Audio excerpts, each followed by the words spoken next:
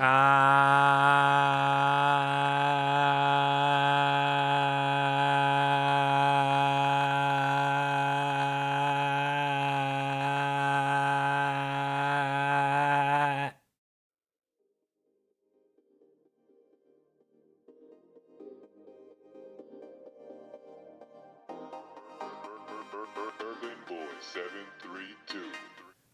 everybody, welcome to the QuvarTV show. I'll be your Kuvar for the evening. I did not prepare an opening bit today. Like most days, I don't usually prepare one. I usually just think of something off the top of my head towards the tail end of the starting soon. But today was a very special day because today I spent time eating dinner.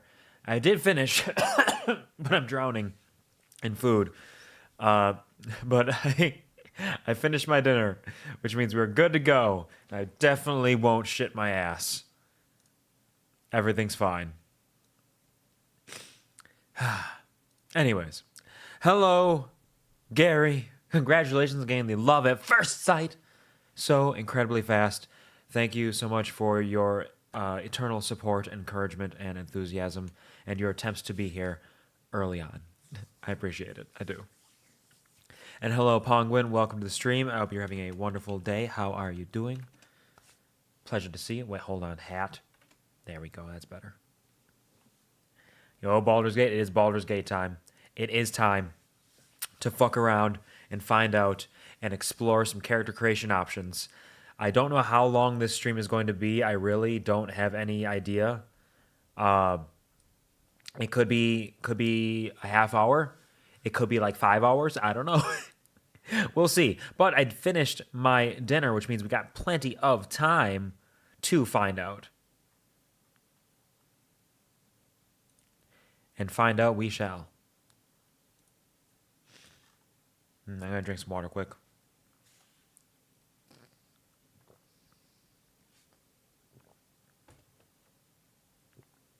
There we go. I did not drink while I was eating, so I had to do a little bit of drink. But no, Pongwin, unfortunately, there will be no bear-on-bear action for a couple of reasons. Namely, because I presume you are trying to make a joke at the fact that I'm often accused of being an actual bear by a number of people, including yourself. And there's a scene in this game in which you can fuck a druid in bear shape. But I'm not a bear. And I am not at least intending on fucking the druid. Anything can happen. Never say never, but it's not the intention. God, my mouth is so fucking fucked up. I gotta get these parameters sorted out at some point. I don't know what the fuck's going on with them. I don't know what's happening. I just need to fix it somehow, some way, someday. Anyways, but no, I'm not intending on playing a druid either. It's always possible. I have an idea, as I mentioned in the previous talks of Baldur's Gate 3, I have an idea of the sort of character I want to create, though we will see what ends up actually happening. Because I'm going to explore all of it. And I think I know what I'm going to do. There's one thing that's really up in the air right now, and we will get there when we get there. But thank you for greeting each other as well, and thank you, Gary, for contributing to the From Basement King to Jump King challenge. From the basement to the stars, we're going all the way up. Straight to space! And you have done, officially, 1/5 of the goal all on your own. Thank you, Gary. Bless you. I appreciate it. Big thanks. All the big things. Pong Atari was a technological marvel that captured the world. A simple but elegant game of 2 paddles, 1 ball, and all courage. It birthed a new renaissance, a new zeal for artistry that hasn't stopped burning to this day. Video games. Also, there's this cute penguin lady. She's art too. Check her out. She streams all the time. I try when Twitch informs me. That is your greatest enemy, really, is Twitch not informing you on time. Although these last 2 streams this week, I did announce ahead of time. I posted them on the Twitter.com, the Twitterx.com, the Twitter, Twixer? Are you a left Twix or a white Twix? Left, right Twix. Left Twix or a right Twix? kind of guy. Personally, I aim for left Twix primarily, though I'll eat a right Twix if I don't have an option. Thank you, Pongwin, for also contributing to the From Basement King to Jump King challenge. Appreciate it. 1/5, let's go. Yeah, yeah, yeah. Don't lie to the people like that. Lie to them in what way? What would I lie about? I forget that the Twitter exists half the time. Yeah, it's difficult to remember, but I have announced it.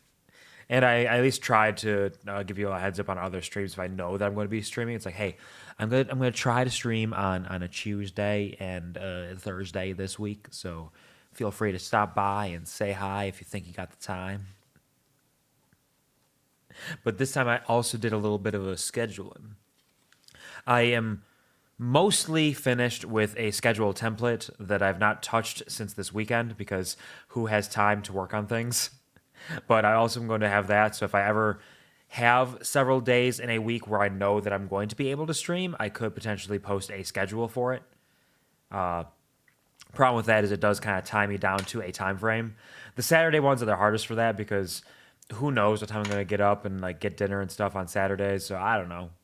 But the ones after work like this, I can be like, yeah, I'm gonna stream around 7 p.m. Eastern. Yeah, I can do that. I can make that work.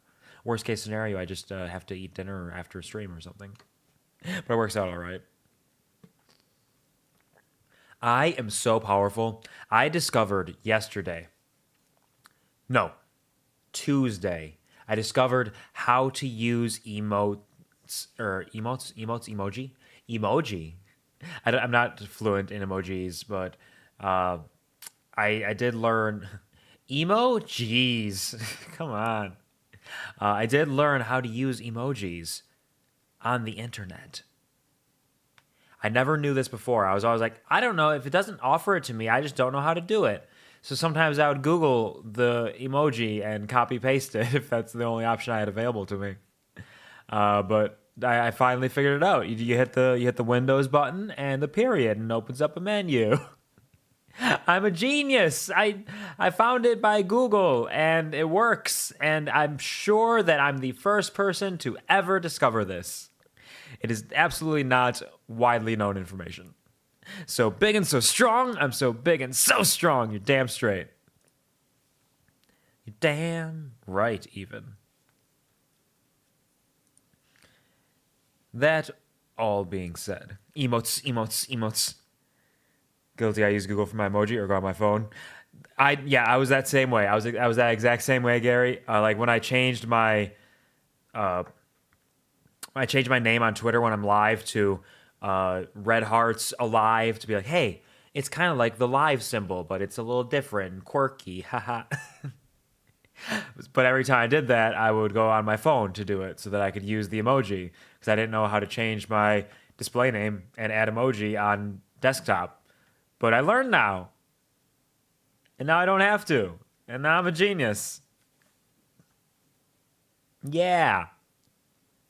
Lately, I've been very, very slowly poking away at watching some anime. I actually just recently got caught up on Zom 100, and I don't know if y'all motherfuckers out there are watching this shit or not, but it's really entertaining, actually. It's very enjoyable. The basic premise of it, to spoil the first episode and the basic premise of it, for those of you who are unfamiliar with it, if you want to hide from spoilers, feel free to mute for a little while. But it's this dude who works far too much. He works for an exploitative corporation, and he is drained and tired and has no escape from the monotony and the direness of his life, and he will probably die from overwork, karoshi, so commonly seen in Japan. But one day, turns out, zombie apocalypse. And he realizes he doesn't have to go to work that day. He realizes he is free from the day-to-day grind. And he is filled with so much joy as these zombies continue to maul and murder everybody around him. He goes to his boss's house. Or does he go to his boss's house, or does he go... No, he doesn't go to his boss's house. There's a whole different thing. He quits basically, and he continues to live his best life now. He is free, and he is free to be whoever he wants to be.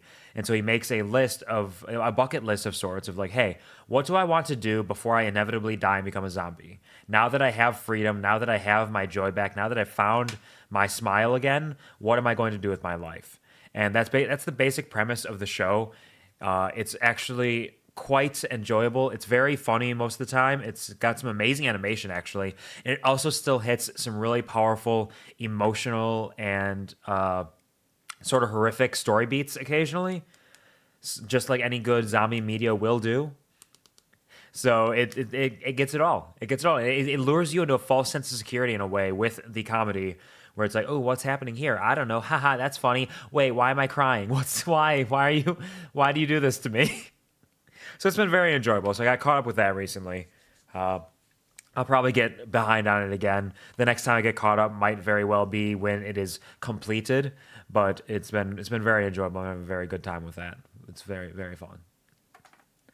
Also, for those of you who are gamers out there, I have actually played a little bit of a video game off stream because prior to Nuzviver in 2020, prior to my awakening, my true awakening, and my beginning of the path to becoming a VTuber, I was playing through all of the Alan Wake games, Alan Wake and American Nightmare, on the way to playing Control, because Control came out and was calling me so hard with its SCP stylings. I needed to play it, and I heard it was vaguely familiar or vaguely related to Alan Wake, so I played through all of those leading up to that, and then I got very far in Control, and then got distracted with things like life and Nuzviver and streaming, and never finished it.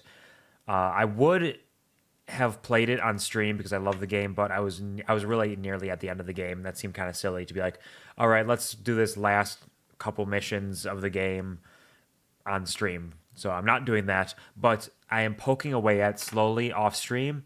It is an amazing game, truly incredible, very fun gameplay, and the fucking style of it. There's so many dry documents to read, just like the SCP style. It's amazing.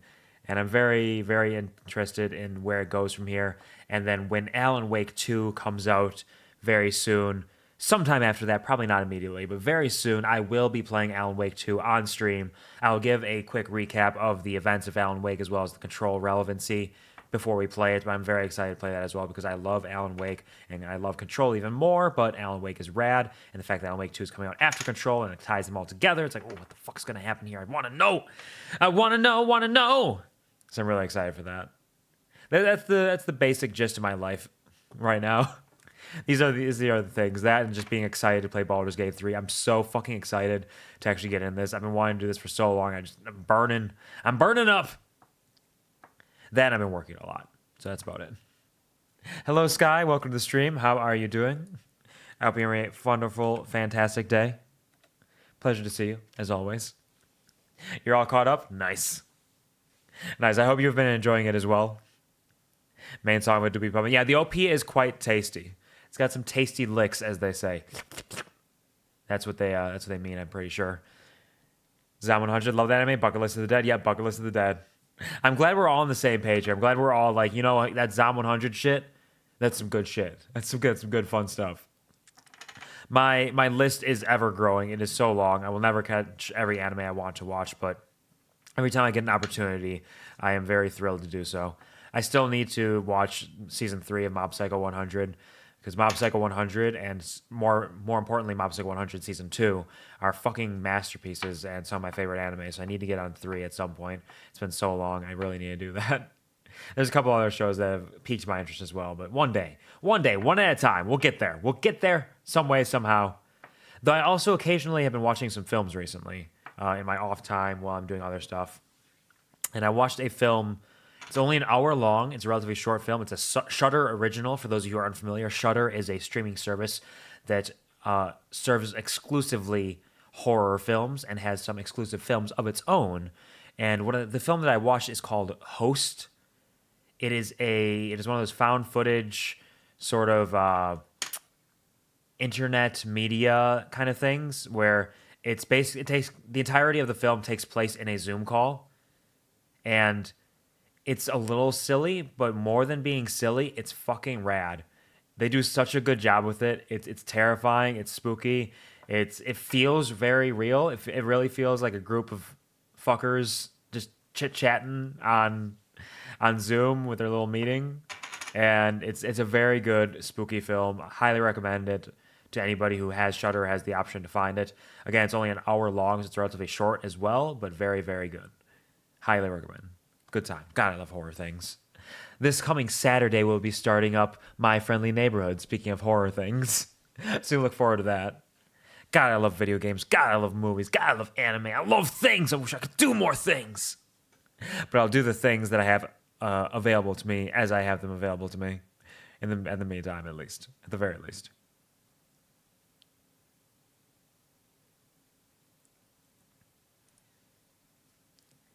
Curious to see how you do your character? I got ideas. They're not necessarily good ideas. Again, I am very overly familiar with D&D 5th edition.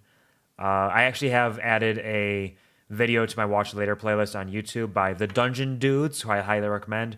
Great content breaking down concepts of Dungeons and Dragons, and they also have a live play of their own, which is very Eldritch inspired and absolutely phenomenal. Highly recommend that. But they put out a video of 5 differences from D&D 5e in Baldur's Gate 3. So I'll probably check out that video at some point just to kind of refresh myself on things that won't work the way I expect. I know there's a couple things that are changed up and different in this compared to how they would be in the tabletop RPG. But all of this vast, endless knowledge of 5e will hopefully help me along the way here. And we'll definitely discuss some of those things as I'm going through the character creation process and breaking down aspects of characters, classes, etc., and what I like about them, what I'm interested in, and where I'm going to go from there. Can you see what abomination Q makes? It's not going to be an abomination. It's going to be a good young man, a nice young man. Stop breaking into people's houses and stealing their buckets. I would never. I am a man who works hard and has plenty of buckets available in the storeroom at the honey factory so I can take as many as I need. They'll never know. Or I work very hard and make enough money that I can buy my own buckets. I don't need your buckets. Fuck off.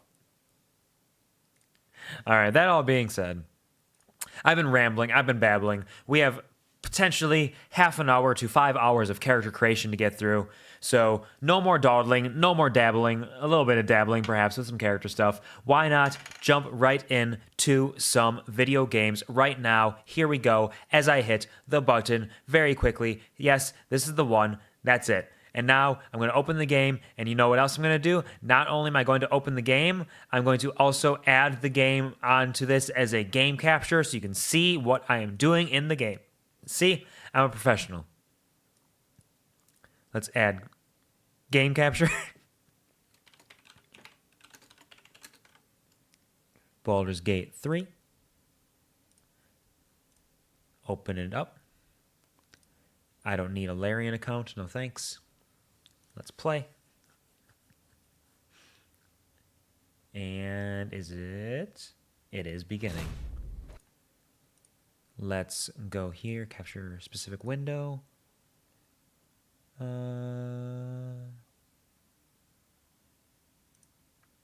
Oops.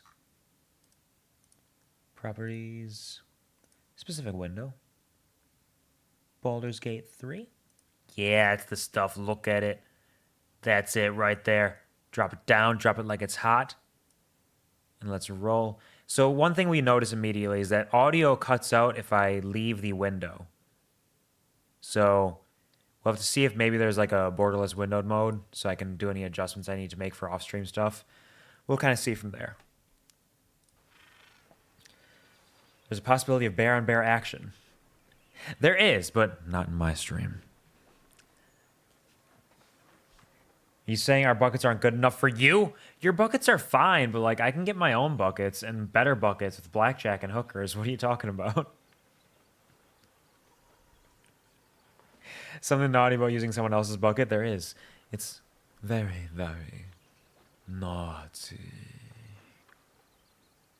So we open up with a beautiful open menu screen showcasing the world before us, balls deep itself, water gates across the way, And look at this. There's nothing here to scare you away. It's a welcoming, bright, and beautiful display from this cliff top here with this little dude who the fuck is that? I don't know. I don't know that much about it. I don't know much about Baldur's Gate, and now we're going down deep.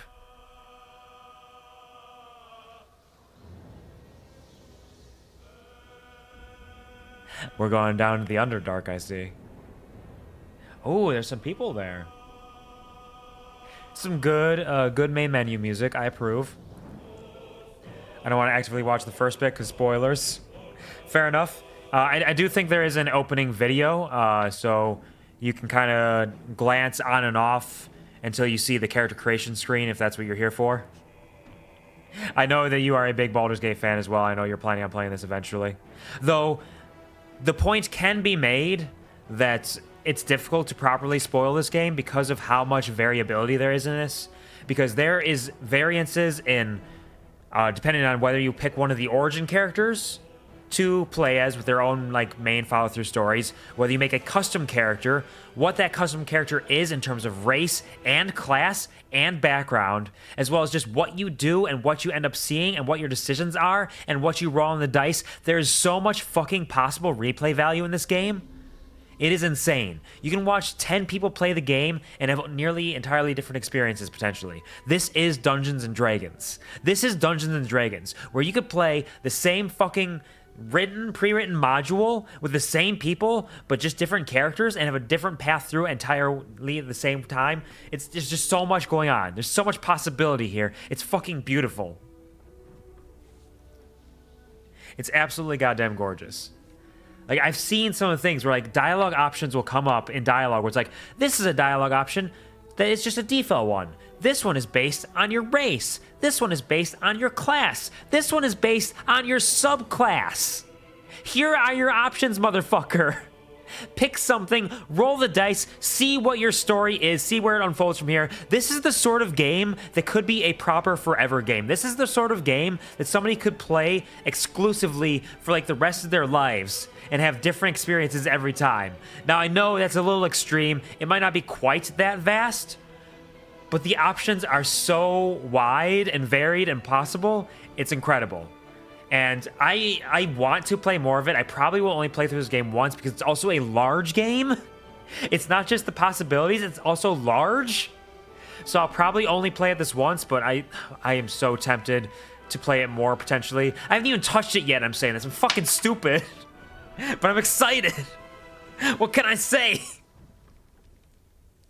We're in hell now. It's not hell. This is I'm fairly certain is the Underdark since it went down through the hill and came down here. So the Underdark is not hell. It is just the land below land, basically. So there are the 9 hells themselves, but that's a totally different thing entirely. Which who knows? Maybe we'll encounter them along the way. Plan to play next week, but I don't know when specifically. Oh, you haven't? Nice. I'm very excited for you. I'm sure you're gonna do fantastically. I'm very intrigued to see what kind of character you make, because it's interesting to see what kind of characters people make based on their own preferences, their knowledge level, and just where they're aiming for it. And there's like the origin characters are also all entirely valid options because they are fully fleshed out possible characters with their own stories that you can engage with to some degree with a custom character, but if you really want the full breadth of it, you have to play as them. There's so much going on. Once you get past first chapter bit, it can veer off to be an entirely different game. I've heard some of my people in my IRL D&D campaign have been playing it, and they've been talking about how they're doing things like entirely differently. They're like, yeah, I'm doing a roleplay thing, so like I'm playing a warlock, and I'm making all my decisions based entirely on what my character would do. So there are some things that I just totally ignore because why would my character care about that? And there are people like, yeah, I did this. I went over here and did this. And like, oh, I didn't even touch that. Oh man, I totally skipped over that because I did this thing. And it's like there's already so much happening. Your experience, my experience, will be completely different. Absolutely, and it's gonna be fantastic. And I look forward to checking out some of what you do. Definitely pay for a DLC for a completely different campaign. The thing about that is that would have to be a different game, I think. That would have to be like Baldur's Gate 3.5 or Baldur's Gate 3 with a subtitle, because the amount of work that would go into building out an entire campaign and all the possibilities in it would be wild. Like if they weren't doing side quests and stuff, it could be a little bit easier, of course. But It would definitely have to be like a Far Cry Blood Dragon at the very least type thing, where it's a possibly smaller scale full game, that kind of thing. If that makes sense. Courtesy of Centurion, he bought me the deluxe and DLC. Nice, love that for you, Centurion. Good boy. I do not have the deluxe edition. Let me check out that, see what's on there, because I think it's just like a soundtrack and stuff. I didn't get it because I didn't think there was anything that really felt like I needed it. Let's see. Because maybe I'll want it. Maybe I'll do that right now. Let's just see. Divinity item pack, digital soundtrack, digital character sheets, all kind of neat. Digital art book, cool. Bard song pack, adventurer's pouch, deluxe dice skin, paintings from Revlon. What does this all mean? Show me what you mean. Show me what you're working with. Astound audience by performing the special set of new songs or have them covering their ears if you lack proficiency. Oh, there's new songs? Dice skin, paintings, sure. Collection of camp supplies and potions help you get started. Okay, that song pack though, that song pack might make this all entirely worth it all on its own. New songs. Excuse me while I purchase the digital deluxe edition DLC live on stream. Don't mind me. The rest of the stuff I don't really care about, honestly, but new songs? Fuck yeah. So I got a helm for shapeshifting. Let's fucking go. Oh, that's interesting. That's pretty neat. You sound so passionate about it. It makes me want to play it. I'm glad that my passion is coming across properly. Oh, the bonk didn't play. I wonder why. Hold on. Let me refresh the browser source and see if that helps. Where is it? There it is.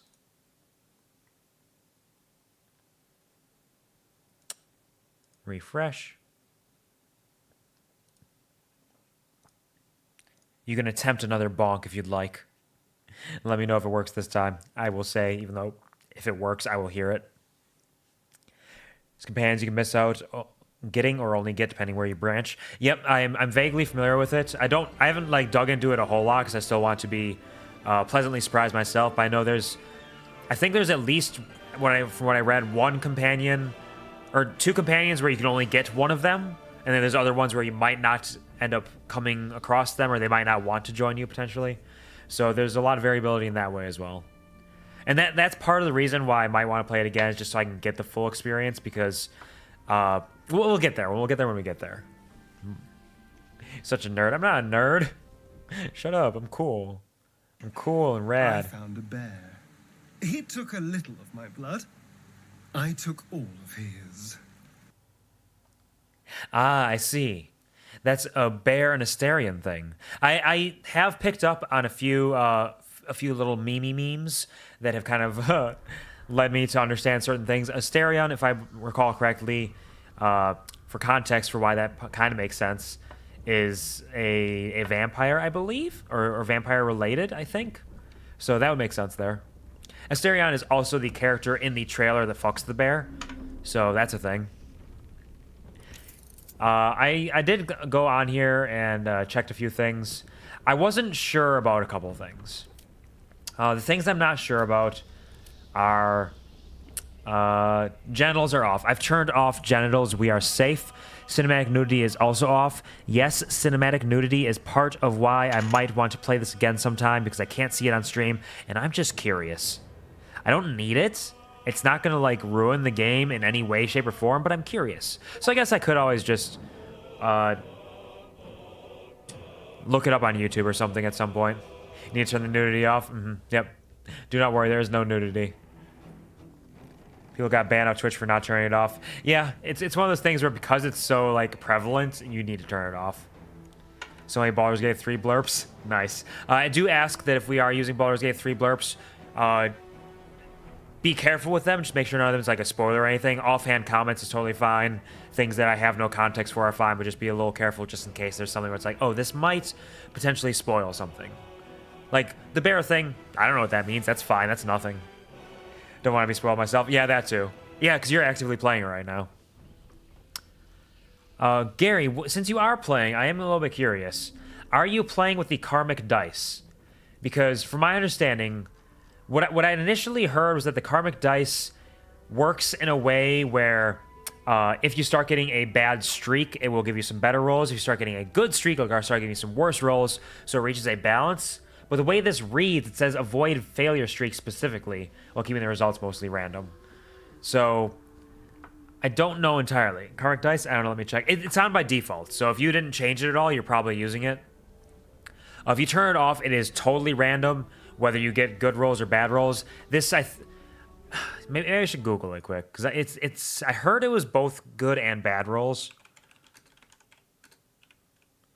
But this one makes it sound like it's just based on bad rolls.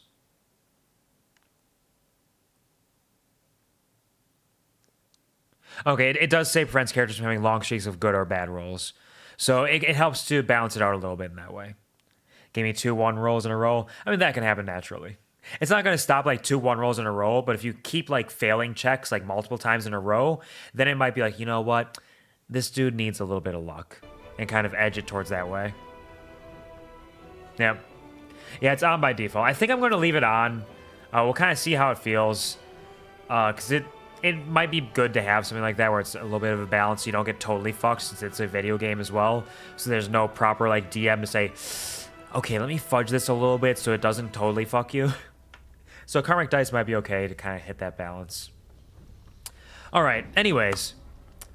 I've been rambling, I've been babbling for a while. Let's get into this and see what the game has in store for us. For those of you trying to avoid spoilers, I believe there is an introduction video of some kind before we get to character creation, so you may want to look away or mute her potentially if you want to avoid that. But here we go. We're doing balance, definitely. Story, a narrative experience before story, place story before combat is a decent idea if you're having difficulty with it. I don't want to tactician because I think I'm very good at D&D, honestly, in the tabletop RPG. I've pulled off some incredible things that fill me with joy and satisfaction, like the time that I slowly whittled a blue Drago Lich down with meaningful but low effort spells in order to make them use up their legendary resistances, followed by hitting them with, I think I hit them with a Mind Sliver, which meant they got a minus D4 to their next saving throw. Then I gave them disadvantage with a Sorcerer Point, not empowered, heightened spell, which gives them disadvantage on it. They had advantage already, so it just made it a straight roll. And then I hit them with a Polymorph for the first time in using that spell in the game as that character, and turned them into a dog. This was also a mid-air battle, I should be clear about, so that Drago Lich dog fell from the sky and perished, and I took him out very easily, and it felt fucking great, and the DM had no idea that it was about to happen. I expect you to hook up with the Asterion or the bear, or I right? Or I right? Oh, Riot, I imagine. It is possible, but I cannot guarantee it. I don't know enough about the characters to see who will appeal to my character the most, but we'll find out. I know that there's some pretty ladies here. There's some hot dudes, and I know Asterion is very charming, so we'll see how it all goes. Balance is hard for me, but it's my first time. I've never actually played a Baldur's Gate game, but again, I have D&D experience, which could help a little bit, potentially. We'll kind of see how it plays out.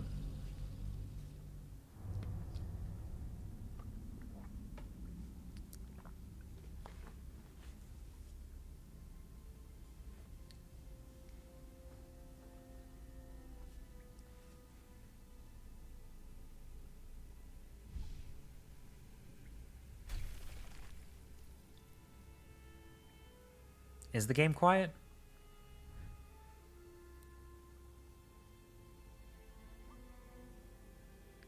Can you not hear it? Could you hear the music before? On the main menu?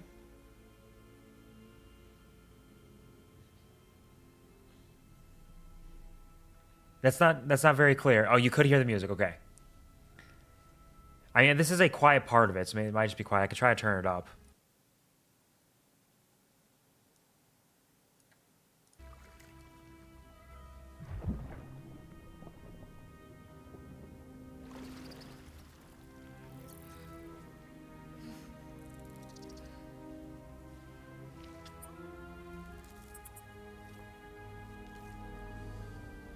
Little slithering sluggos.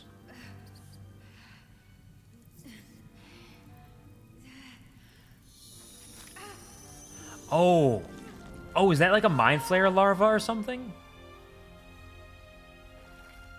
Yeah, that's a mind flayer. Okay.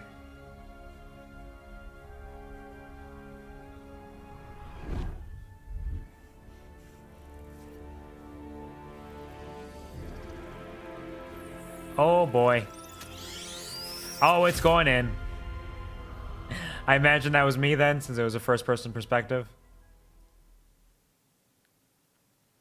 Interesting. Who are you? Okay, and we got right into character creation. Interesting introductory video. A mind flayer is putting mind flayer larvae or sluggos into our brains. That doesn't seem good. That seems unhealthy. I want my own cake. I know you do. I know you do, but I have to say it's unlikely. I have to prepare you for that now, just so you're ready for that. Hello, Graham. Welcome to the stream. How are you doing? There's no bears here. I hope you're having a fantastic day. Pleasure to see you again. Hope you had a good time. How's it going? Better? Okay, cool, cool. Just take that silly thing off. I'll take that silly thing off. Don't worry. Don't worry. Let's drop this and... Whoa! There. It's off. Freedom. Little worm friend. Not a friend. Not okay. It's friend. It wants kisses. It wants to kiss my brain and suck it down, perhaps. So, you know what? Put it back on. I can do that, yeah. I can put the hood back on. We got options out here. Huh. There you go. I got you, Grim Boy. Do not worry. Oh, this is some lovely music. All right, so what we have here in this character creation is we have the origin characters, many of which are, or they're all potential companions you can get in the game, or you can play as them as your main character and be able to flesh out their story and character a little bit more with the options presented to you, more than if you just have them normally. Awesome. Nice. There is the Dark Urge, which we'll be having a poll about this later, because the Dark Urge is a path that is, you remember nothing but a path paved with blood. Unimaginable cruelty whispers to you from within. Can you escape it? Would you even want to? So the Dark Urge is basically the give in to your intrusive thoughts playthrough. In this playthrough, if you play with the Dark Urge on, you will be given... you will hear whispers telling you to do things that are bad or evil or possibly murderous. You can resist those urges. You can resist your dark urge and try to stop it and try to fight back. But if you resist too often, it will get stronger and stronger, and you will not be able to resist at some point, and you will do awful things until you get the urge out of your system and you can start to resist again. So if you play the Dark Urge playthrough, things will go bad. Bad things will happen to the extent where you may even murder NPCs and lose out on whole quest lines. There are very bad things that can happen with a Dark Urge playthrough because it takes away some of that player agency where you are no longer allowed to do this thing because you are not in entire control of yourself. So it is a very intriguing playthrough with a lot of possible chaotic elements to it and an even bigger essence of unique playthrough because you are not fully in charge of everything that happens. At some point, you will break and you will do a thing that you don't want to do. And you can do something horrible. So it is very intriguing as a concept. It is very interesting to me considering what might happen with it. The problem with that is you also miss out on some content because you might murder people who would provide you with things that now you cannot get because you have murdered them. So I am going to put a poll up.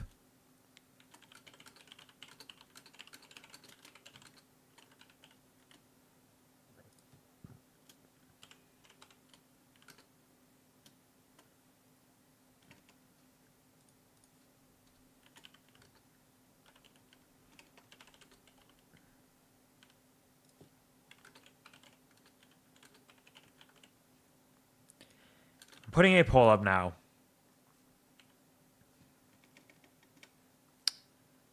where there will not be additional votes allowed. But the poll is, do we give in to the Dark Urge? Should I play a Dark Urge playthrough? Or should I play not one? To be clear, Dark Urge has potential. It has a lot of very interesting aesthetics and possibilities to what may happen. Custom is good as well because we will not miss out on any content. We will be able to fully explore everything to our greatest desire.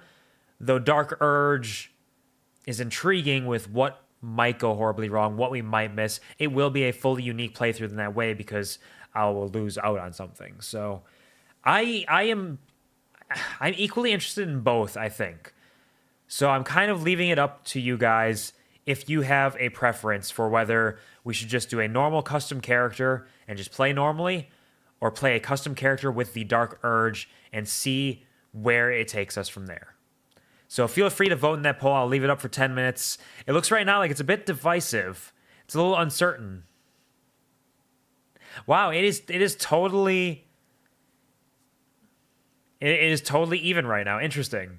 I expected... I thought I knew my audience well enough. I was expecting an overwhelming vote for the murder, death, kill campaign with the Dark Urge. But this is evenly spread right now. Interesting. Me realizing 5 hours into this game that my armor is making me have a disadvantage on attack rolls. Oh, do you not have heavy armor proficiency and you're wearing heavy armor? Oof. That is unfortunate. Unless it's like a cursed armor or something. Murder, murder, murder. Yeah, Pongwin's going murder. I see that. You sweating out there? You little spooked out, Sky? Yeah, Sky, the Dark Urge may not be what you want. You may want to do just a normal custom character or an origin character. I don't think the Dark Urge is your style. Mortis. Murder. Hello, Air. Welcome to the stream. How's it going? I hope you're having a fantastic day. The Dark Urge. Darkness reigns. Split the vote. I see. You're trying to keep it even. But right now, the Dark Urge is winning out by one. They're even again. Okay. Somehow we are... No. Dark Urge has taken over a little bit. We are on the edge of glory here. This is so much more divisive than I thought it was going to be. I thought everyone was going to say, yes, go Dark Urge. I want to see you murder some shit.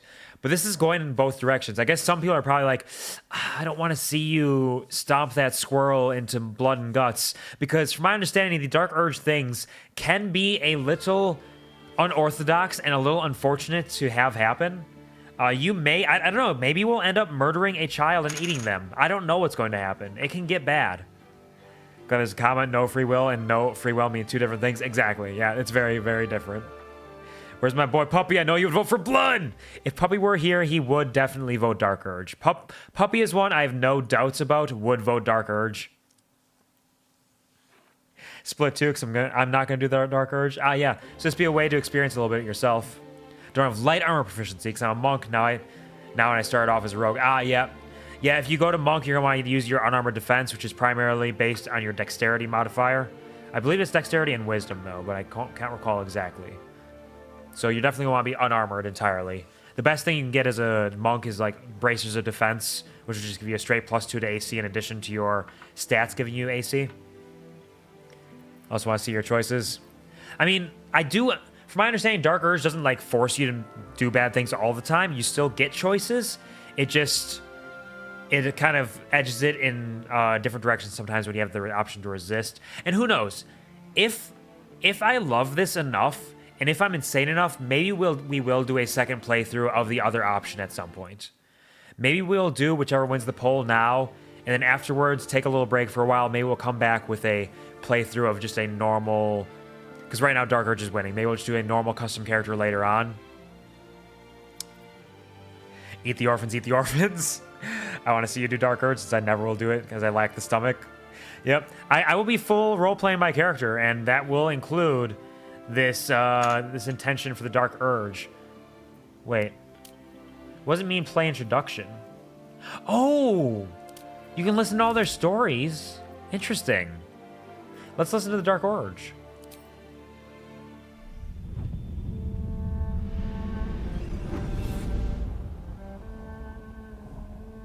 My rancid blood whispers to me, kill, kill, and kill again. My ruined body yearns to reap death in this world. And when this foul urge calls, it possesses my whole being. Injured beyond repair. I know nothing besides this. I must resist the dark urge, lest it consume my mind. I must discover who I was and what happened to me before my twitching knife hand writes a tragedy in blood. So yeah, there's a full unique story element to the background of your character here and where you go from there.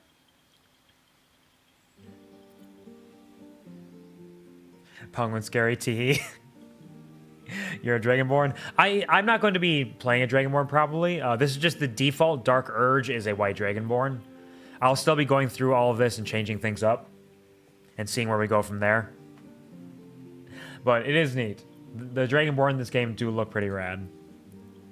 The VA, yep. And you can change their voice, I believe, as well. Tragic backstory. From my understanding, the Dark Urge is also the one that does have a bit of vague relation to the previous Baldur's Gate games, 1 and 2. There's some connection there with, I believe, some evilness that happened there. So it's a little bit of a thing. It's still vague enough that you don't need to have been aware of it, I believe, but still. They do look cool. I don't know if I want to play all their introductions because I'm going to find the characters in game, but I'm curious. Let's just do a stereo and just see what happens. Most likely the god Ball. Yeah, I've heard of that. I've heard the name Ball thrown around. Have you played the previous Baldur's Gate games, Air? Don't be shy. I promise not to bite until we've been formally introduced. My name's Astarion. And I've spent a century stalking the night, hunting for pretty morsels just like you. A man called Cazador made me what I am, kept me like a pet, forced me to do his bidding. No more. The Tadpole's influence broke his dominance over me, and now I can finally pursue the one thing I've hungered for these long, dark years. Revenge. I'm going back to Baldur's Gate to track Cazador down in his lair. I'll be the last thing the bastard ever sees.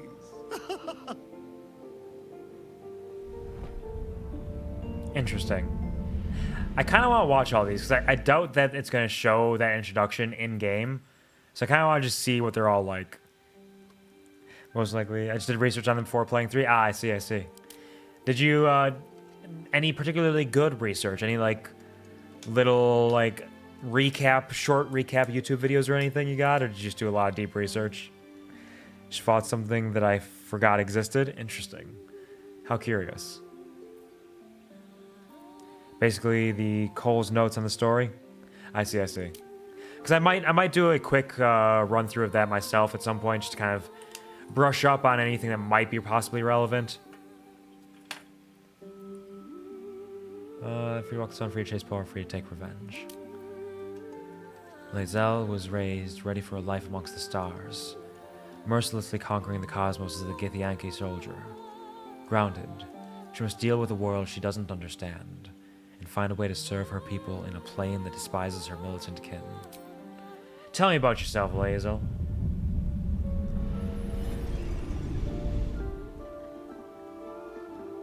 Since I was born in the cold reaches of world space, I have known but one purpose. To wield a silver sword and ride a red dragon in service of my regent, the Githyanki Queen Vlaakith. My first step on this path is to slay a mind flayer and bring its head to my queen. There is no flesh I will not carve, and no barrier I will not shatter to see it done. I am the one who sunders. I am the Undying Queen's most unshakable warrior. I am Lae'zel of Kalir. Silver sword like a witcher? Yeah, a little bit. Meant to kill the monsters, the monstrous creatures, the mind flayers. What about Gale? What do you got going on, Gale? Gale's wizarding prowess once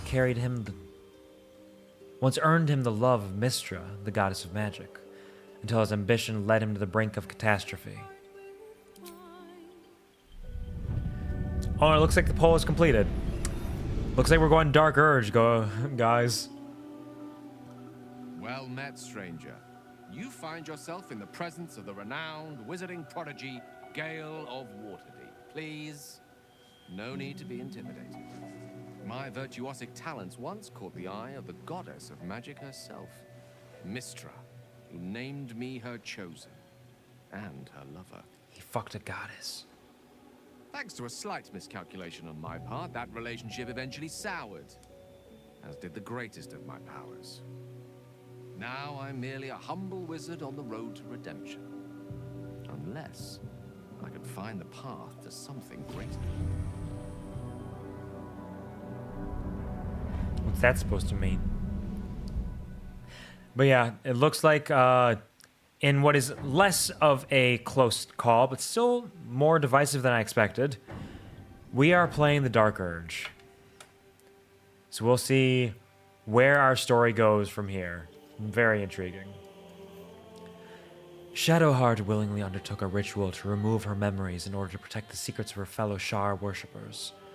Loss and pain are sacred to her, but her faith is now being tested like never before. She's pretty.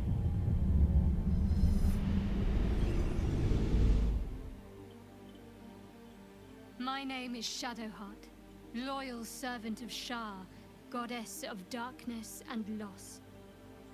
There is little more I can tell you than that. My Lady Shar tasked me with a mission of such secrecy that I surrendered great swathes of my memory in order to safeguard the knowledge of it. All I know is that I must bring the artifact I hold to Baldur's Gate, and that nothing can stand in my way. My goddess is watching. Nothing like fucking a goddess. Usually we try to slay a god, not lay a god. Ayy. But sometimes things change. Shah. Will. Known as the Blade of Frontiers, Will uses his magic to fell the monsters and devils menacing the Sword Coast. In a moment of desperation, he accepted an offer of greater power, forcing him into an infernal game he is struggling to play. Warlock, I imagine. Hexblade Warlock? 7 years ago, I was exiled from Baldur's Gate, the city I call home. My name is Will, but the people of the Sword Coast call me the Blade of Frontiers, champion of the meek, defender of the innocent. The truth isn't quite so simple, but they're right about one thing. I hunt monsters, and I always catch my prey. My latest target is a devil, and I'm right on her tail. Once I'm through with her, she'll never escape the fires of the first hell. Alright. Simple enough. I like this. It gives like a little quick introduction to who these characters are. Whether or not I need to know that right now. Oh yeah, Warlock kind of walks through right there. Wish I knew their backstory like this, but I like seeing it here after I met them. Yeah, it makes sense. Like, you can discover it through the game, or you get like a little bit of a snippet here of what's going on. Karlach has escaped 10 years of service in the Hells with nothing but the axe on her back, and the infernal engine blazing furiously where her heart used to be. Just get a little taste of what's going on with them. A quick synopsis. Oh, she's only got one of her horns. 10 years ago, I was sold to the Archdevil Zariel. She put a Hellfire engine in my chest and made me her prize soldier. But I've escaped now. Thank you, Mind Flayers. And I've got a few scores to settle. If this engine doesn't burn me to ash first, I'll need people I can trust. An infernal mechanic, and a serious amount of luck. But you know what? I'm not worried. After 10 years in the Hells, I can take on anything. I've got my chance at freedom, and believe me, I'm going home.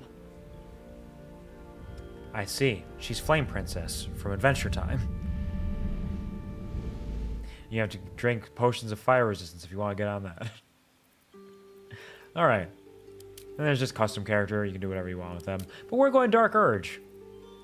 Let's go take a look at the races, huh? Or are you fond of her? Yes, you do. Mm-hmm. So, we got Elf. With ethereal countenances and long lifespans, elves are at home with nature's power, flourishing in light and dark alike. Let's see how this relates. We got racial speed, 9 meters per turn. Okay, this is in meters, not feet, so that's different. But everybody should have 30 feet except for dwarves and halflings and gnomes, who have 25. Elven weapon training. Proficiency with longsword, short sword, short bow, and longbow. Yeah, makes sense. It's usual. Dark vision, 60 feet. Fey accuracy, advantage on saving throws against being charmed. Magic can't put you to sleep. Classic.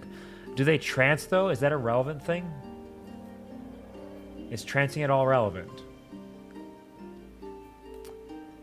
Because in the tabletop RPG, they do not sleep. They go into a dreamlike trance for 4 hours each night. Hot lady. Yeah, hot lady. You're right. Speaking of hot lady, we got tieflings here. Descended from devils of the Nine Hells, tieflings face constant suspicion in Faerun. Thankfully, their arcane abilities make them natural survivors. They get their base racial speed, they get dark vision as well, and the hellish resistance gives them resistance to fire damage, which is pretty classic. I forgot, there's sub-races as well. High Elf, Wood Elf, okay, just the classics here. High Elves are heirs of the mystical Feywild. They value magic in all its forms, and even those who do not study spellcraft can manipulate the weave. And they get a free cantrip, basically. Wood Elves, however, spend their reclusive lives in Faerun's forests. Decades of training in archery and camouflage are enhanced by an otherworldly swiftness, and they get enhanced movement speed. Yeah, I think they have 35 feet, roughly, so that'd be some sort of meters. Tieflings have a couple of sub-races. Okay, I was fairly certain that this game did not have the full breadth of options that were available in, like, Xanathar's Guide to Everything, or Tasha's Cauldron of Everything, or anything like that. It looks like it's mostly... Because these are actually from Mordenkainen's Tome of Foes, which has some Tiefling variants sub-races. It doesn't have all of them here. It only has a couple of them. But there are options that they don't include. They keep it relatively simple out here, it seems. No Warforged. Yeah, nothing from Eberron either. Or any of the more extravagant races. There are some very exotic races out there, like Genasi, the animal people, a number of animal people that aren't on here. Fairies and all that. They keep it pretty player's handbook with some minor alterations, it looks like. So the Asmodeus Tiefling is the standard Tiefling. Bound to Nessus, the deepest layer of the Hells, these Tieflings inherited the ability to wield fire and darkness from the Archdevil Asmodeus' infernal bloodline. All of the bloodline Tieflings are basically just descended from a different devil. They get Produce Flame, they get a couple other ones. All Tieflings get a number of spells. They get a cantrip, they get a first level spell, and a second level spell, I believe, at certain levels that they can cast once a day just as a natural, innate spellcasting ability. The Mephistopheles Tiefling, descended from the Archdevil Mephistopheles.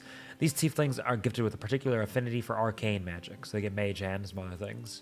And the Zariel Tiefling, which if I recall correctly are strong boys. Tieflings from Zariel's bloodline are empowered with martial strength and can channel searing flame to punish their enemies. They get Thaumaturgy. Got Drow as an option. Driven to the Underdark, most Drow have adopted a ruthless pragmatism. While the Loathsworn delight in the goddess's evil tenets, the Seldarine reject her attempt to overthrow their leader of the Elven Pantheon. And they get their base speed, they get Drow weapon training, which is basically the same thing as Elven weapon training. Superior dark vision, up to 120 feet. And the Fey ancestry as well. And Loathsworn Drow, raised by Loth's cult in the city of Menzoberranzan. These Drow embody the virtues of their corrupt and merciless goddess. Loth marks her followers with bright red eyes, so those in the Underdark will learn to fear them on sight. Loth is the spider goddess worshipped by a lot of Drow. She is very ruthless, very enticing to a lot of people in some ways, and very evil. And the Seldarine Drow, they can be found seeking allies from all over Faerun, aiming to settle their conflict with Loth and each other by any means necessary. And these don't actually change your abilities, it looks like these are just story-based choices. And hot. Yes, I've heard Loth is very hot. Human is classic, just very good in general. They get all of the benefits you ever want. The most common face in Faerun, humans are known for their tenacity, creativity, and endless capacity for growth.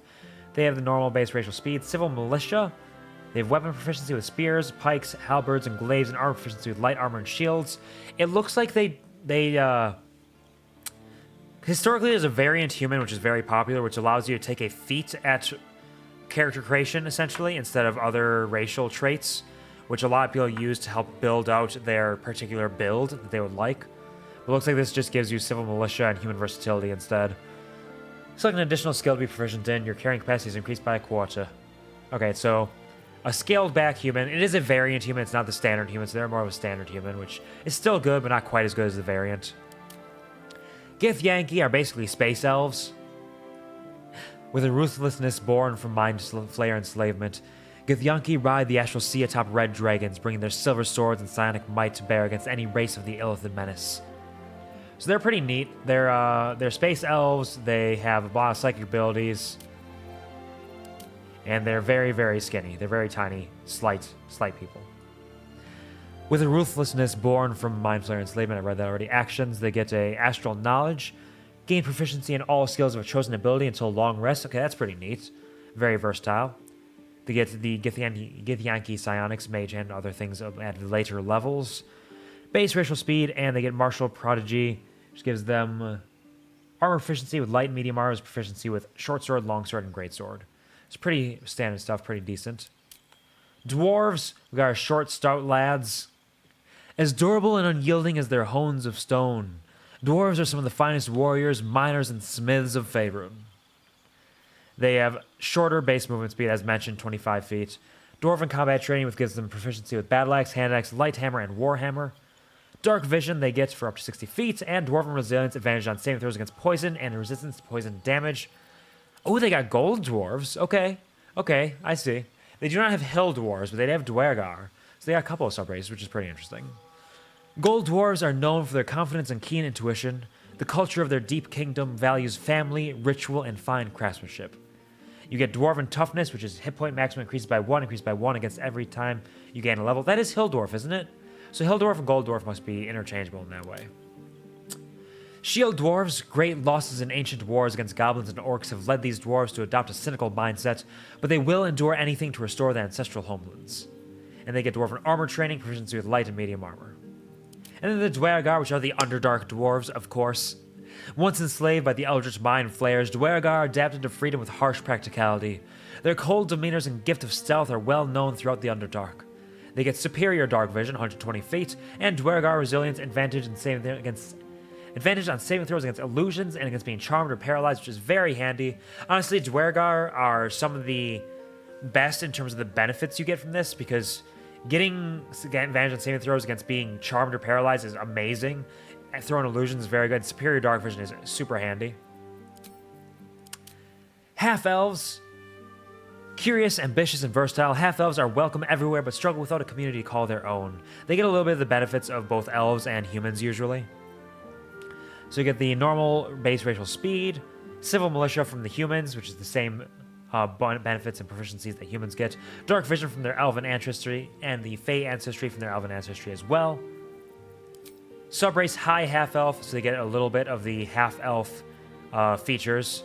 A touch of the Fey wild remains in half-elves with this bloodline, and even those untrained magic prowess possess a hint of wild power. The wood half-elf, which I think gives them the speed bonus, yep. Like their wood elf parent, these half-elves have a quickened stride and an eye for stealth. Yet many break away from isolation in Faerun's forests to explore the rest of the realms. Drow half-elf. Most half-drow result from liaisons between Seldarine drow and surfacers. While half-drow inherited a few magical gifts, they aren't usually raised in the Underdark. So they get the Dancing Lights cantrip. So they get a little bit of something. Halflings. Halflings are often one of my favorite races to play. I love their... I don't know if they have their abilities here. We'll read it. But they're two abilities where they are a small size and they can travel through the space of anything of medium... of one size or larger than them. Is super fun. It's really neat to be able to just kind of like wiggle your way through the crowds and kind of maneuver the battlefield in that way without having to worry about what is in front of you. And then, of course, the halfling luck, where they get to re-roll any natural one they roll once, is always handy, always feels very good. I love playing halflings because of their abilities and because of the idea of this little tiny man just wrecking shop all over the place.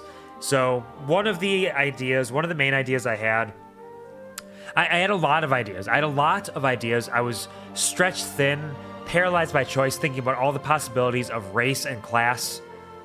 Ultimately, I narrowed it down to two primary ones that were appealing to me. One of them was a halfling barbarian or halfling fighter, because I just think it's really fun, again, to have that tiny person just wrecking shop. Halfling barbarian probably would have been the one I would go with, but halfling fighter has a lot of potential as well. That being said, I'm probably not going to go with the halfling. I have a different idea in mind that is appealing to me a little bit more. Would halfling druid be a small bear? I don't believe so. I don't think the wild shape is relative to your size, because it just turns into the normal size of the animal you are turning into. So unfortunately not, but it would be a fun case of tiny man becomes giant bear. So that's fun. I love halflings for the flavor of it and their abilities. They're just really great. Lightfoot halflings, stealthy but social. These halflings travel all over Faerun to make names for themselves. They get naturally stealthy, which is advantage on stealth checks. That is way better than normal Lightfoot halfling. Normal Lightfoot halflings just have like the ability to hide in better positions, I'm fairly certain. In like dim light or darkness, is it? Or something with, what is it? I've never played a Lightfoot halfling. Yeah, you can attempt to hide even when you are only obscured by a creature that is one size larger than you, which is really handy, being able to hide behind your allies. That gives you so much more versatility in hiding in combat, but it's never what I've done, because I've always done Stout Halfling, because Stout Halfling is my jam. Small bear? Nope, no little bears. And Stout Halfling, I assume, is the Strongheart Halfling here. Legend has it the Dwarven blood gave Stronghearts their hardiness, resistant to poison and wellsprings of endurance. These Halflings easily hold their own. And yes, as mentioned, they have advantage on saving throws against poison and resistance to poison damage. Stout Halflings are my go-to. I love them. Stout Halflings, I love Tieflings as well, actually. Tieflings are so much fun. The custom lineage in Tasha's Cauldron of Everything, which allows you to just pick a race and just choose a number of proficiencies that are relative to it that aren't directly related. So you can basically be a variant human, but of any race. I love that as well. Andy Q. Oh, am I angry? Did I hit 5 somewhere? I did hit 5, didn't I? I'm so mad right now, you have no idea how fucking angry I am. Ah! It's not anger, it's excitement and hype. But yes, as mentioned, we will not be playing a halfling, even though I absolutely adore halflings. Choose bear? There's no bear to choose. No bear to be chosen here, Grim. Gnomes, I think, are fun for the same reason as halflings, just being tiny little folks. But I play them less often. They are very good because they have an ability to have advantage on saving throws against all spells, basically, which is super good. Small, clever, and energetic, gnomes use their long lives to explore Faerun's brightest corners and darkest depths. They, of course, have lower base racial speed because they're small and tiny, have short little stubby legs. And the gnome cunning, advantage on intelligence, wisdom, and charisma saving throws, so it's not against all spells, but is against the most debilitating spells. We got our rock gnome subrace. The most commonly seen gnomes on Faerun's surface, rock gnomes are named as such for their hardiness and affinity for metal. They get dark vision and artificer's lore, which gives them proficiency bonus to history checks, which is good.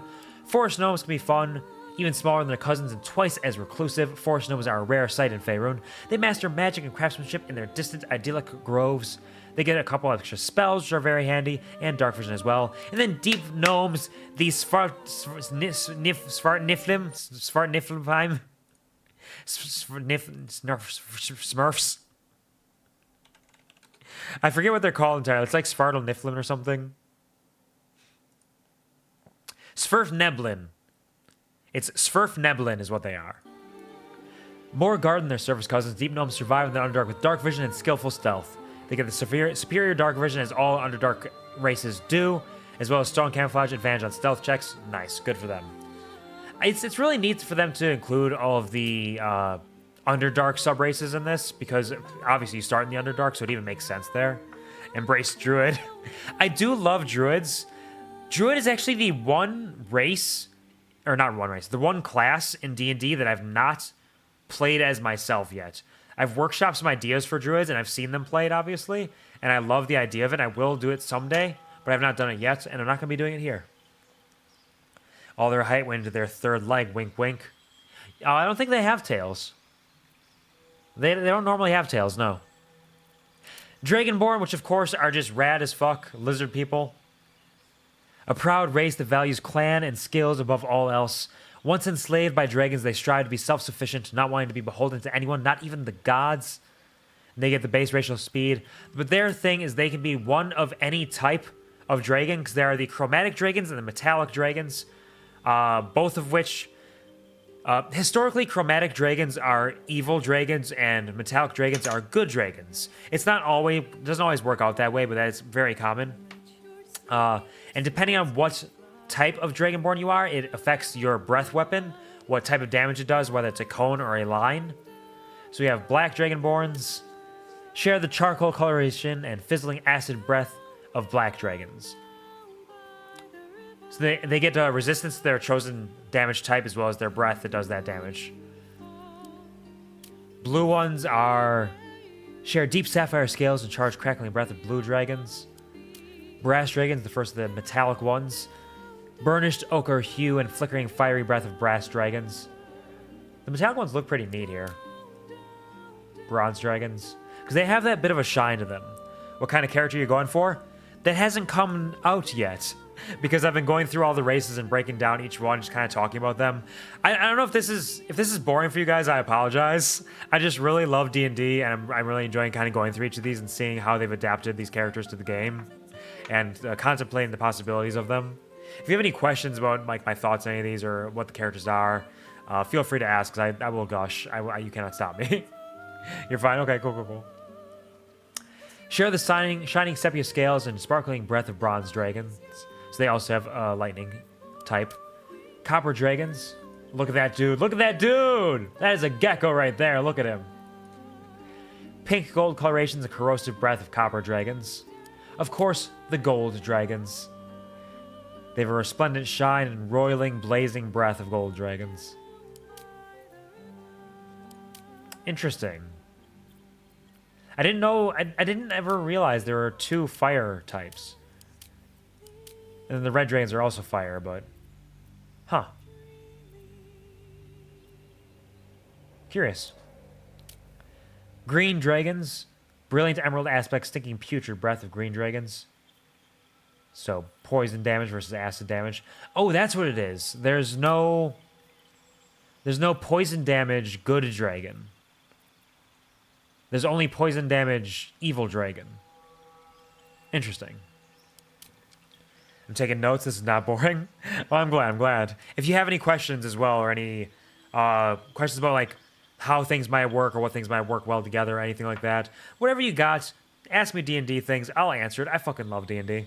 I love playing characters that race clash each other. Me too. I also love that Air Force. One of my characters was, like I said, a halfling barbarian, where it's like, halflings aren't exactly made to be barbarians. For one thing, because they're small, they can't even wield heavy weapons, so they cannot yield the strongest weapons in the game that barbarians usually use, like great swords or warhammers, or not warhammers, great hammers, mauls. They can't use mauls, things like that. But it's so fun just to be like this little guy who's just so mad. What was your usual go-to class? I do not really have a usual go-to class. We'll get to classes shortly, but I've played a barbarian. I've played long campaign barbarian and a one-shot barbarian. I've played 2 bards who are multi-class. I haven't played a straight bard yet. I've played 2 different clerics. I've not played a druid yet. I have played a couple different fighters. Fighters have so much versatility to them. Everybody thinks fighters are boring because they're just fighters. But there's so many possibilities with building a fighter. I've only played a monk in a one-shot so far, and I loved it. Monks are super fun, but they're not very strong, honestly. They're one of the overall weakest race or classes, but they have a lot of potential, and they aren't, like, terrible. You can definitely do a lot of fun stuff with monks, and I love the hand-to-hand combat aspect of them. I have played a paladin. Paladins are super fun, too. Paladins get a bad rap with their whole oath idea, because it's not the paladin's fault. It is... a bad DM will make a paladin feel bad, basically. You definitely need to maintain your oath, but There's a lot of DMs who will like forcibly try to make you like break your oath. They're like, haha, you didn't do this. That means you broke your oath. And they're trying to like, they're out to get you in some way rather than like playing with you. Which is a bit unfortunate. 2 knives in a rage. Could be something like that. I actually played a sword and board barbarian was when I played my halfling. It was a lot of fun. He had terrible strength stat, actually. He was much more of a tank than anything. Rangers can be very neat. I have played a ranger before in a one-shot. I haven't played a full ranger, but there's a lot of versatility in how you build them as well. Rogues are super fun. I love rogues. There's so much joy to be gleaned from a rogue. Playing a rogue with Slippers of Spider Climb is one of my favorite things to do. Just be able to climb along the ceilings, just be there at all times and do whatever you want. Sorcerers are super fun. I love the metamagic aspect of it because it lets you break the game in a way that is intended. It gives you so much option to be like, I'm going to do this, I'm going to change this in this way and make this happen when it shouldn't normally be that way. Warlocks are a ton of fun. Like, the flavor of Warlocks is so good. The lore behind them and everything with all the patrons and everything that comes with that is so much fun. Unfortunately, the playstyle often does break down to Eldritch Blast, which it can still be fun depending on how you play it. The Eldritch Invocations, the Pact, your Pact Boon and everything you get from it can make a very unique Warlock, and it's very cool, and the whole regenerating spells on short rest and everything is very, very fun. So I love Warlocks. I have a very fun one in an extended one-shot that we do every once in a while that I enjoy quite a bit. And then, of course, your classic wizards, which are just good for spells. Like, if you want to cast spells, be a wizard, because you will build so many. One of the nice things about a wizard is a lot of classes, if you're playing them, at some point you almost start to run out of reasons to have money. But as a wizard, you always need more money, because you need to buy your fancy papers and inks, and you need to buy your spell scrolls, and you need to copy down your spells. You have so much use for money as a wizard. It's fantastic and horrifying. Anyways, back to races. So I don't really have a go-to. I'd say my favorite classes probably are... Oh, man, that's tough. I love them all so much, and for different reasons. Oh, man, I love them all so much. I don't know if I can narrow it down.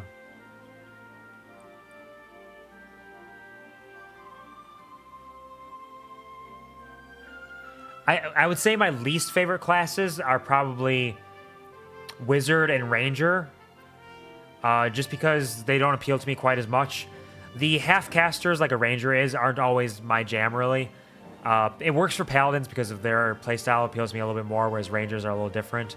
Again, I haven't played a whole lot of Rangers. Probably had some fun with it. Wizards are neat. I like their spellcasting abilities and all that. Divination Wizards are probably one of my favorites. They're super fun. In one of my campaigns, I'm actually playing a Eloquence Bard Divination Wizard multi-class, which is a terrible multi-class, but it's so much fun. I have a great time with it. But overall, those are probably my 2 least favorite classes. Favorite ones is tough. It probably goes down to, like, honestly, Bard, Cleric, Fighter, Rogue, Sorcerer, but that's barely anything. I still love Barbarians and Paladins and Warlocks and Monks, and I don't know. It's really tough to pick a favorite class. Hey, Sia, welcome to the stream. How's it going? Hope you're a wonderful, fantastic day. Pleasure to see you again. How are you doing? How's your day going? We are breaking down every subclass, race, subrace, etc. in this as I make my character for Baldur's Gate 3 in this session 0. We are going for so long. This is going to be much longer than I intended, I think. Any tips for barbarians in terms of build or playstyle? Have you gotten to subraces yet? Or subclasses? I don't know what subclasses are in the game, but the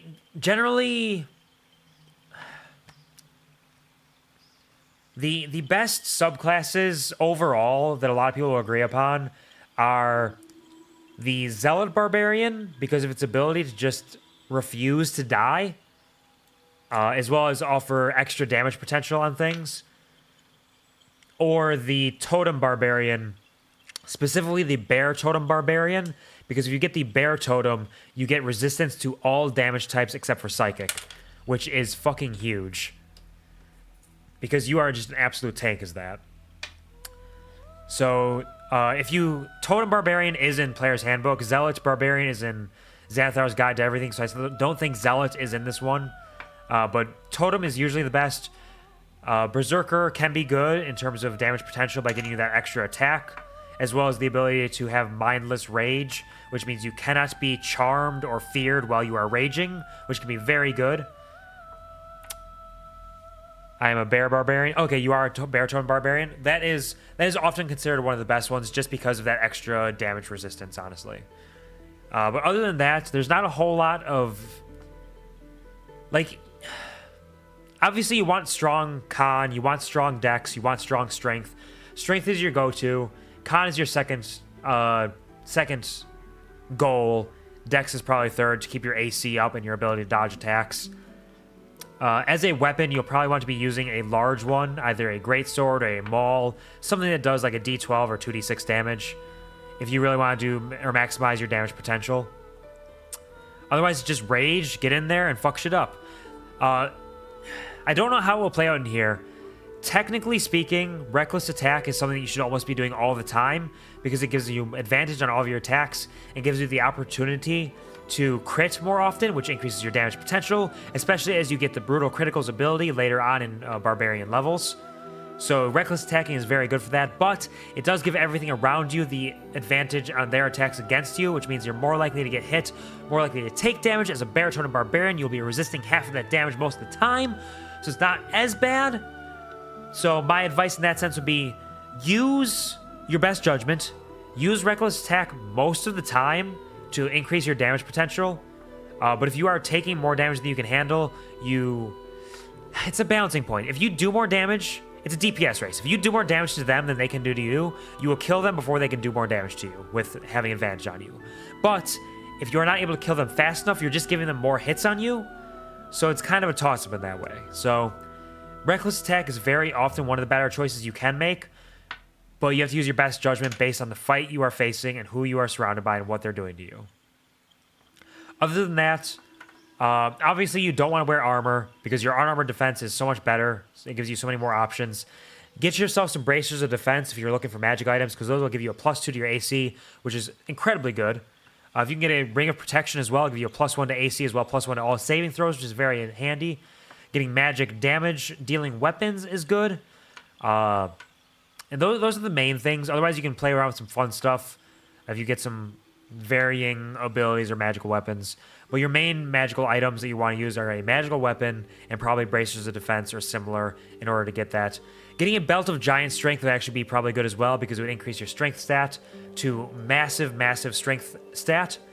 Like a Belt of Hill Giant Strength will already get you up to 21 strength. You can get up to like 29 strength with Belt of Storm Giant Strength, which is fucking huge.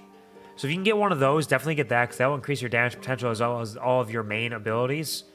But otherwise, your main go-tos will be your magic weapon, of course. If you get Bracers of Defense, it's very good. Otherwise, Belt of Giant Strength, I would say. So that's the advice I would have for a barbarian. I'm talking too much. Red Dragonborn. Despite no ancestral links to the mighty creatures, these Dragonborn share the bright scarlet likeness and roiling burning breath of red dragons.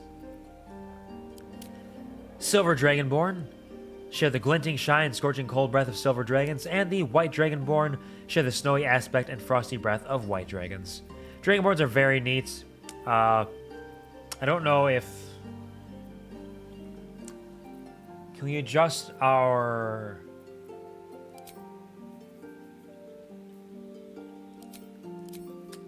aesthetic?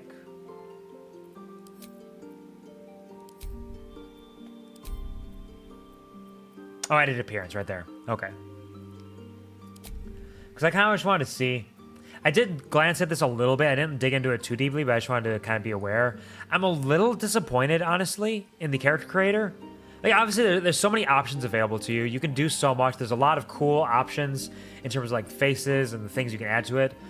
But there's so little variability in, like, body type. Like, there's two body types. A more feminine body type and a more masculine body type. Some of the other races have skinny feminine, skinny masculine, and more buff feminine, buff masculine, but not all of them, and it's kind of unfortunate. I was hoping for a little more versatility. There's also not like face sliders. It probably works better for like animations and stuff, and it gives you more direct, clear options, but Face sliders would have been nice to be able to kind of fuck around and adjust accordingly to what you actually want. Hello, Ash. Welcome to the stream. How are you doing? Hope you're having a fantastic day. Thanks for stopping by. Welcome, welcome. How is college treating you? I hope it's treating you well. Thank you for contributing to the From Basement King to Jump King challenge. I appreciate that.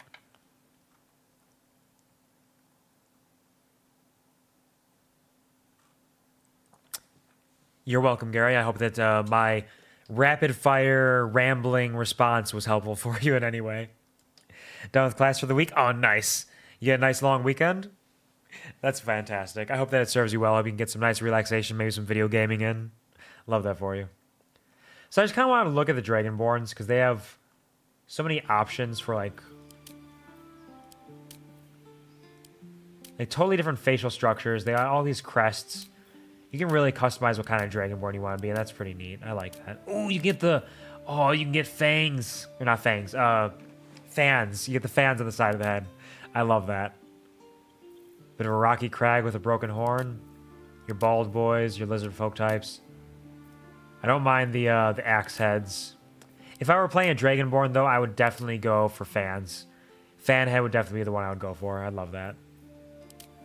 Varying chin styles.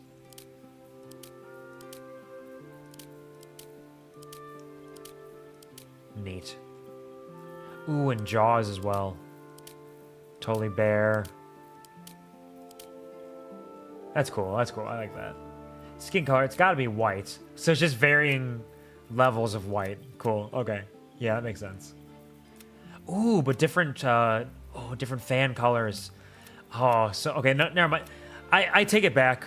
I still wish there was a little bit more variability in the character creator, but there's a lot of options there, and I'm okay with that. Friday and Saturday and Sunday for weekend days. Nice. You get surprised by the PP? No, I was aware of the PP ahead of time, so I turned it off.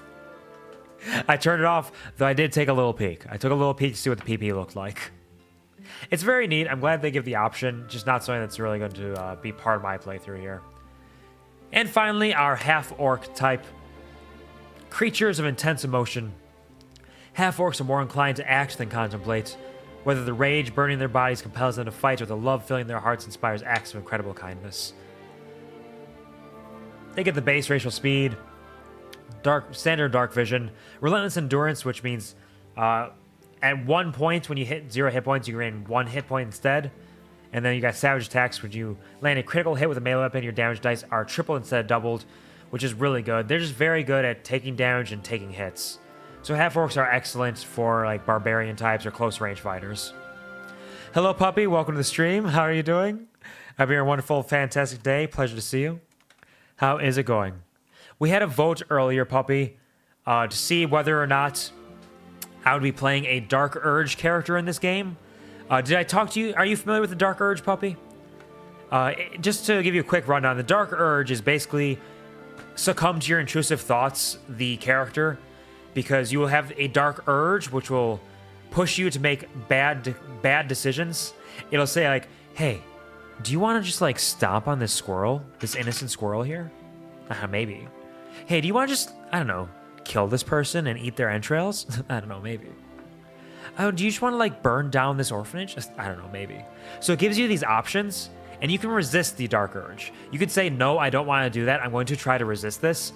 But if you resist the Dark Urge long enough, you won't get a choice, and it will force you to do a bad thing, and it might not be a bad thing you want to do.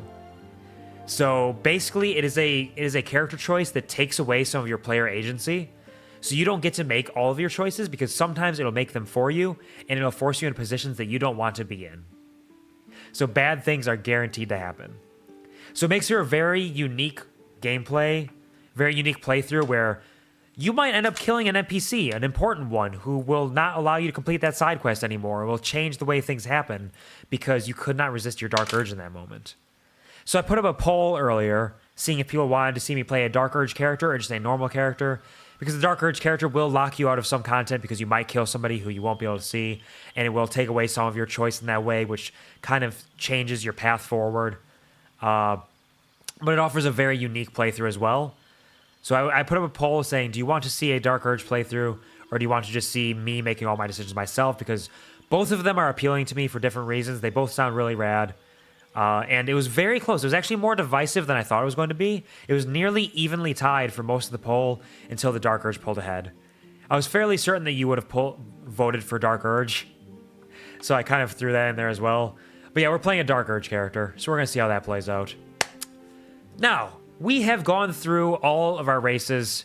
As mentioned, halflings are my favorite race to play as, but the idea that I had for this character was a dwarf. I want to play a dwarf because I think a dwarf has a lot of very good abilities and is fun, and I think the short, stout character is very neat, especially because all of the companions are normal-sized races, so we want to be a small one, we want to be a stout fella, and with the class that I'm aiming for, I think a dwarf would be kind of funny and antithetic in that same way that Air was talking about earlier. So we're going to play a dwarf. Which type of dwarf? I'm not sure about.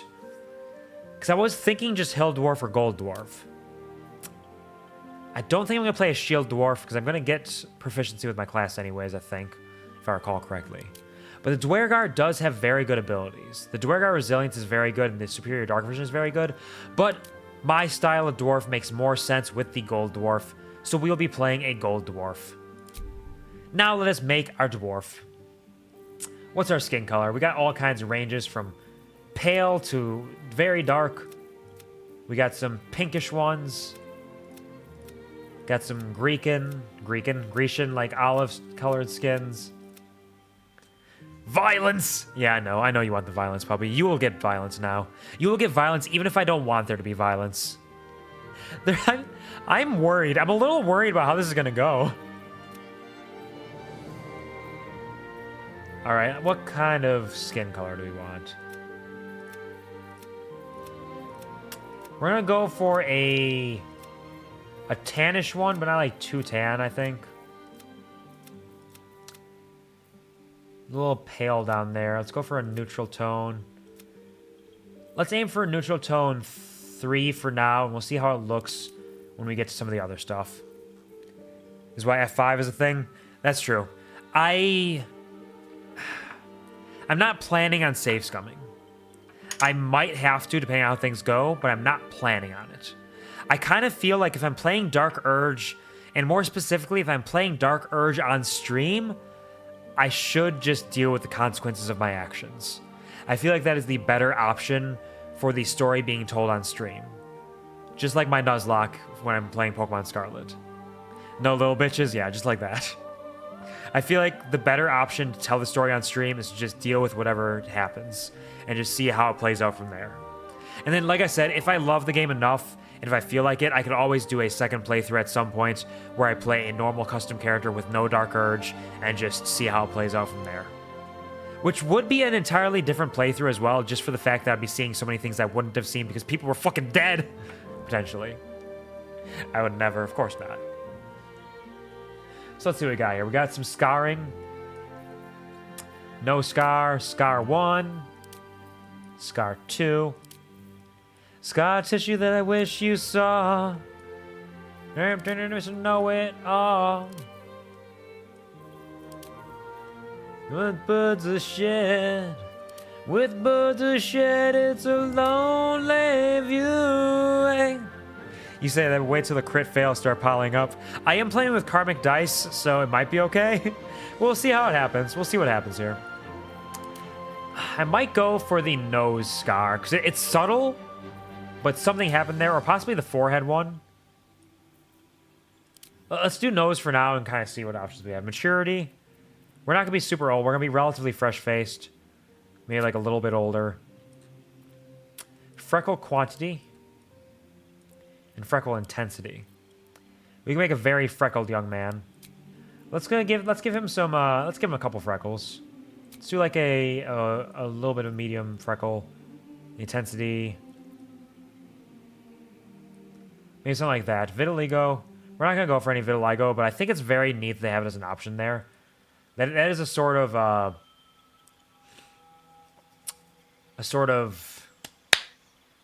representation you don't often see in games like this. So I think that's really cool. Let's try this out maybe for now. A light dusting of freckles and a little scar on his nose. Body art, we can get some tattoos potentially. Some birds, some octopi, krakens, squid election, migration, strong arm syndicate. That's kind of neat. Hollow spaces, buggish curls, shriek mask, starpoint glimmer. These are some neat designs. I'm probably not going to have any of these nightjar blots, but I am interested in what they look like. The spider lip, fiendhorn lids. Yo, what a pretty man we got here. So we're making a man's? We are making a man's. We're making a dwarven man's right now. Flaring sword. Switchback trail. The woven razors. Caldera. Sinner cheekbone. The music is really lovely. I don't want to let that go unnoticed. The plashing tail fin, in case you want to be Spawn. Fallen leaves, in case you also want to be Spawn, or I suppose Deadpool. Pouring hate. Fungal cloud. Tattoo 20. Tattoo 21. They didn't give them all names, that's fine. They got a large variety of possible tattoos. That's neat. I don't hate, like, the writing all over. I don't hate that as a concept. This also has, like, a little weird horse there.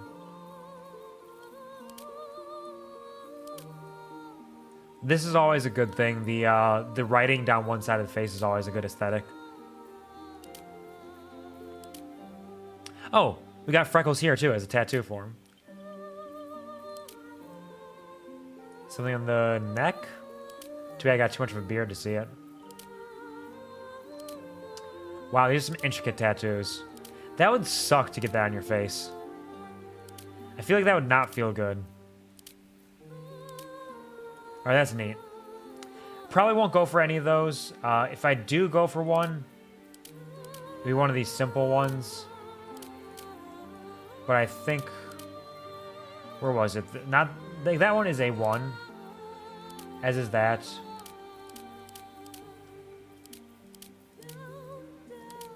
Yeah, I don't think we're going to have any tattoos. We're going to keep it relatively simple.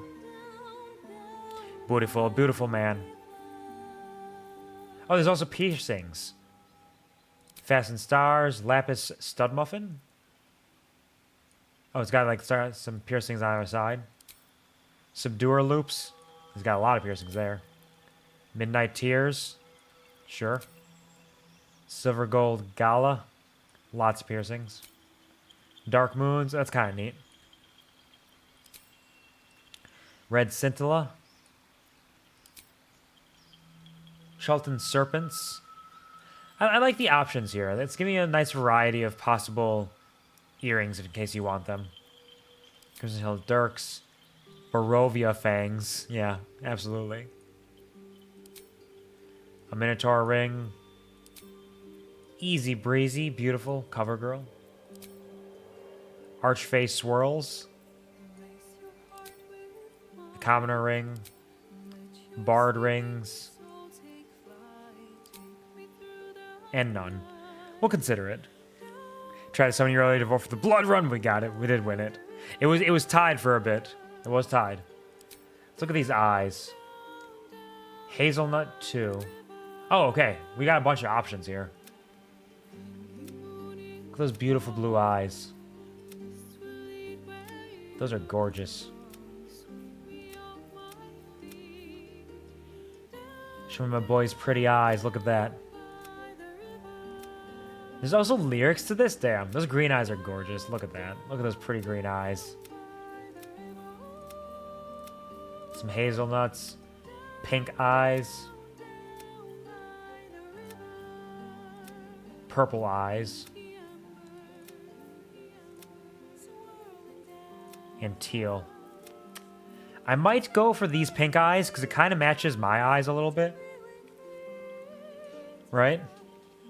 Even though they look like they're black. Was Heckin' sleeping? Good, I hope you got some good rest. The blood. Let's go for pink 3 for now, and we'll kind of see where we go from there.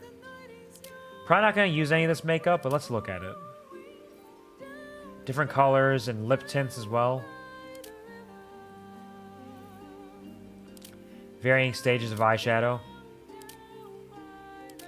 Depending on what appeals to you.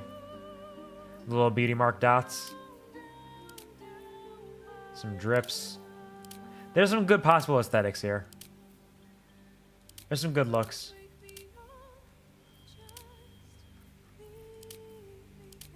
If I do any, it would just be a light little bit of eyeshadow, perhaps, like that. Just give it a little bit of definition. We'll see. We'll see. Hair. What hair options do we have now? We'd be full bald. Never a bad option for a dwarf. Rover's tumble. That is some... Those are some luscious locks for this man. The mongoose tail. Which is a type of ponytail, which isn't bad. I don't mind the mongoose tail. That's a... Bald and mongoose tail are serving me well here. The Luskan plume. In case you want to be a little more refined and noble. Bakery buns.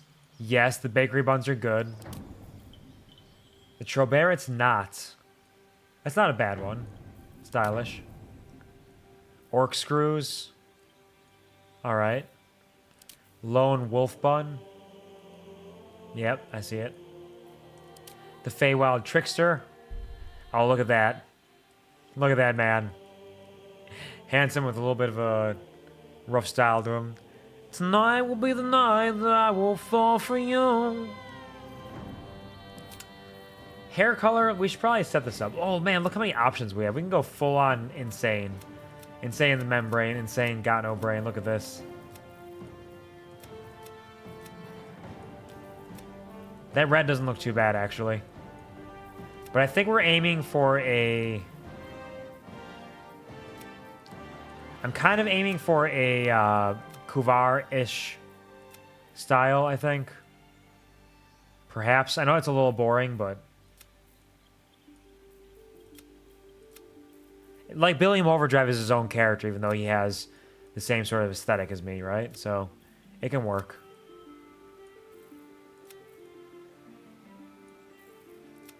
I don't mind the deep red, though. I really don't. It's not bad. It's not a bad look.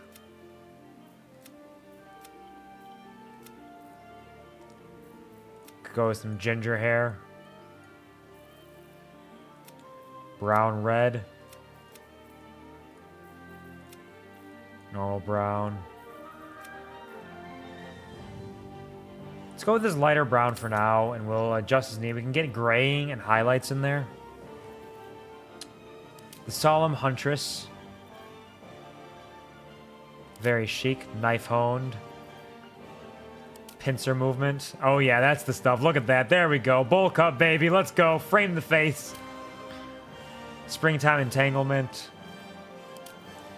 Carrion feathers. We're getting some very flowing locks here. Oh god. Is that oh god or oh good? Red for the blood.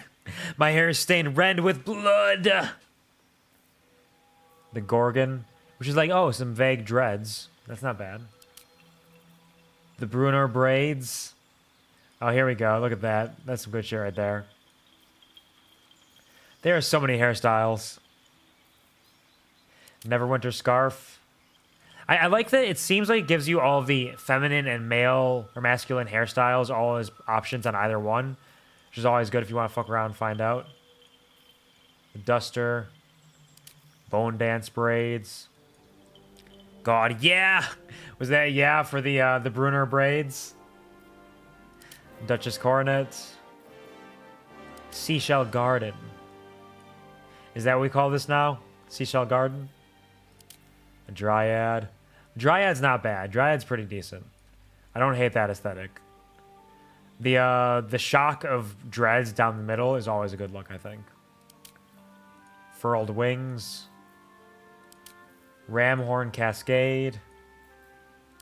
Portrait model. The buns! Yeah, I'm sure you want the buns. Dewdrop. Durlusk sojourn. Oh, they got little tails in the back. Cute. Bohemian. A bit of a top knot ponytail. Academy dropout.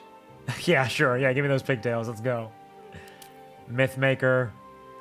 Bit of a heroic styling. Bramble thicket. Sure. Fenceboard shavings. Sensible extravagance. Cauldron foam. Dandelion. Yeah, there we go. There we go. It's not a bad one. Loom spun. Very tight, very aesthetic. The plucky fable. Oh wow, that is a wild style. That's not bad either though. I don't hate that. Scooped Kalid. Yep, that's something. Busy promenade. Peeress. There are a lot of hairstyles. These are such cool hairstyles. There's a lot of options. Windblown. Like, I've seen like 5 or 6 that I like already. Valiant Heart. Like for the character, I should specify. Arabelle Ribbon.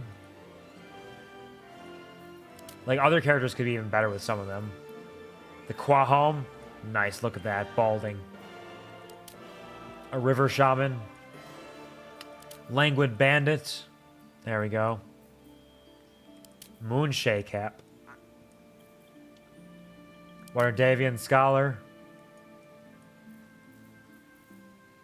Wavelet.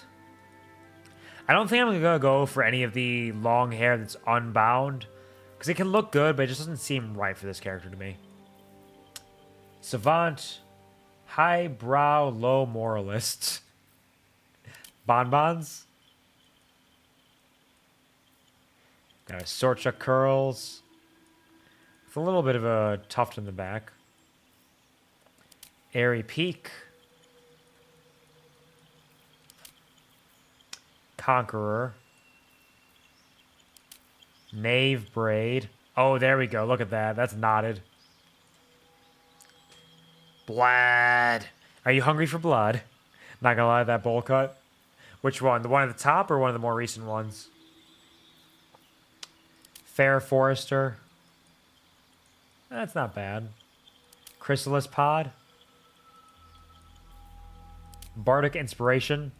Oh, look at that. That looks just like me when I had longer hair. Look at that. That's the exact thing. Top knot. Oh, the top knot's not bad. It's pretty slick. It's tight.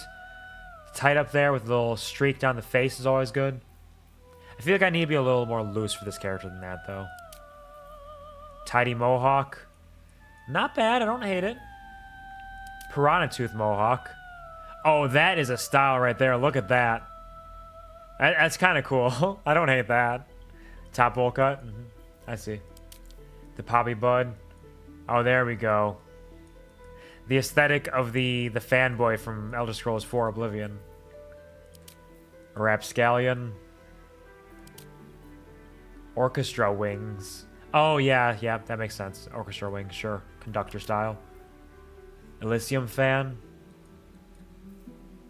Twisted Sinister. It's like Twisted Sister, but Twisted Sinister. Maudlin Pixie. Faerun Fantasia. Some good dreads. I like the dread representation here. That's nice. Partial Eclipse. Foxtail. Sure. Hubris. Wow, that hair's not working for you, buddy. Willow Tears. Beautiful. Precision Bolt. Very anime of you. Gemstone Droplet. I'm not feeling well. I'm going to go lay down and get food. I'm sorry to hear that, Sky. Definitely get some food, rest a little bit, drink some water, take care of yourself. Thank you for hanging out for the time that you were here. Sorry that I didn't make a character fast enough for you to feel well while seeing it. Take all the cares you can. Pincer movement. Ballerina bun. Just the buns if you want those. The space buns! Interplanar braids. Just cornrows. The braided bunches. Layered lob. Windswept. Will-o-wisp. Pinned and perfect. And the veiled evocation. Oh, there's even more, actually. Immortality. Flaunting bounce. Inkeep braid. And the Wildcat D. Here we go. Wash dishes. Absolutely. Take care. Do your BRB. Get those dishes clean. So there are the ones that appeal to me the most so far. I like the bald. I think bald is a good, crisp aesthetic for a dwarf like this. As long as you have a solid beard to go along with it, the bald looks good. The mongoose tail I kind of like because it's a little bit tighter but loose on the back. It's got a very poofy ponytail there. I think of the ponytails, that might be one of my favorites. The Feywild Trickster is decent for me. The pincer movement's not bad. I think the pincer movement's a little too much of a joke for the character, because this character is going to be a little bit more serious, just due to the Dark Urge itself. So I think the pincer movement would be good for comedy's sake, in addition to the comedy of what the Dark Urge would look like from a character like this. But I think we're going to take it a little bit more of a serious tone, so we can feel some of the drama of it. The Gorgon's not bad. Similarly, the Brunor braids, I do like those. Those are good. It's a good look. But again, a little too light, I think, for the character. Where's the other ones? The Dryad. Okay, yeah. I don't mind the Dryad. It's like a ponytail made out of dreads.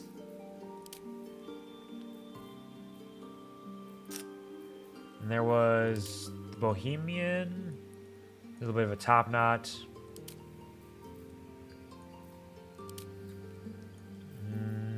Which one was it? There was the one that was it was like a ponytail or braid that was a little different. I don't hate the dandelion either. I kind of like the dandelion, honestly. There's something that I don't know you know yet. I'll wait until it comes up in game before I ask. Rad, okay. I'm glad that you are taking care not to spoil me too much, but also eager to hear what I have to say about it.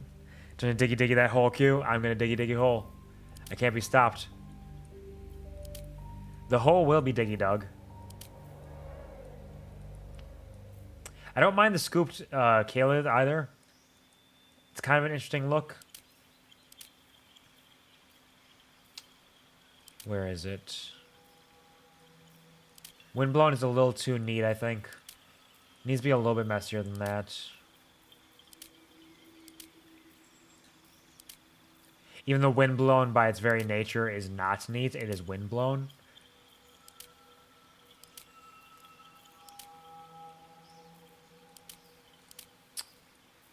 Which one was it? Yeah, the knave braid isn't bad either, because it gets that kind of tight braid in the backside of things.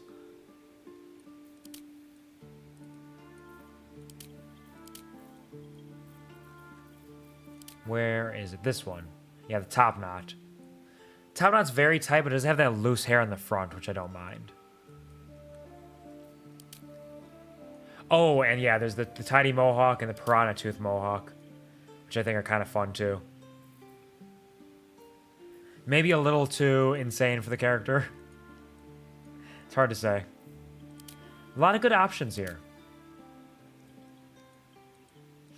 I'm going to take some notes here of what the options I'm thinking of are. So we got our bald,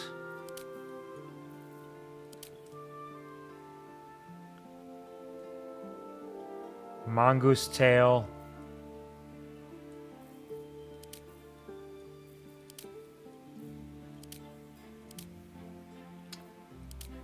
it was the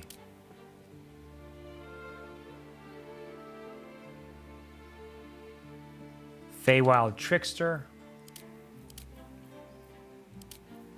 Pincer movement. The Gorgon's not terrible, but I think that the Dryad's a little bit better than the Gorgon for this character. And the Dryad.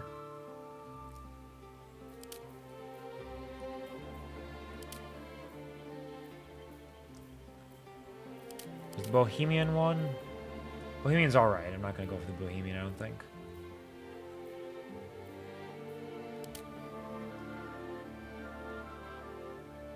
Dandelion. Loomspun.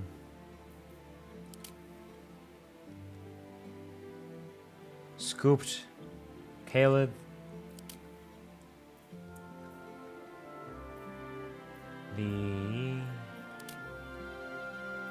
Yeah, Windblown's a little too neat. I still look at it, just like, well, what if? No.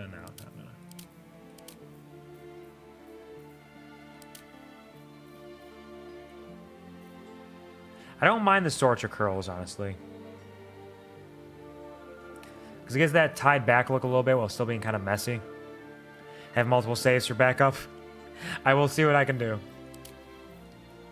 I tend to rotate saves anyways.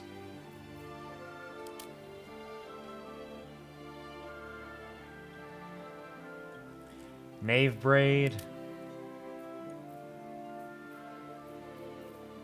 The top knot, I don't... Yeah, the top knot wasn't bad, actually.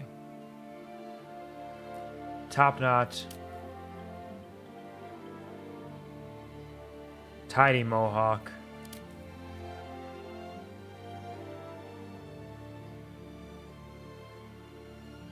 Piranha tooth mohawk.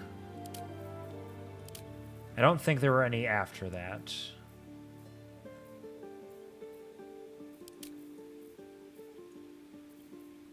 Foxtail's okay, but...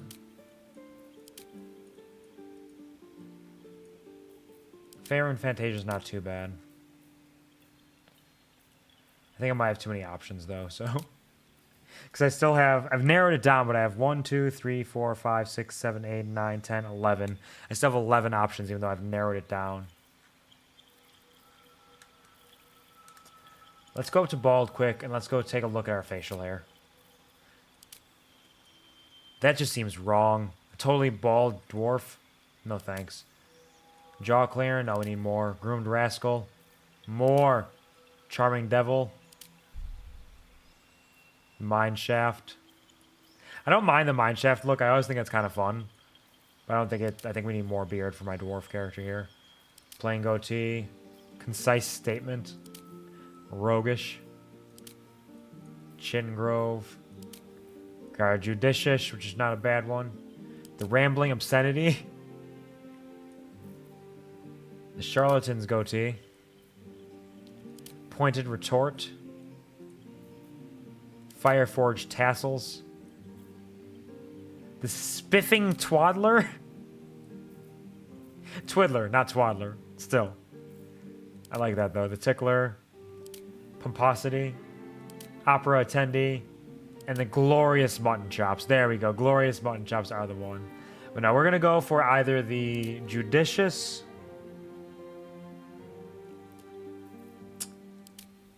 the rambling obscenity... or the Fireforged tassels, I believe.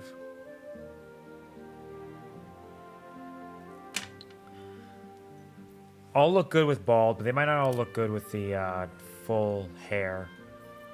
If any of them's going to look bad with full hair, it'll be this one, I think. What's the mongoose tail look like? That's not too bad, actually. It works.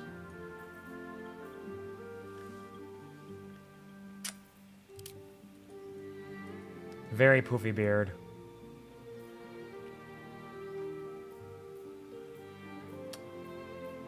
We got our... Dryad.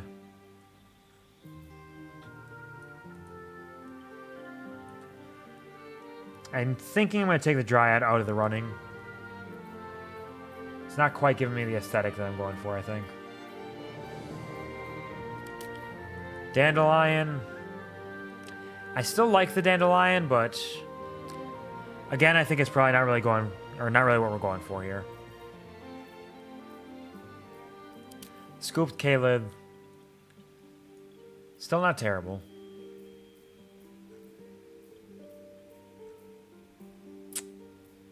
Let's check out the Knave braid.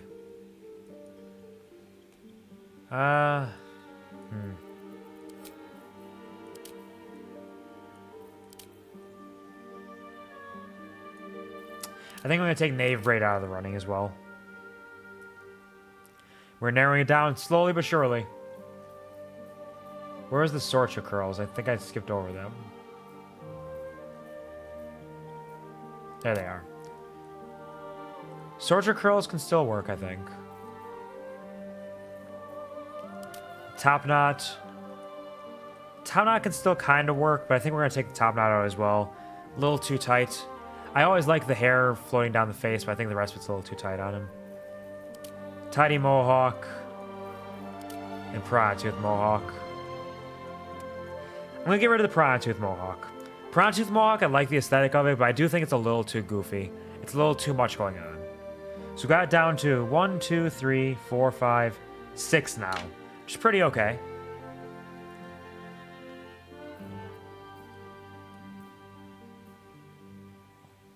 Give me a second here. Let's grab this.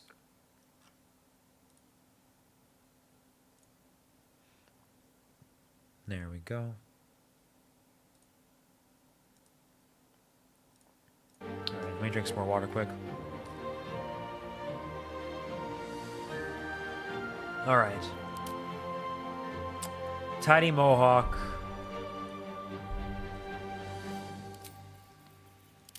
With the Judicious. The Fireforged Tassels. That's not a bad look.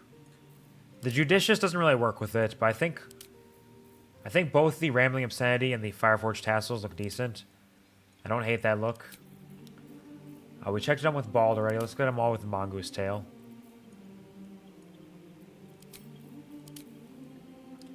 Mongoose Tail and Judicious is pretty decent. As is Rambling Obscenity, because it's just so floofy. Look how floofy he is with the Mongoose Tail. Is Bald still an option? Bald is still an option right now, yeah. We got Bald, the Mongoose Tail, the Feywild Trickster. I'm going to get rid of Feywild Trickster, I think. Still a decent look, but I think we're going a little bit into a different direction with our character here. The Scooped...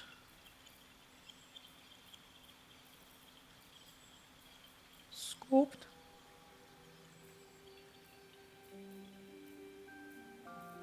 There we go. Scooped. Salad.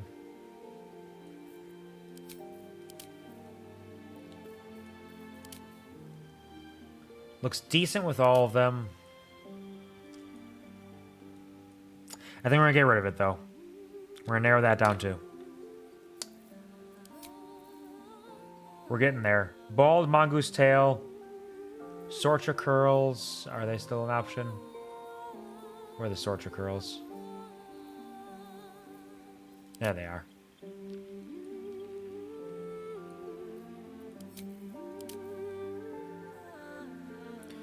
The Sorcha Curls work well with all of them, I think. It's kind of messy. It's kind of disheveled. It's got a little bit of a tie back there to keep it a little bit under control. And it works with the beards, so I still like that. The Tidy Mohawk. Oh, jeez.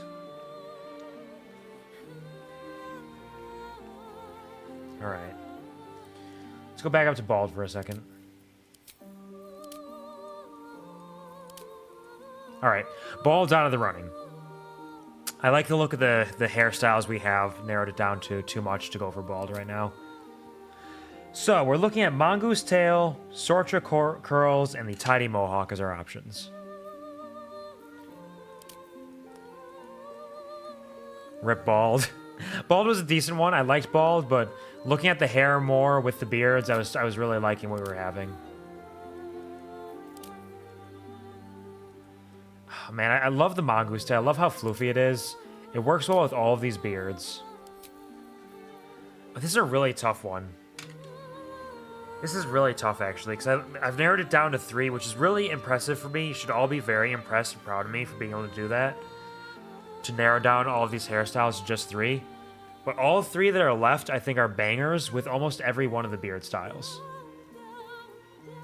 Because the Mongoose Tail is so floofy, and ties in well with this here with the little tassels there. I think that works. I think adding the Rambling Obscenity to it just makes you super floof. Look at all of that. It's bouncing all over the place.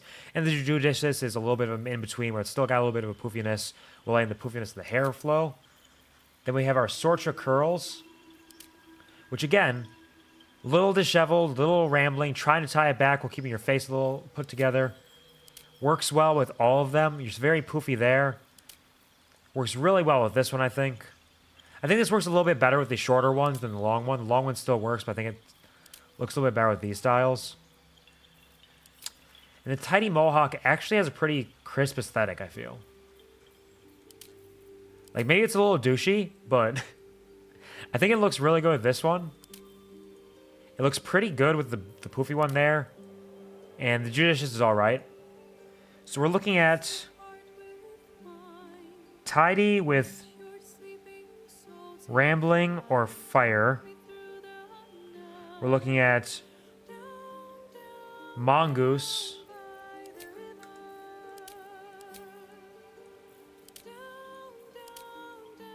with rambling or fire, I think.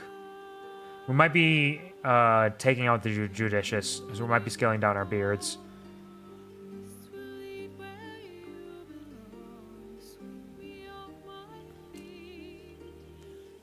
Unsuspecting Dark Urge character, you never know. Ribbon baldness. Mongoose! Is that you saying you're voting for the mongoose out of all of them? Or are you just saying that because I was looking at the mongoose?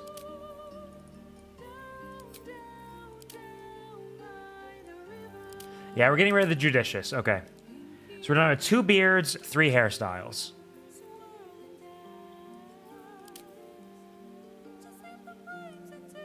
This music is so good, too. I'm really enjoying it.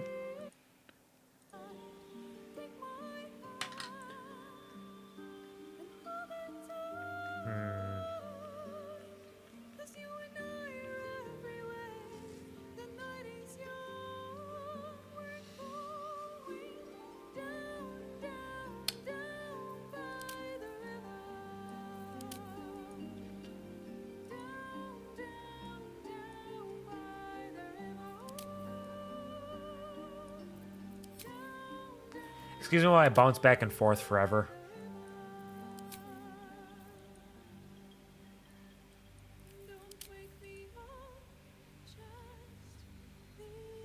What are your guys' preferences of the ones that I've narrowed it down to so far? You got any thoughts? Because I like them all. Obviously.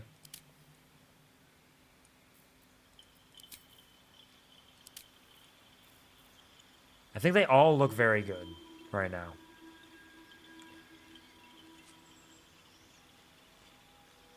I think in most cases, I'm leaning a little more towards the Rambling Obscenity than the Fireforged Tassels, just because the Rambling Obscenity is a little more wild than this. Is a little more designed, I suppose. Like, this look right here is a very meticulously sculpted aesthetic for a person to put together, which I don't know if that really fits with the style of character we're going for here. This one is still that way, but not as bad. Because of that, maybe I should get rid of the tidy mohawk. So if I get rid of the tidy mohawk, we're down to mongoose tail and Sorcha curls. And then 2 beards. I get the hairier options.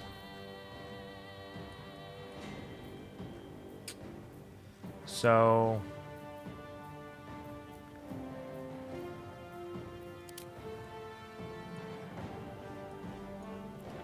got our Sorcha curls. The Sorcha curls can work with the Fireforged tassels because it's messy enough up here that it makes up for the fact that they're braided there. Then the Rambling Obscenity is a good look there as well. Fuck it. I'm making a choice. Rambling Obscenity. So we're down to 2 hairstyles, 1 beard.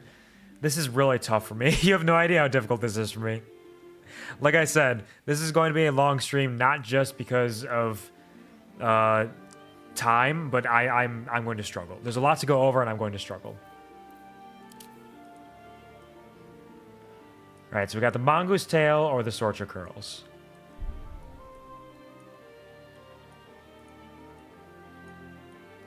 Mongoose tail, very floofy. Sorcher curls, much messier.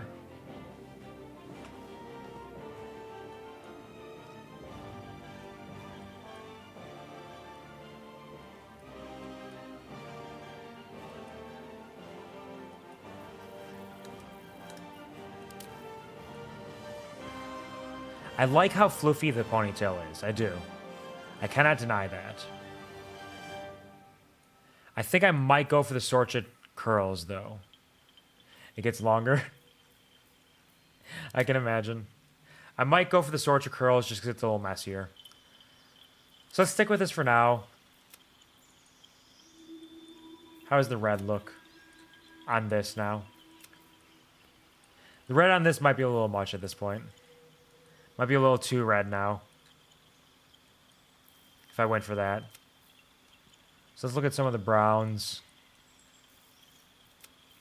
It's the brown reds.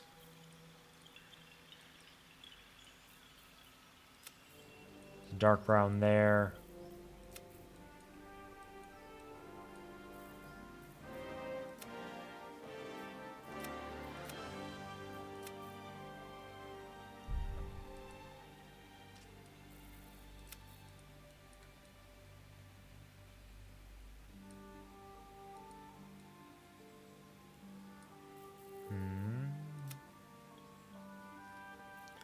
Brown gold. Brown auburn. You know what class you're going with? I have an idea, but we will be reviewing all of the classes as well. So we're taking a lot of time here on the colors and hairstyles, but we're going to be reviewing all the classes too. Let's try a darker brown with some... How do the highlights show up?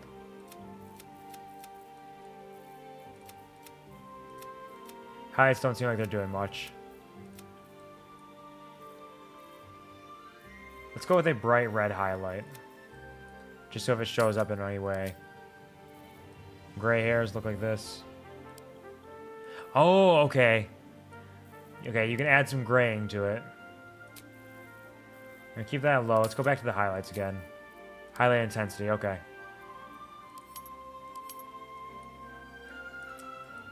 Okay, so that's really, really intense highlights. You can scale that back.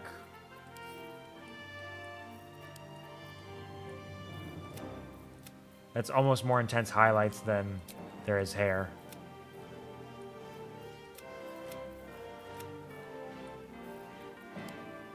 Let's bring it down a little bit. Let's have a, let's balance the scales a little bit and put a little bit of a red highlight into the hair.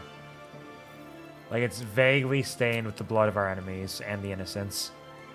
How about that? Does that sound good? Facial hair graying.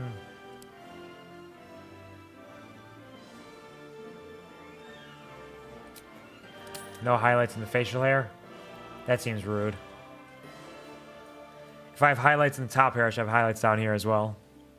Hello, Strongest. Take care. Thank you for stopping by. I hope you're on a wonderful, fantastic day. Thank you for getting comfy and cozy, or whatever it is that you're getting up to. And thank you for empowering me. I'm feeling so strong. Thank you for the lifeblood. I hope that you're doing well. I hope you're having a wonderful day.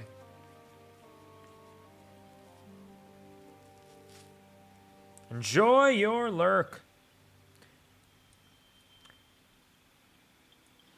I feel like there needs to be highlights in the beard as well, but there's just not.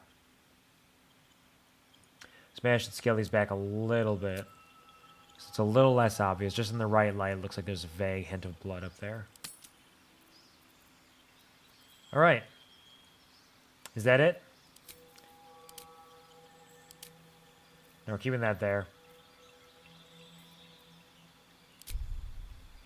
I think that's our aesthetic. I think that's what we're going with. But now we have class. So our class options are Barbarian. The strong embrace the wild that hides inside. Keen instincts, primal physicality, and most of all, an unbridled, unquenchable rage. They get the rage action, which is generally a bonus action.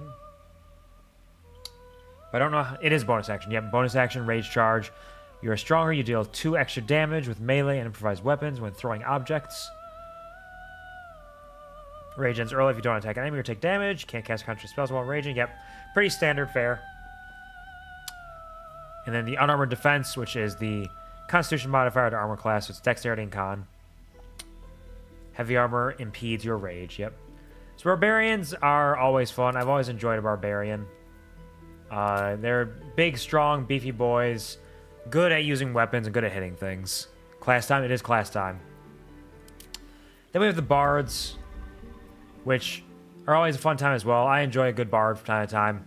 My first character I ever played was a bard, actually. Or was it a cleric? The timeline there gets weird, because I started 2 very much around the same time. It was either a bard or a cleric.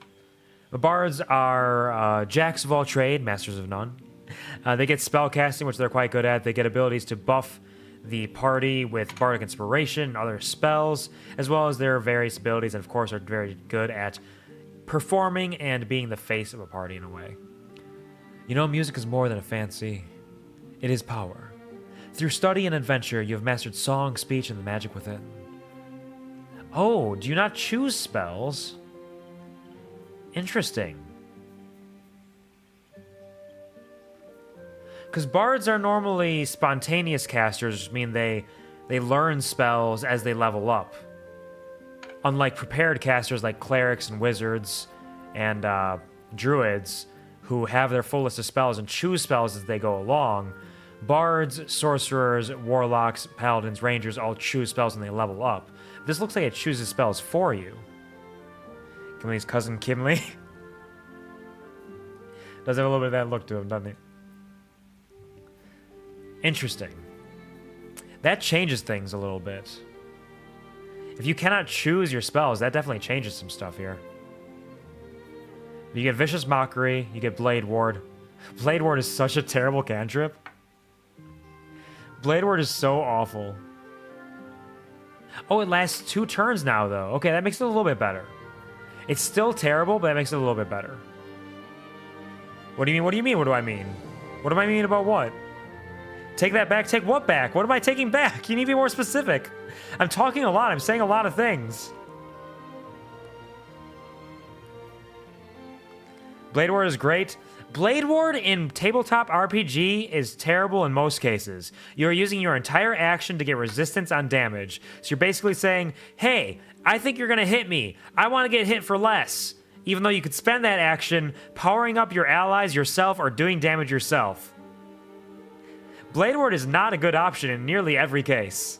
There's almost always better cases than Blade Ward. It's a little bit better here because it lasts 2 turns. It's not even damage from all attacks. It's only bludgeoning, piercing, and slashing. It's not all damage even. It so is, oh my god. It so is what? It so is great or it so is terrible? What are you talking about? Have I convinced you? Like, if you like Blade Ward, more power to you. It's good? Okay, well, why is it good? Explain to me why it's good. You're welcome to enjoy it, but I don't think you're going to be able to change my mind. Why do you think Blade Ward is good? Get Healing Word, which is always good to have. Dissonant Whispers, which is fun. Tasha's Hideous Laughter is a solid spell. Heroism can be good as well. You get your Bardic Inspiration, which gives you a plus 1d6 stall attack rolls ability, or an attack roll ability check or saving throw. And level 1 spell slots unlocked. Restore on a long rest. Can you cast Blade Ward on someone else? No, you cannot. It is only on self. It is only on yourself.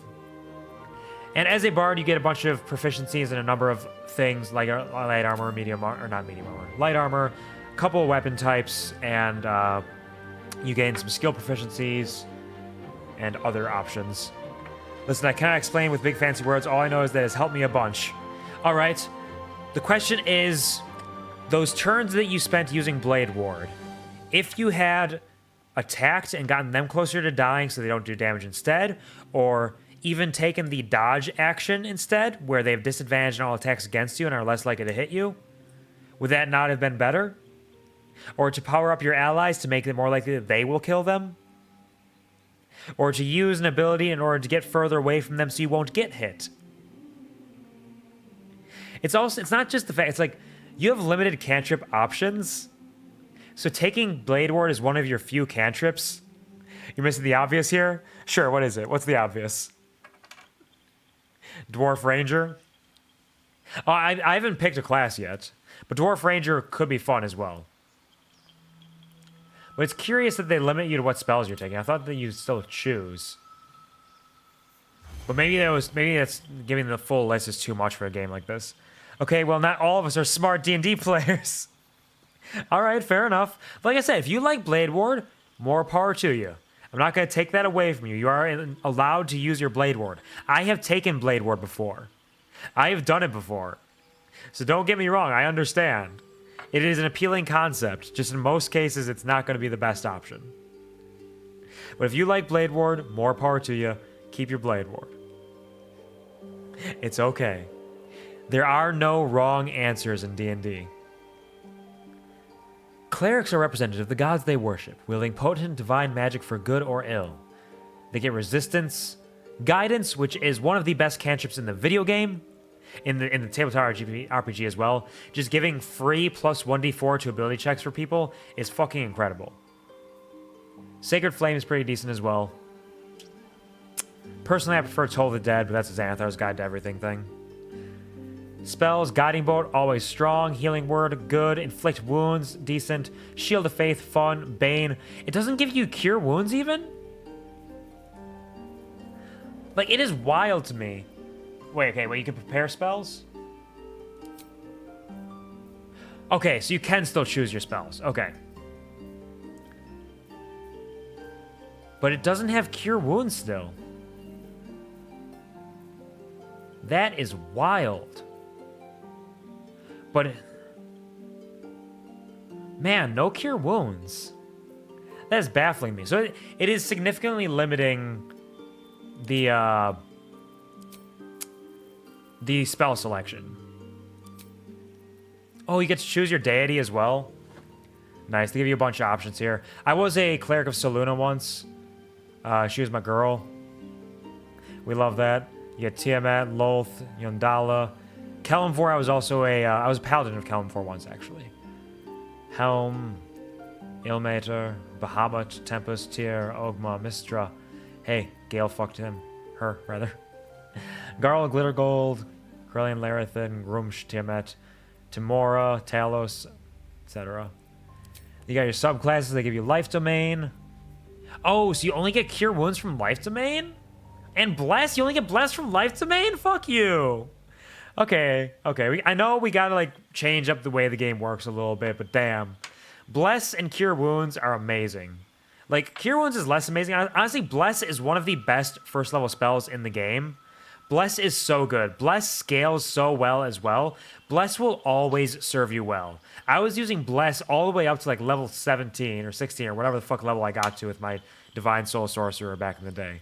Bless is fantastic.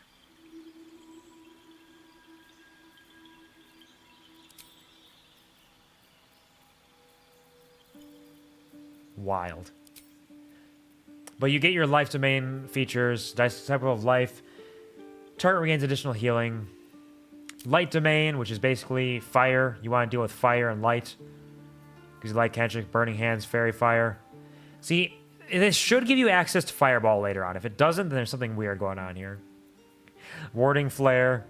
Going with Cleric? I'm not going with Cleric. I love Clerics, but I'm not going with Cleric here. I'm just looking at the options they have available. Which I did not look at for Barbarian and Bard, I realized. Oh, yeah, because they don't choose that right away. They have to get to level 3. Never mind. I'm silly. So, Cleric, subclasses, domains. Trickery is always a fun one. Gives you options to deceive and baffle people with your illusions. Advantage on stealth checks is always good. Charm Person, Disguise Self. Knowledge Domain, Command, and Sleep. Wait, you already know this spell. It said that about light. It said that about Cure Wounds and Bless too, but when you prepare them, you couldn't choose them.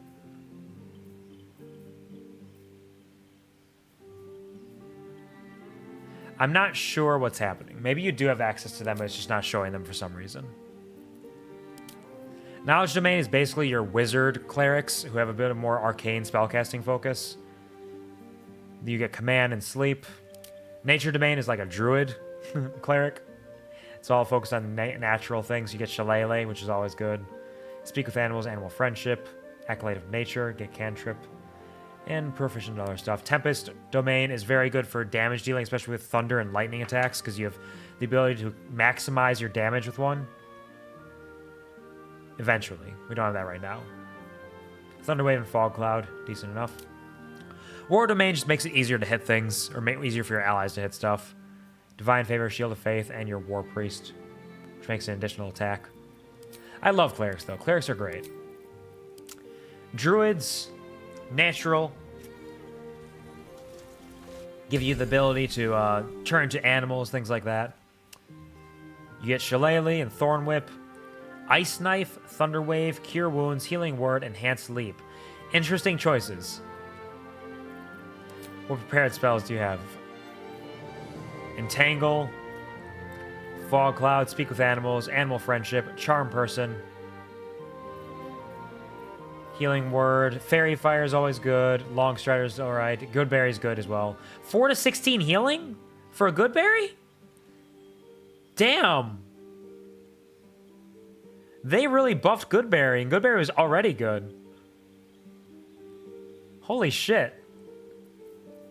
Good Berry's amazing in this. Good Berry normally just heals like 1, I think. Good Berry leveled up. Yeah, 44 is fucking incredible. It usually just heals 1, because it's not just 44. You make 4 berries. Wait.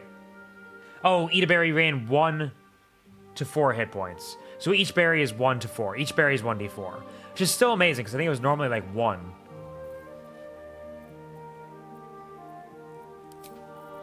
Fighters are fantastic. I love a good fighter. There's so many options, so many versatility in these subclasses and how you build them. You can do anything with a fighter. All you do is start off with second wind for now. Still, I love a good fighter. We're not going to play as a fighter, but I love a good fighter. Monks, as mentioned, I love monks because I love the unarmored attack. I love the flavor of it. Your flurry of blows, your key, unarmored defense, dexterous attacks, deft strikes, bonus unarmed strike. You get to do so many attacks with them, and it's a lot of fun. Paladins are very fun. They get some really good abilities, and they have really strong attacks. Critting and smiting with that crit is fucking so good. It feels so fucking good to crit and then apply a divine smite to it. I love it so much.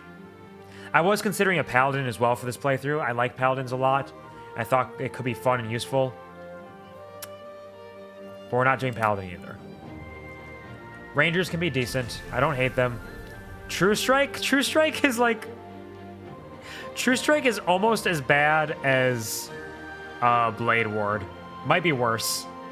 Giving advantage on your next attack roll, when instead you could have attacked twice on 2 different turns. Instead of casting this and then attacking with advantage the next turn. Like, if you're crit fishing for like a very particular reason, it might be useful. But why not just make 2 possible attacks that can hit instead of 1 attack that's more likely to hit? Stop dissing my Blade Ward! I mentioned it offhandedly, Pongwin. It's okay. It's okay. You're allowed to like Blade Ward. It's okay. Thank you for patting the Pongwin.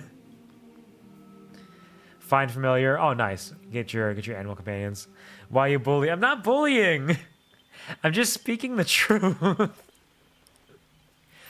Rogues, I love a good rogue sneak attack. A crit sneak attack with a rogue is incredibly powerful. Feels so strong. You bully? Criminal? No! Okay. So, a class that can take Blade Ward. Other options include... Let's see. If we're talking... can we look at it here? Here we go. Look at these. So the Bard can take Blade Ward, right? They can also take Vicious Mockery, which is a psychic damaging attack that gives the creature disadvantage on their next attack roll. So in this case, you not only do damage to the enemy, but you also give them disadvantage on their attacks. So they're less likely to hit you. And if they don't hit you at all, it doesn't matter if you have resistance. You can take Mage Hand, which is incredibly useful, versatile ways throughout the campaign. You can use Mage Hand to open doors, to avoid traps, to grab things from 30 feet away. You can do so much with Mage Hand. It's so versatile and useful. True Strike, also terrible. Don't worry about it. Friends, actually very bad as well. I don't think Friends is worthwhile because it gives you advantage on charisma checks against a non-hostile creature, but after the minute passes where you're talking with them and you have advantage on charisma checks, they realize you cast a spell on them and they become hostile to you because you fucked with their mind. Bad cantrip. Dancing Light's decent, nowhere near as good as Light. Getting the ability to see around you, especially for your allies who don't have dark vision, is very good. It's unfortunate it takes concentration. It only lasts 10 turns, but it's a good option to use because of that reason. Numbers and states running through Q's brain. A little bit. Light, significantly better than Dancing Lights. Lasts forever. Doesn't take concentration. It's actually brighter as well.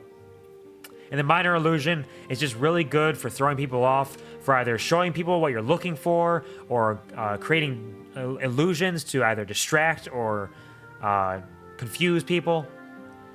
Lots of options for a lot of these things. There are various variable options that can allow you to do all kinds of stuff in more meaningful ways than Blade Ward or True Strike or Friends. Again, you are welcome to use it. If it works for you, that is good. I'm happy for you. This is okay. I'm just saying. Sorcerers, I do love sorcerers. The meta magics are absolutely fantastic. The ability to fuck with your spellcasting in order to make it do things it's not supposed to do can be so incredibly powerful. And I'm curious about how that plays out in this game in some ways, because it feels so wrong sometimes. But I'm not going to be playing a sorcerer. At least, not yet. Hello, Karna. Welcome to the stream. How you doing? Hope you're having a fantastic day. Pleasure to see you. How's it going? Bone Chill. Bone Chill is ready. It's normally called Chill Touch, so it's interesting they went for Bone Chill here. Acid Splash, True Strike, Light. Chromatic Orb is amazing. We love Chromatic Orb. Same with Magic Missile. Very good to have. The Blade Ward with the Wall of Sand is a crazy combo. Wall of Sand is not a spell that I know of, at least. There are various things that act in the same way as like a Wall of Sand, I suppose, but I don't think Wall of Sand is a spell, is it?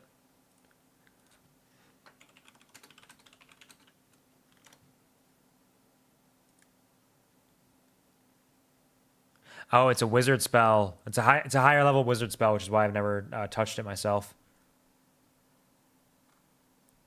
Higher level being like third level. When did this come out? Oh, the Elemental Evil Player's Companion Guide. That makes sense. Yeah, I haven't really done a lot of the Elemental Evil Player's Companion. Wall of swirling sand on the ground at a point you can see within range. You can make the wall up to 30 feet long, 10 feet high, 10 feet thick. Vanish when the spell ends. Blocks line of sight, but not movement. Creatures blinded while in the wall of space and must spend 3 feet of movement for every 1 foot it moves there. Yeah, because then it gives them disadvantage anyways. But I still feel like even if you're using this wall of sand, you can do better things than Blade Ward with your turn. Because they're already disadvantaged, so they're unlikely to hit you. If you're just trying to survive strictly, you can do that and just take less damage. But you could also be slowly whittling them down or hurting them or finding a different way out using other spells. So it still feels like Blade Ward's not the best option. It is a possible combination that can work. See? No, it's a possible combination that can work, but I still feel like Blade Ward is not the best way to use your turn. Because you already have the disadvantage. They're less likely to hit you. So you can use Blade Ward in case they hit you, and then you take less damage. But that's also using your turn to assume they're going to hit you even though they have disadvantage. So then if they miss you, then you just waste your turn by getting resistance on something. Combo set up to pause enemy flanking. Yeah, it's more of a delay idea. Pouting, I am pouting. Are you just pouting because I'm right? And you didn't think about it before? Like, Blade Ward is not useless. I've never said Blade Ward is useless. I just say it's not good. It has its uses, it has its niche case uses, but there are usually better options. Warlocks are super fun. I love the flavor of Warlocks, getting your pact and dealing with the connection with your patron. With a DM, it can be really fun to see how they end up playing that out. I don't know how it's going to play out in this game. I'm curious about that because that'd be a lot of fun, but I'm not planning on playing Warlock either. There are so many things that are tempting to me. Every class here is tempting to me.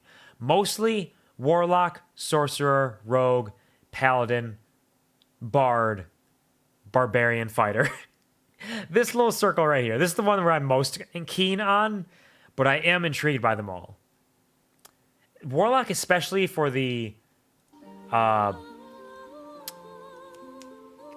roleplay elements of it, seeing how that all plays out is very intriguing. I'm very curious about that.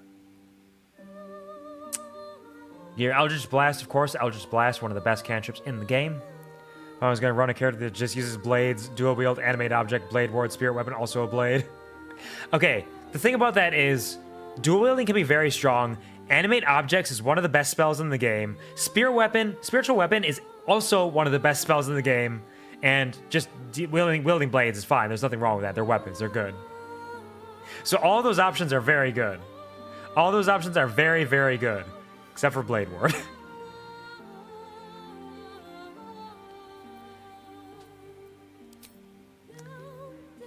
And so is Blade Ward! Like, I understand your passion. Finish your character, you heathen. I understand your passion, but like, you're not really making a solid case for it. Oh man, there's only 3 subclasses for this. That's unfortunate. That is unfortunate, but still. They don't even have Hexblade.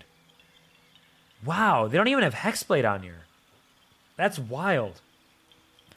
Hexblade is one of the go-to patrons.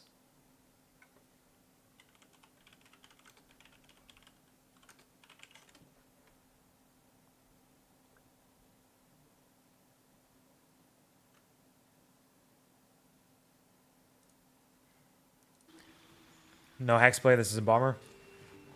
But I've heard people talk about it, though, so maybe it is an option just later on. Maybe you can't start with it for some reason. The Fiend. Warlocks in service to Fiends work towards corrupting, destructive ends, intentionally or otherwise, and receive hellish blessings in turn. Arm of Agathis is all good. Arms of Hadar are good. Dark One's Blessing is decent. The Great Old One. Warlocks bound to eldritch beings in the far realm work towards inscrutable goals, gaining strange powers over entropy in the mind. Dissonant Whispers, Tasha City's Laughter, decent. Mortal Reminder is alright. And then the Archfey is fun. Graced by a lady or lord of the Fae, you are imbued with all the sumptuous and scary qualities of your patron's extraordinary realm. Fairy Fire is decent, Sleep is alright. And the Fae Presence, of course. It's a level advancement, some things you get level 2 or 3. Well, Hexblade is a... There's Pact of the Blade, but Hexblade is a patron. You shouldn't get that at level 2 or 3. Unless they let you take a second subclass, because Hexblade is another subclass. You don't get to choose a second subclass, unless it unlocks other subclasses to spec into at later levels, which is a strange way to do it, but possible, I suppose. But there is a difference between Pact of the Blade and the Hexblade patron. Pong waits a full-bladed character, then casts Blade Ward, and they can't use any blades because they were warded. It's true. If you use Blade Ward, you cannot use anything else for your action, because you used your action on Blade Ward. So you can't even use a blade. You're warding against them. Time to get Baldur's Gate and only use Blade Ward? I mean... You'll die.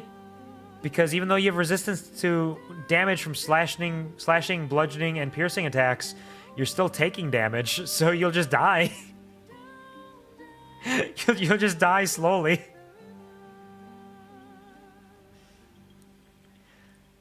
But yeah, I suppose if they're doing some weird, like, unlock other subclass potentials at later levels, then that makes sense, but otherwise it's a little strange.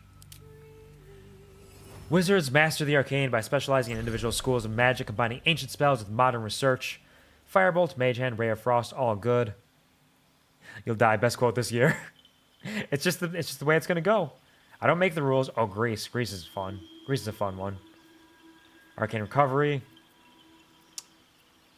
And you don't have your subclass yet as a wizard. So, those are all the classes. Again, I love so many of them. What I'm thinking of going for here is a class that is not covered by any of the companions. It offers some unique options as well as a little bit of intrigue in the offset of the character I have made, as well as the Dark Urge itself. The class we are going to be playing... Hold on, let me look at the Sorcerer. Sorcerer has Bloodline. Yeah, there we go, subclass. Wild Magic, nice. I'm glad they have Wild Magic. I wonder how that plays out in this game.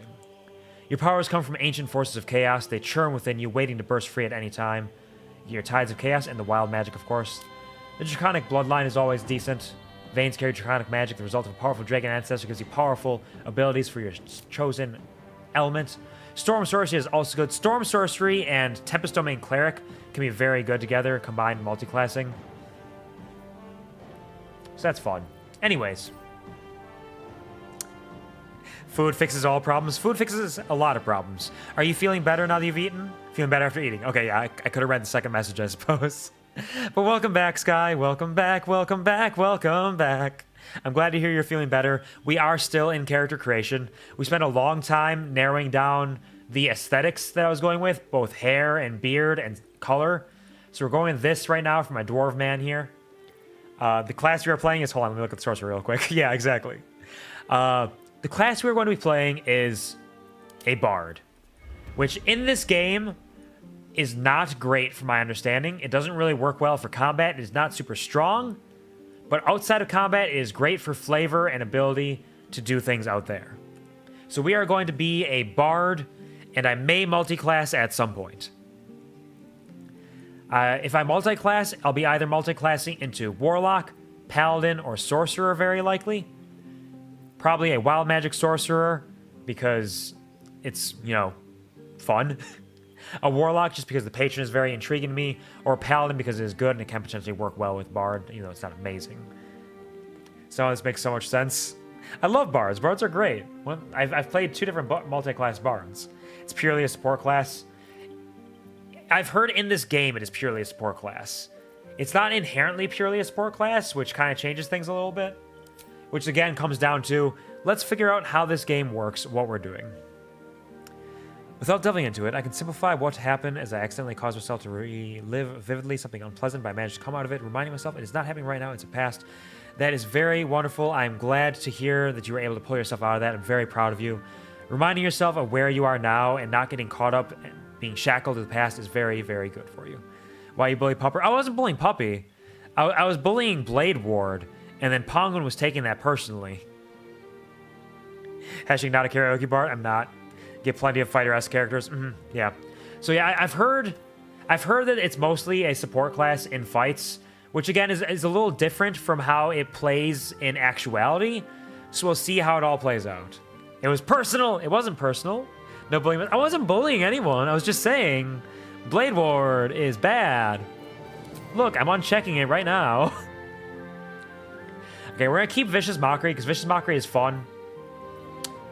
Not True Strike. Dancing Lights, Light, Minor Illusion. We're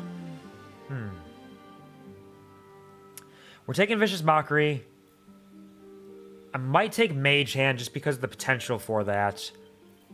Minor Illusion can be very good, as... I don't know how it works in the game, though. And then Light is very good, but we might get somebody else who has Light, and I have Dark Vision.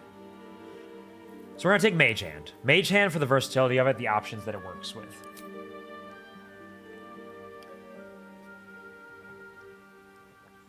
Stop breaking into people's houses and playing piano badly while we on it.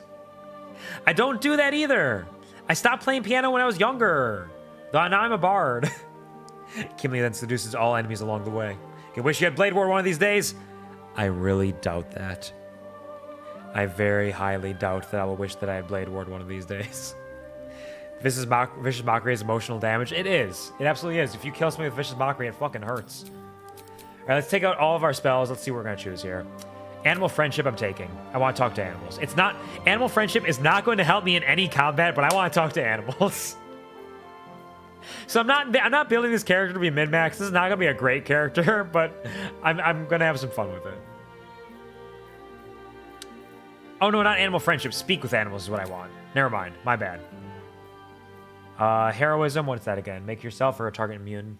Can fight over hit points each turn. That can be potentially decent. And I love bards because they were friends D&D characters. Bards now have a special place in my heart. I love bards because bards are good, and it was one of the first classes I played, and one of the first classes I wanted to play. And bards are just amazing. Bards are phenomenal.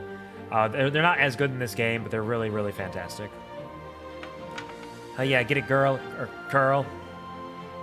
We're gonna take Healing Word.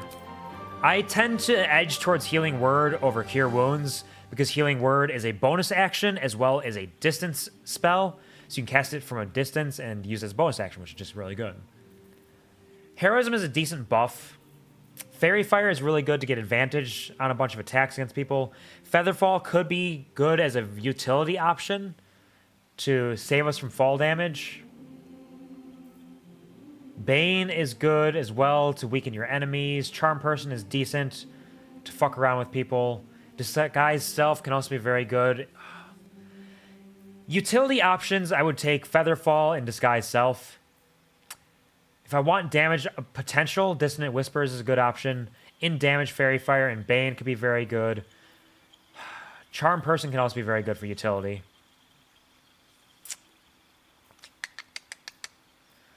Oh, golly. Tasha's Hideous Laughter I love. I love Tasha's Hideous Laughter.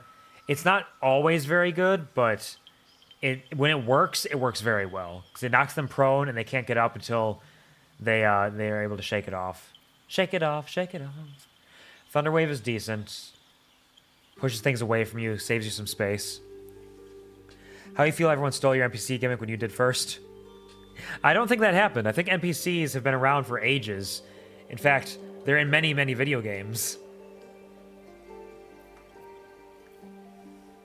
This is a tough choice. I got my Speak with Animals, which I want. I need that. I got Healing Word, which I need as well. I'm going to take...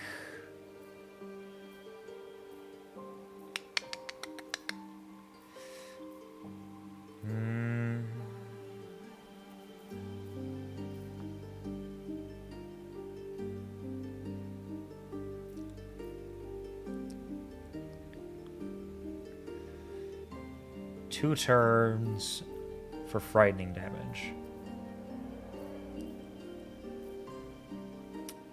Thunderwave to knock him away from me.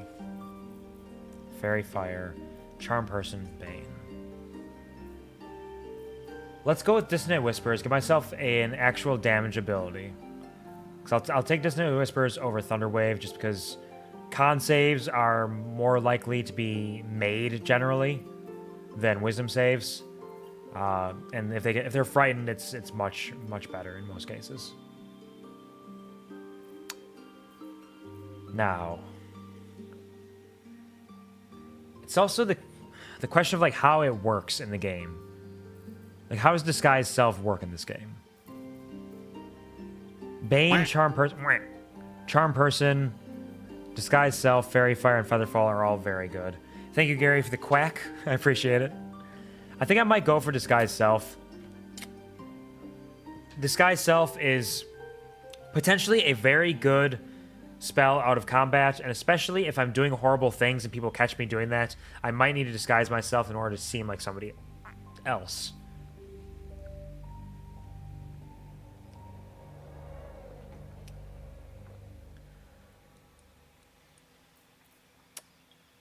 Man, choosing spells is always a pain in the ass. Now, while I prepped my baked potato, I'm gonna have you do I love you. Okay, fair enough. Sky, baked potatoes truly are one of the best ways to eat a potato. But if you really think about it, there's not many bad ways to eat a potato. You boil them, you mash them, you stick them in a stew, you fry them, you bake them. It's all good for you. And you deserve that good potato. Because you yourself are a good potato. A good sweet potato who is trying their best to make it in a world that can be very harsh from time to time. It can be very difficult to push back against the shadows that invade your mind from all kinds of different sources. But you are getting stronger and more unstoppable day by day.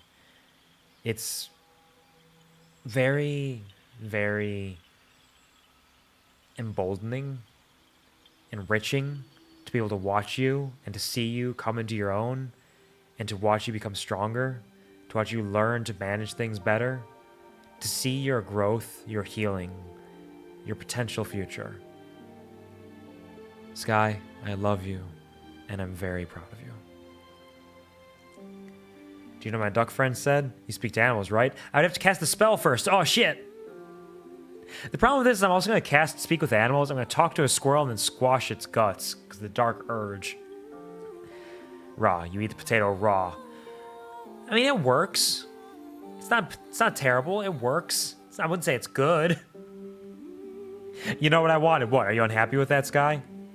You always get so upset so quickly before I'm even finished. Woo! Baldur's Gate! Yeah, fuck yeah! Hello, Centurion. Welcome to the stream. Hope you're having a fantastic time. How is it going? We have spent 3 hours in character creation, basically. Just kind of going through options and talking about stuff.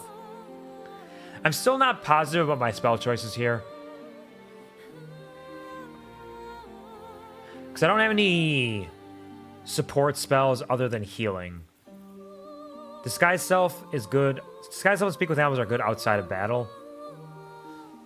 3 hours, average amount of time? Yeah, pretty much. I'll stick with this for now. What's my starting equipment? Oh, sick. Violin, lyre.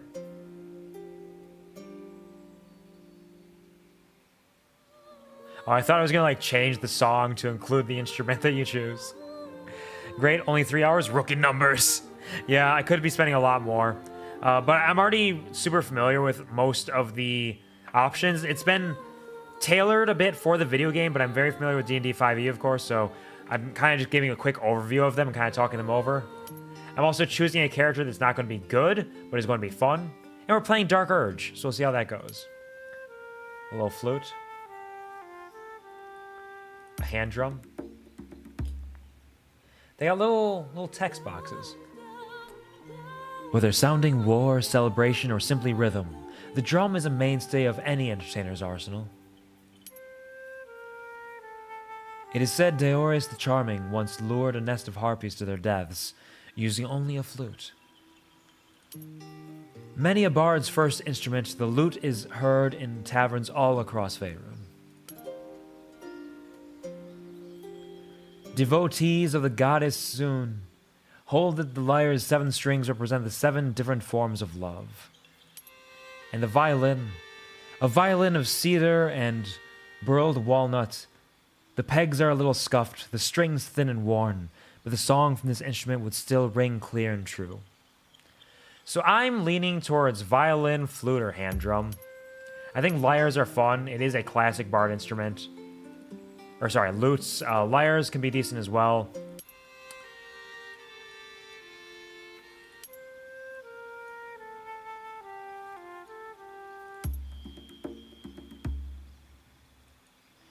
I think drums are kind of funny. It's a little more percussive as well, which is fitting for the aggressive nature of the Dark Urge. But I kind of like the violin as a sort of soft element. And the flute's just good because it blows. Is kazoo an option? The closest we have to kazoo is a flute. Though my first bard did have kazoo proficiency. My first bard had kazoo and didgeridoo proficiency. What is it? Hold on.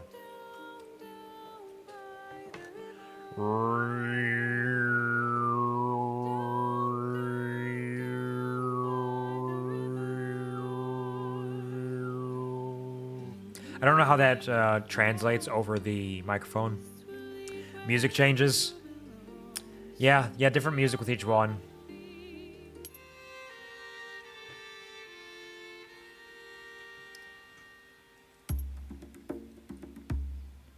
I like that. I like the flute. I like the lute. I like the lyre. I like the violin. All good options.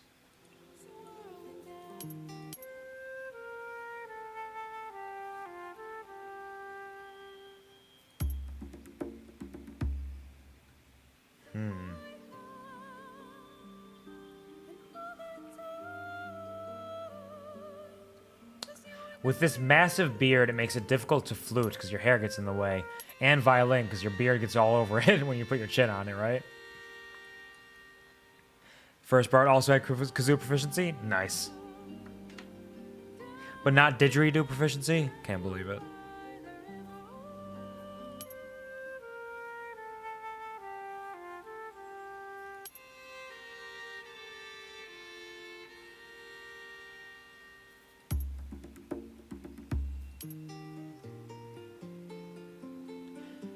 You give me too many options, I'll fucking die, I swear. You should have known this. I was gonna perish. No soundboard bard? The sound bard? Unfortunately not.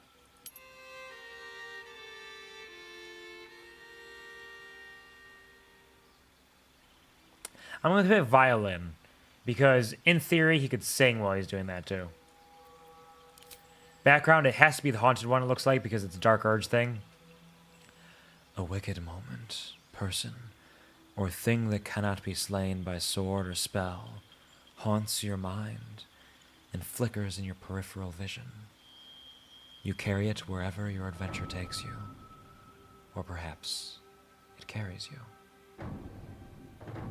Alright, so you don't get to choose your skills either, which is interesting. Because generally you can choose skill proficiencies from a list when you choose one of these things. Alright, now we choose our ability scores. Oh wait, no, we can change our skill proficiencies. Cool. Okay. We're going to want Deception. I don't care about Performance, though. We want Persuasion. Let's take... Stealth, Sleight of Hand. We're going to go Sleight of Hand. Yeah, we're fucking around out here. Charisma's maxed out, of course. Now let's just drop everything else down. See what we have as an option. So, our main squeeze is Charisma, obviously. Dexterity is decent to have. We definitely don't want to have that low, nor Constitution. We want those to be up there. Strength, I don't mind too much. I don't really need Strength as this character. I don't think I want a negative in Intelligence or Wisdom. We want those to be at least even. What was the recommended? Recommended is focus on Dex followed by Con. That makes sense. I don't want that, though. I want that. Oops. Alright, we got 10 more points to apply. We will take a negative into Strength. Let's buff our Dex and our Con up, because we want both of those to be decent. Because Con also is for our concentration checks, in case we ever get around to that point. So I get plus 14 in both of those, and plus 17 in Charisma.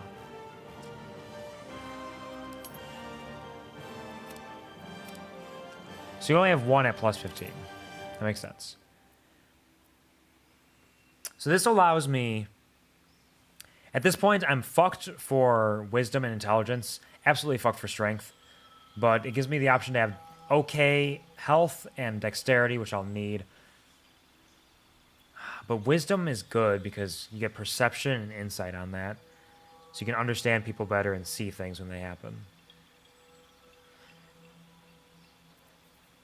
Because what is being able to persuade or deceive people if you can't truly understand them? So what if I...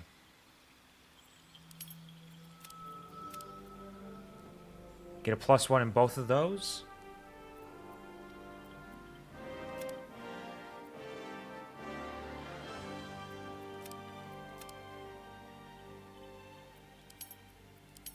I could do that, actually. So now I get I get 12 in Wisdom, 14 Dex and Con. I'm not a smart lad. I'm doing my best. I think this is what I'm going to run with. And then we'll buff Charisma when we get the chance, because that's our main squeeze. And we'll kind of work out a balance between Dexterity and Constitution, possibly. Or maybe take some feats. We'll see what we get when we get there. All right. I think that's it. I think we're done, aside from the name. Where's the name?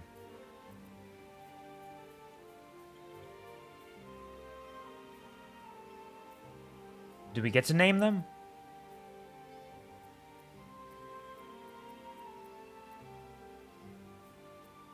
Is my name the Dark Urge?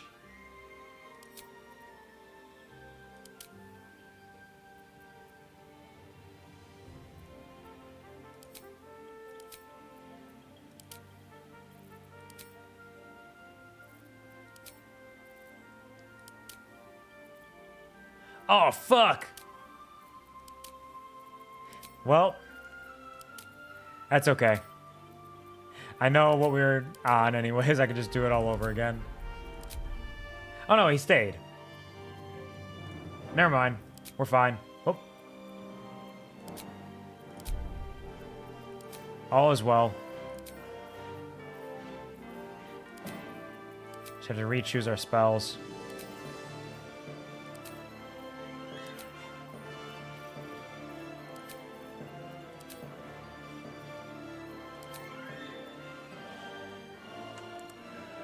Gee, you wouldn't know your name is Dark Urge. Potentially. Hold on.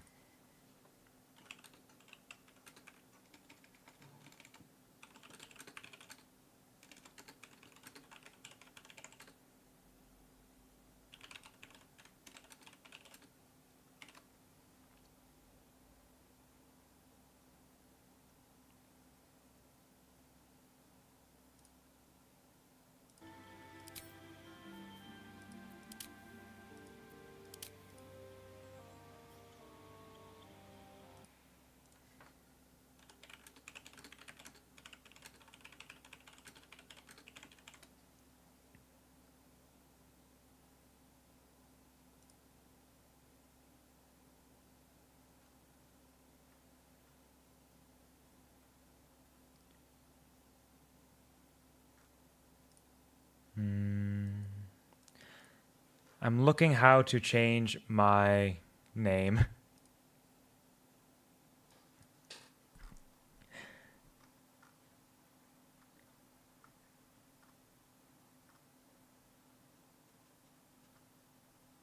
Character creation.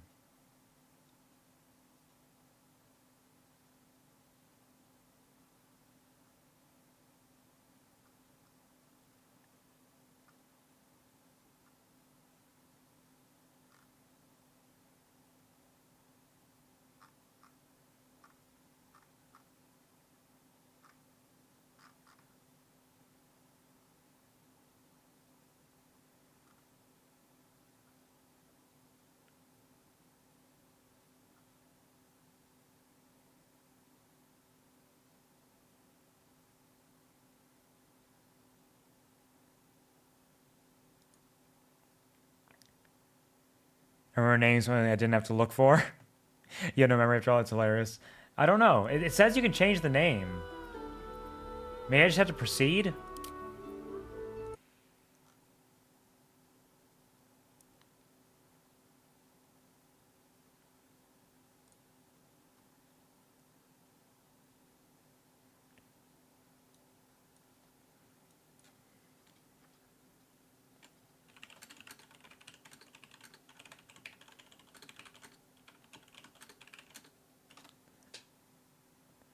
It talks about using a controller, but it doesn't say anything about keyboard.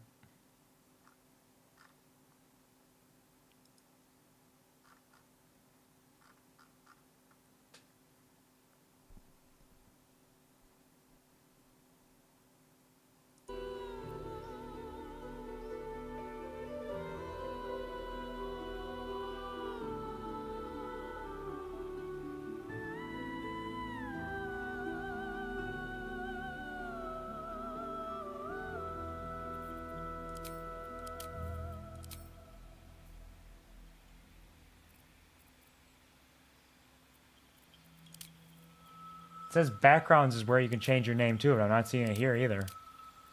Am I nuts? Am I blind? What the fuck's going on?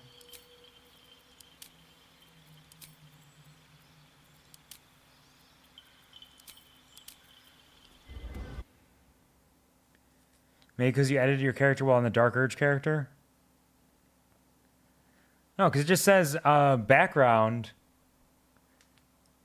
It says no matter what step you're on, look to the right side for background.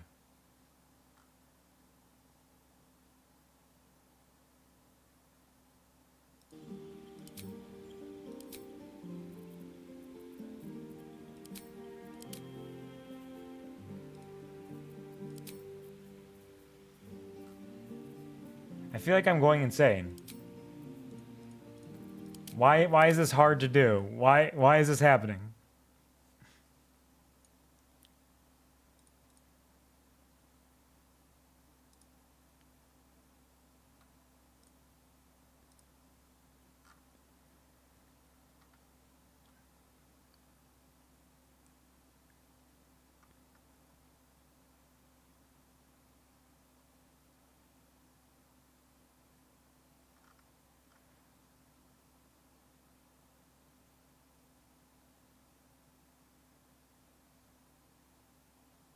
Okay, it is just proceed.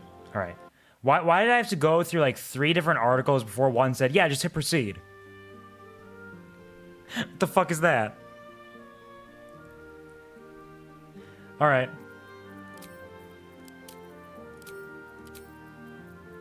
Easy enough. I'm not taking Blade Ward. You can't make me do it no matter how much you trick me. I will not be fooled.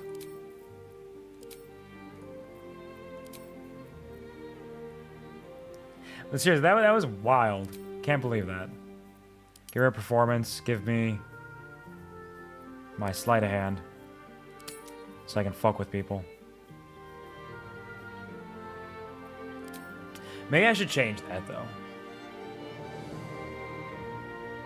Because I will have other people to do sleight of hand stuff.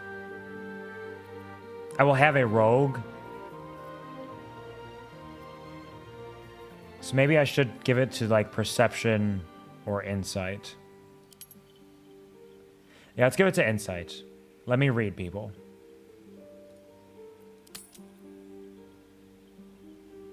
All right. There we go. So, we have to come up with a name befitting this. I did have an idea for the last name. I had 2 different ideas for the last name, depending on whether or not we were doing a Dark Urge run or a non-Dark Urge run. So the non-Dark Urge run name I was thinking of was this for the last name.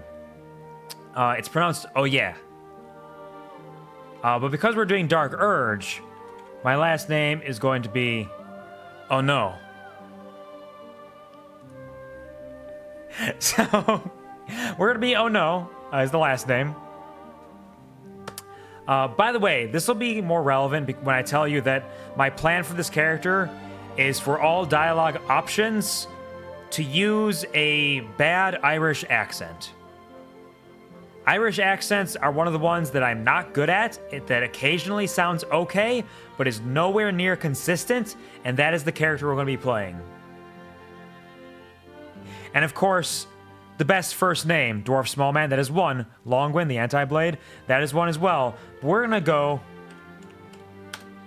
for good old Dugas Onu. Oh no. Dugas Onu.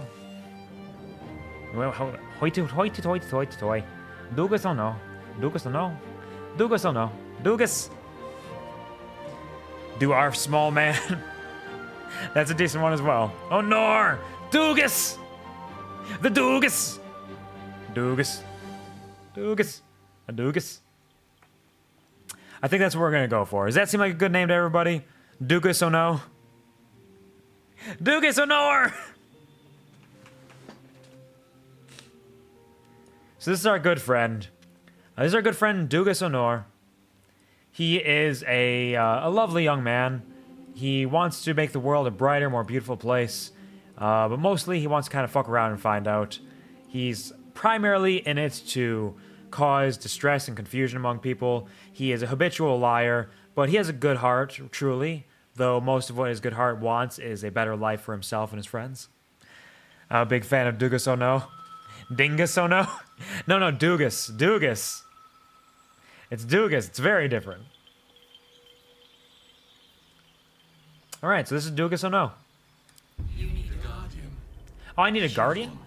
What? What's a guardian?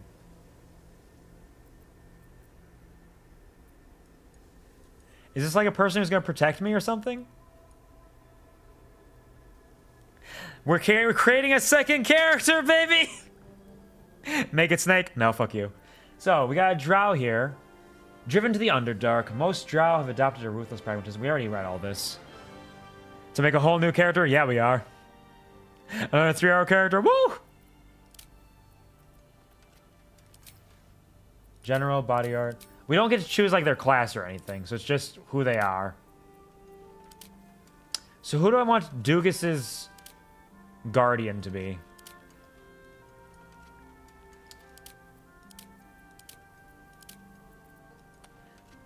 Githyanki will be funny. Tiefling. Tiefling are always fun. I might do a Tiefling just so I can like do some character creation with the Tiefling. Cause see like what all their options are. Elves are fine. Half-elves are okay. Halflings are rad. Gnomes are rad. I think having a tiny guardian will be funny, but I'm already a tiny man. So let's do Tiefling.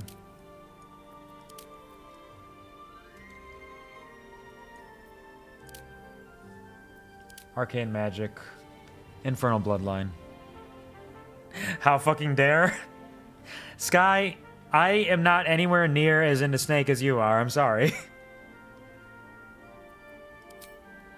I'm not going to shoehorn him into everything that I do. Just because that's what you want. Wait, hold on a second.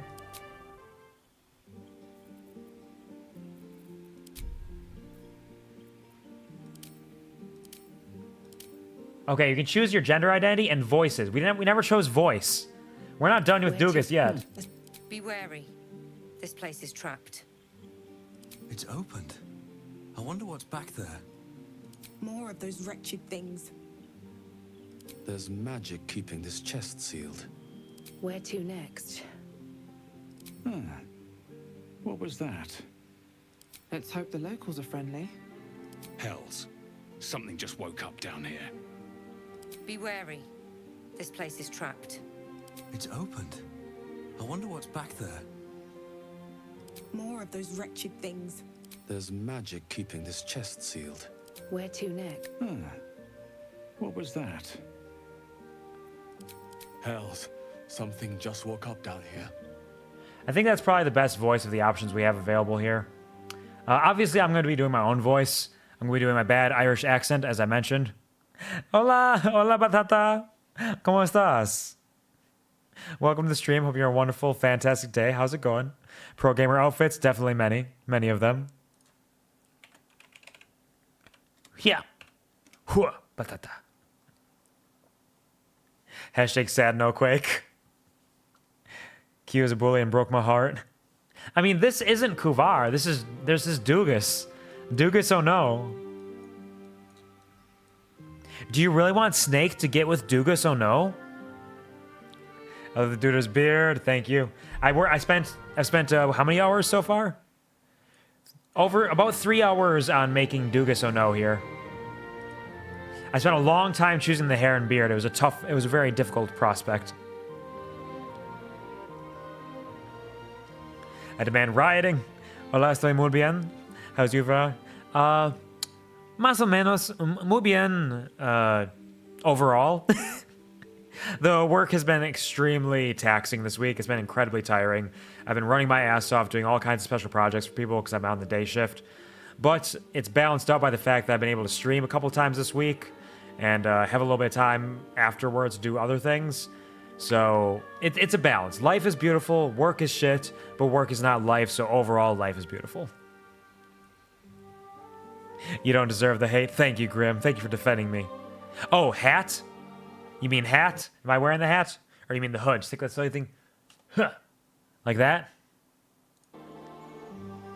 Real gamer hours out here. Can only riot when Violet is here. She throws me into things and lets me chew on table legs. Allows it. She allows it. Absolutely. Otherwise, it would not be fair.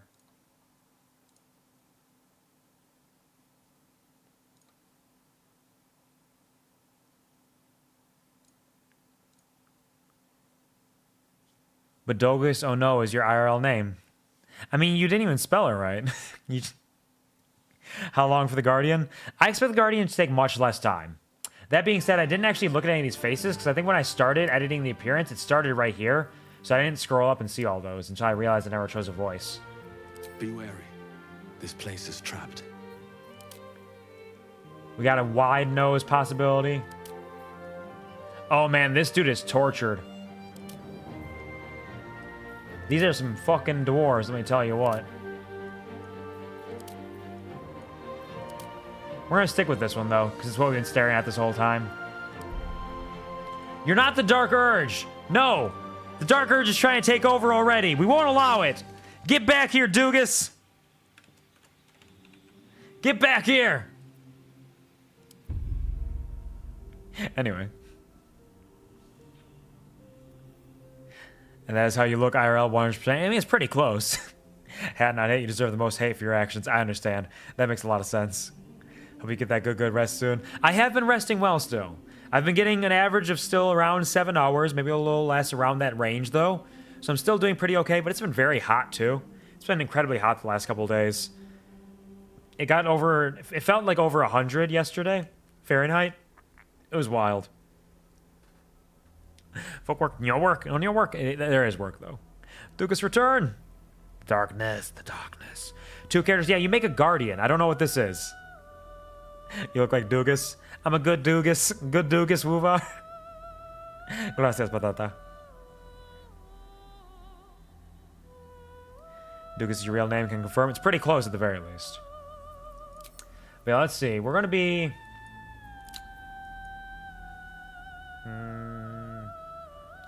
Affinity for arcane magic. Martial strength can channel searing flame punch their enemies. Let's stick with Asmodeus for now. Let's just see what these, Remarkable. Truly. Good luck. Follow your instincts. Remarkable. Oh, there's... Follow your instincts. Okay, so there are significantly fewer options for the Guardian. Remarkable. Good luck. Follow your instincts. Remarkable. Good luck. Follow... Oh, and it's just male or female voice. 3:30 hours for character, 2 hours for Guardian. I think it'll be much less. Much less, let's see.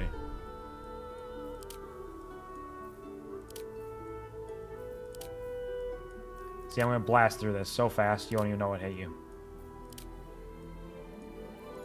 Stick with that. Ooh. Ooh. Ooh. That's barely blue. Maritone, purple, green. So many options. Some deep blues and purples. Some pinks. So many options.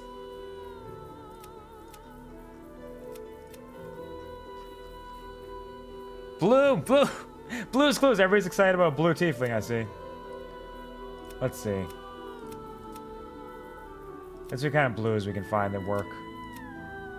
Is there like a periwinkle? Should I do like a periwinkle blue, perhaps? It's a little light, but it can work, right? Let's try that for now. There's some scarring. If we want it. Periwinkle. It doesn't need any scarring on there, unless... Could do the one. Across the face, kind of. Big cheek scar.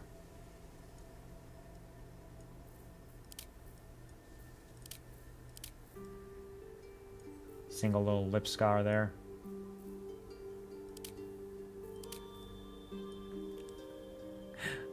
Nice! Almost got it. Heck. You've gotten closer and closer. You've almost gotten it many, many times. You're doing great. You're doing great, Batata. Do not worry. Do not fear.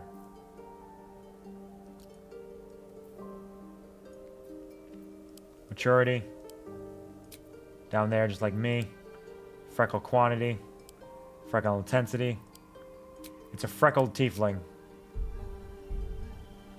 How does vitiligo? Okay, vitiligo is still just the light color, even if you're a blue tiefling.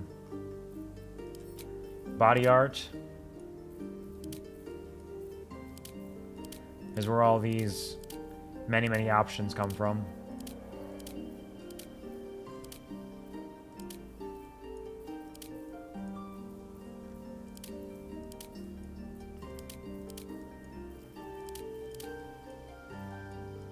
Writing all over. I don't know what the Guardian is. I don't know what that means. What am I making? You need a Guardian. Choose one. What are they guarding me against?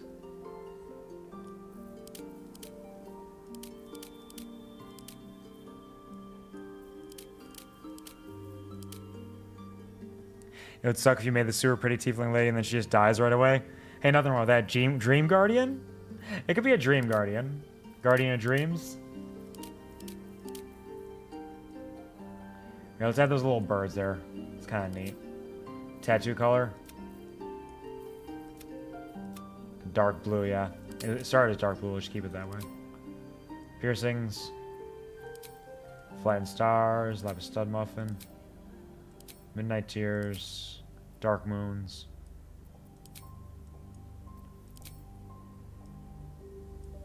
Sheltered serpents.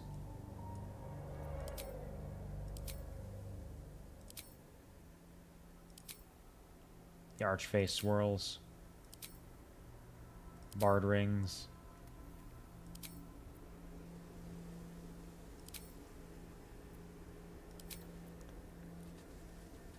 Yourself. I'm the Guardian? I can make one. Yeah, you can.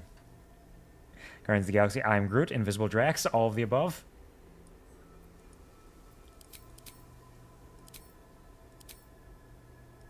Let's do the archface. No, no.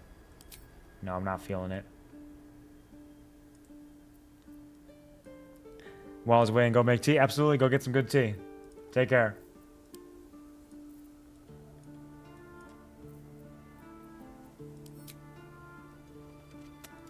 Changing the body type also took away the blue coloration.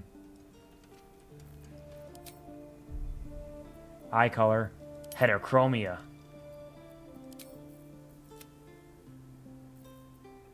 Nah, all eye color.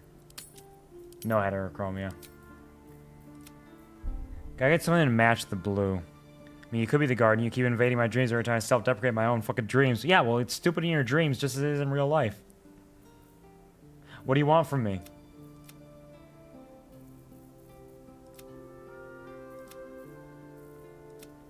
We're gonna get the black exterior.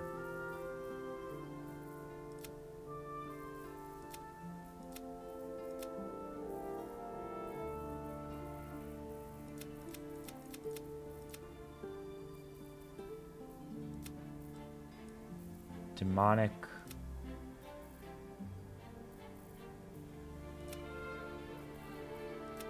Flame.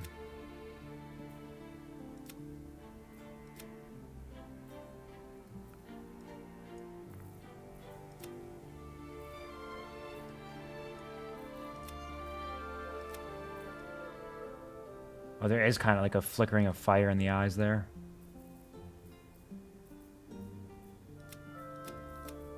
So what is the demonic ones? It's kind of the same thing, isn't it?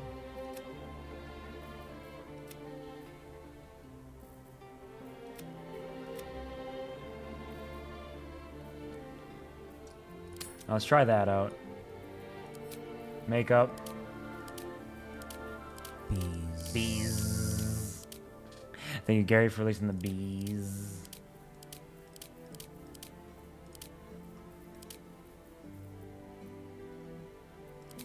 Lip tint. Ah! I was aiming for the blue.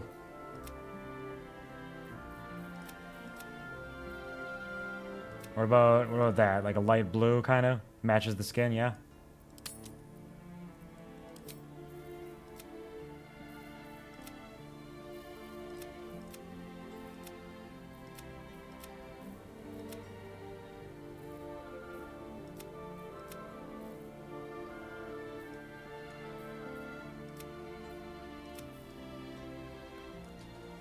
Past my bedtime. 5 hours here I come. I'm sorry. I'm sorry it took so long for making a character, Gary. Take care. Thank you for hanging out with us for so long. Get some good rest. I hope that serves you well. Best of luck. Oh, there's like full-on adjustments that can be made here for intensity, metallic tint, glossy tint. Interesting.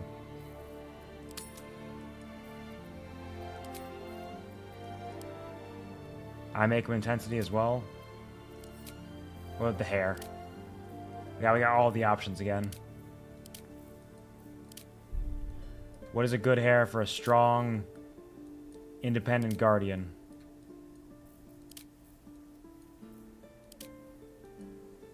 I could do that. I was thinking about that for my character. I could do that here.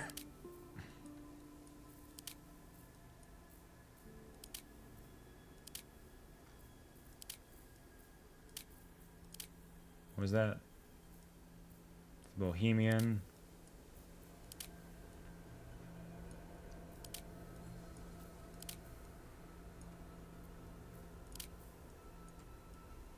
Or I could take the mongoose tail, which I did not end up taking. So that we get the mongoose tail in here still. Because the mongoose tail was the runner-up for Dugas's hairstyle. So I can do that. Let's see, what about hair? Darker style.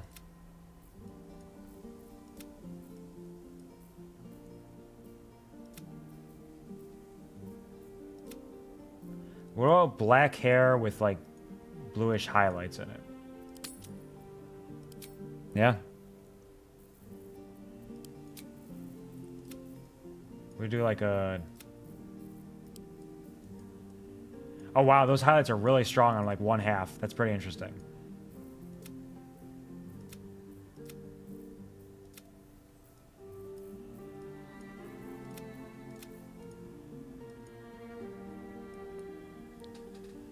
Thank you, Patata, for contributing to the From Basement King to Jump King challenge. From the basement to the stars, we're going all the way up! Guardian name, Among Us. I kind of like that this has, like, the half and half highlights. It's kind of neat. It's a neat aesthetic.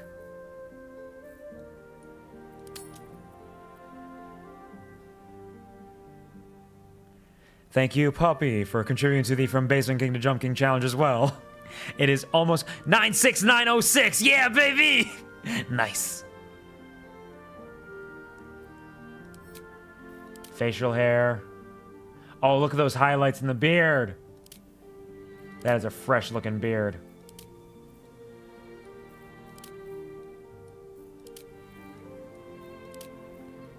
That looks real fucking good, actually. We're not gonna do it, but it looks pretty good. Horns! Gamer. I was readjusting my recommendations. What do you mean?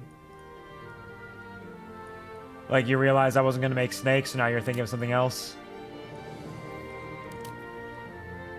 Yeah, let's look at all these horn possibilities. Baleful spikes. Minoru spirals. Gold grafted. Drake fangs. Splayed thorns. Stygian skewers. Dagger peaks. Phlegothos prongs. Ram horns. Discoils. Maldomini spears.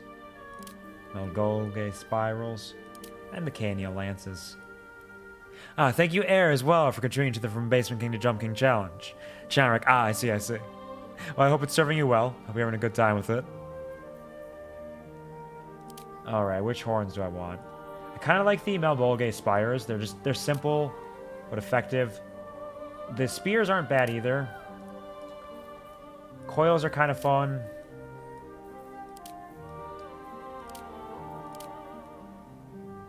I kind of like the gold grafted, too. You're playing Jump King before you even begin Baldur's Gate. Well, I'm not going to... Okay, the thing about the Jump King one is that one's going to wait until the weather cools off outside.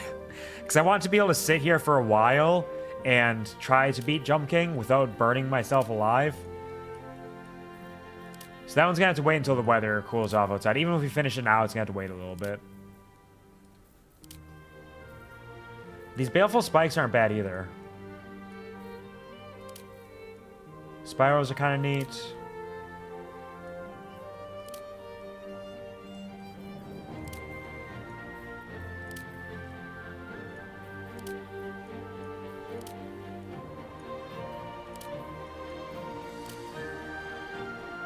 I might go for the baleful spikes. Let's see what kind of colors we can make these.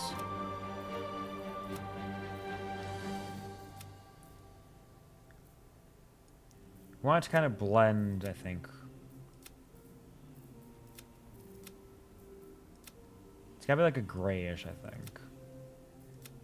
Like a darker. Like an ash. And the tips can be... We could just lean hard into the blue aesthetic. And just make the tips like a very dark blue. We could try to change it up a little bit. Some white. Or darker.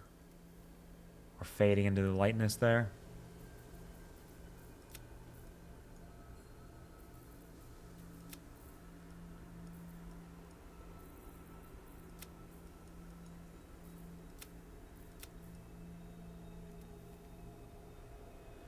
Let's lean into the blue.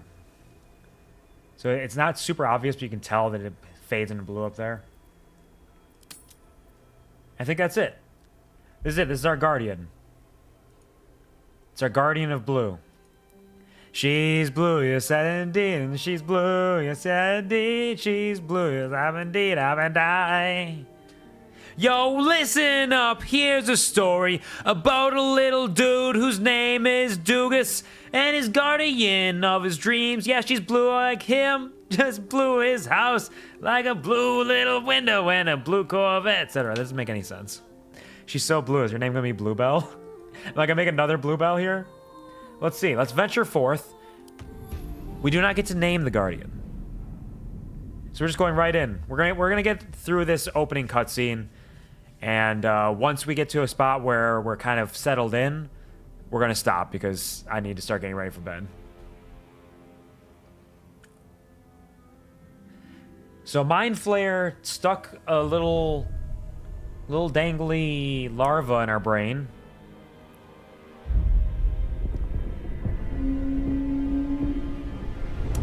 Oh shit! We're in a Sky Flare? Oh, this is not good. This is starting off very dire.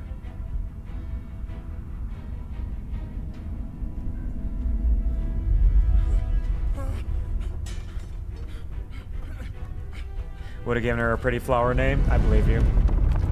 Tentacles, video games. Yeah, we're playing a very small bit of video games. It's mostly a character creation session, but a little bit of video games in here. A Nautiloid. They used the Wilhelm scream! Fuck yeah! And it's sucking them up inside of itself?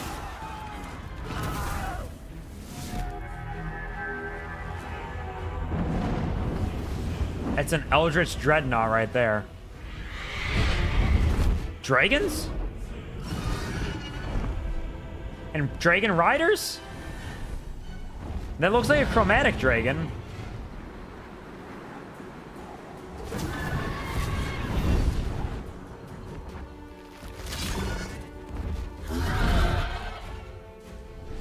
Why are the dragons and the Mind Flayers fighting?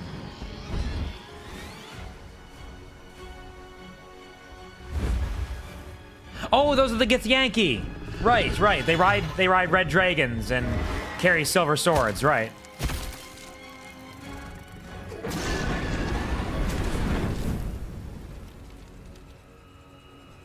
And they want to murderize the Mind Flayers. Oh, okay. Is that a big old teleport? They got planar travel, perhaps?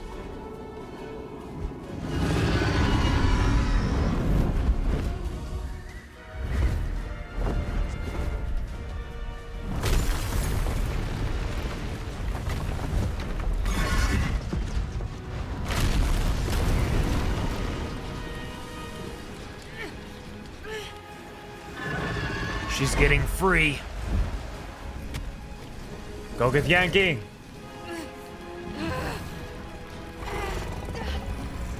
Come on, you got this, girl.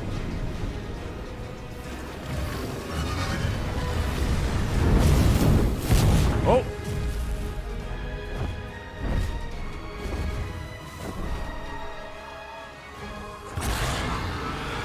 Man, this game is beautiful. Look at these aesthetics. Like, this looks rad. Get it, girl. Get it, girl. Get it, girl. Get it, girl.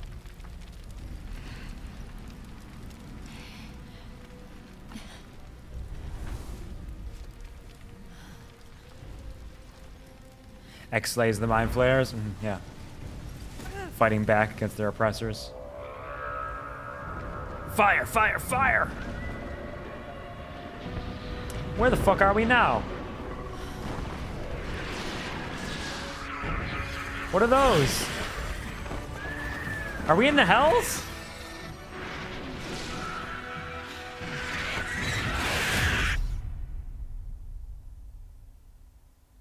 What the fuck is happening?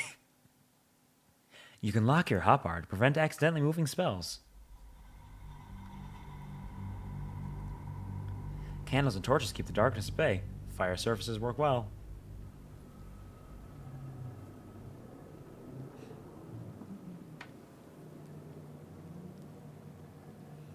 From Neverwinter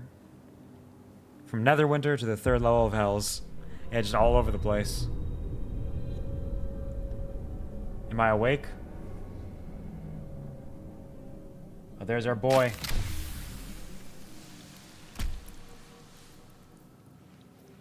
Dialogue history, game menu.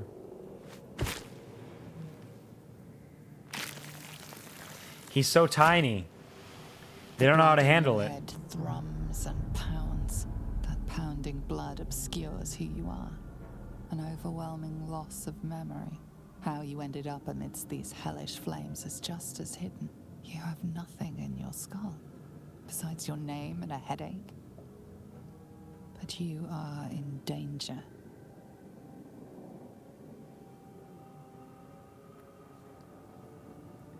Cool, it wasn't just my game that glitched the opening. Yeah, I was gonna say, it just kind of seemed like he just appeared outside of it. Was he supposed to like fall out of it or flump out of it or something? Gotta feed the doggos and do stuff before Dan's gonna do a gamer lurk. Have a lovely night. Absolutely. Take care of those dogs. Take care of yourself. Do that stuff and have a wonderful, beautiful night. Sleep tight. Dream bright when the time comes for you. Thank you for hanging out for a while. Have a wonderful lurk. Take care. Stay comfy, cozy. Thank you for empowering me with your blood. So cool. This is very neat. So our boy here has no memories. Are you playing our Dark Urge as well, Air, or are you playing a custom character? Besides your name and a headache, but you are in danger. Curse whoever did this to you. Say your name aloud. You have a part of yourself. Take a deep breath, shake your head, and start anew. Say your name aloud. Definitely say your name aloud. The Dark Urge. No, my name is Dugas. Dugas, oh no. You will claw back the truth. But first, you have to claw your way out of here. Autosave successful.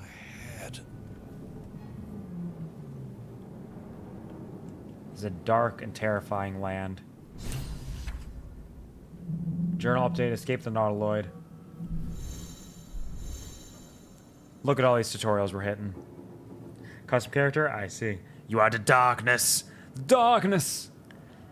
So move to start your adventure. Click the ground or hold left mouse button. Hey, I wasn't done reading those. Give me my tutorials back.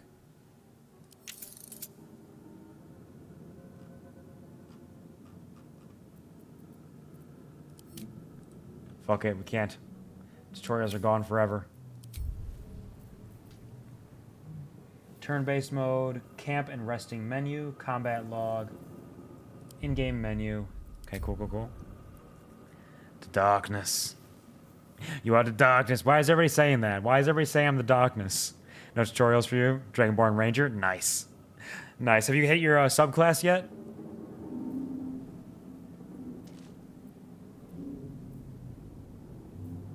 Ping map. There you go, journal. Main quest, escape the Nautiloid. Personal quest, the Urge. Find a way off the Nautiloid. We've been abducted by mind flayers and infected with some kind of parasite. We need to find a way off the ship. Be yourself.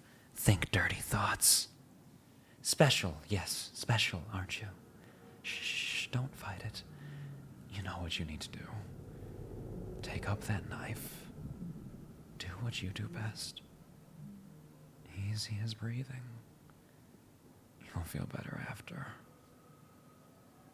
I love what the Urge's personal quest is. This is an amazing bit of writing there. That's fantastic. Hit sub and multi, and I think I'm out of Act 1 now, not sure. What subclass did you choose for your ranger? And what's your general playstyle? Are you doing long range, close range, a mixture of both? You just made this 10 times creepier? Oh, why? By reading it that way? I'm glad I can provide to you. The Dark Urge's voice is not a bad Irish accent. Otherwise, it would sound like, be yourself, think dirty thoughts. Special, yeah, special, aren't you? Shh, don't fight it. You know what you need to do. Take up that knife. Do what you do here. Do what you do best. Easy as breathing. You'll feel better after. No, the Dark Urge is totally different. Dark Urge does not get the bad Irish accent. That's only for Dugas. Rogue, stick it to Astarion. Rogue isn't a subclass of Ranger, though. Or it shouldn't be. Did you multi-class into Rogue? Is that what you mean? And you play long range? Nice. Rogue Ranger multiclass can be very powerful. When a character performs an action that's true to their background, they gain experience points and receive inspiration. Inspiration can be used to spend to reroll an ability check. Yep, that's classic. Maximum 4 inspiration. Oh, that's experience. Oh, yeah, it's multi-rogue, Gloomstalker. So, oh, yeah. That is a very powerful setup you got there. Gloomstalker Rogue, or Gloomstalker Ranger, multi-class Rogue is incredibly powerful. Love that for you.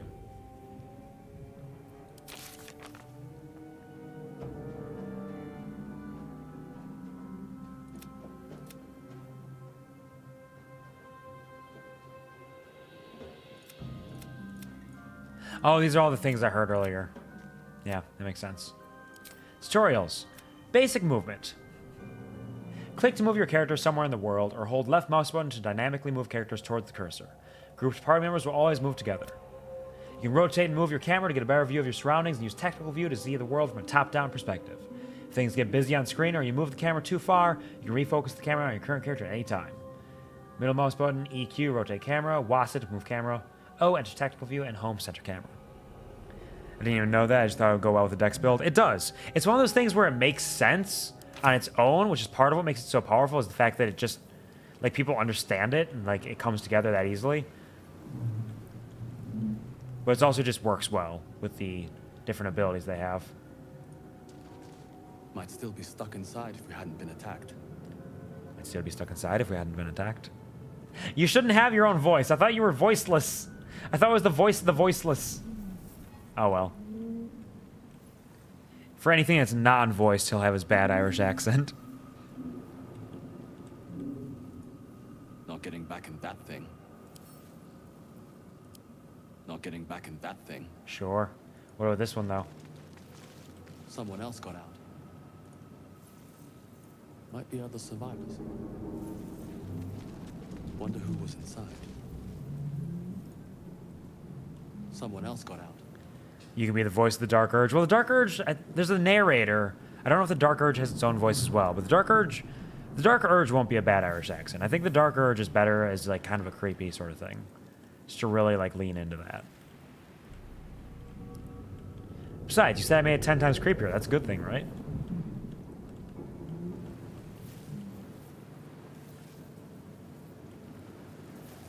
Oh, this nursery. This is the pool that thing came from.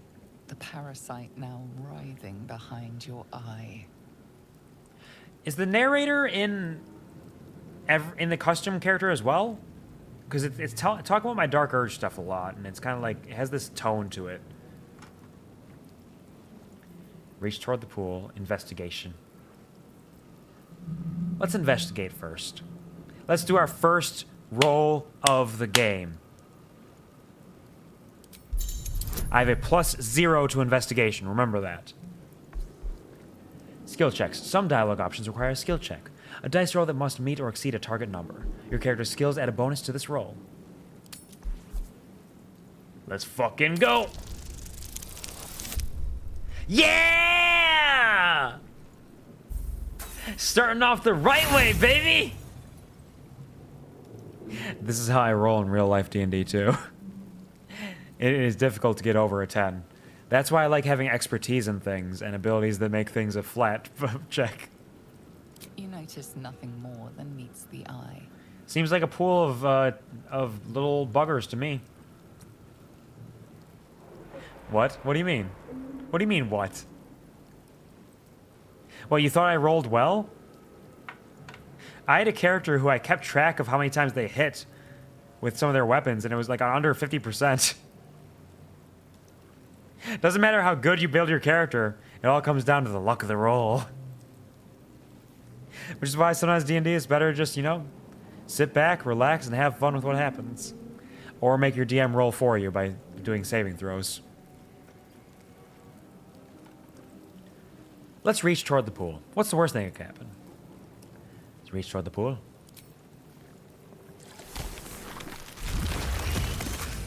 Oh. Well.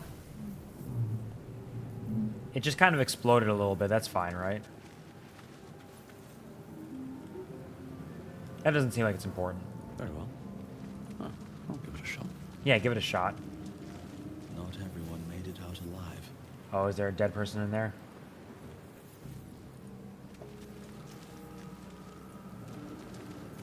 Let's see what our options are down here. Got our unarmed strike.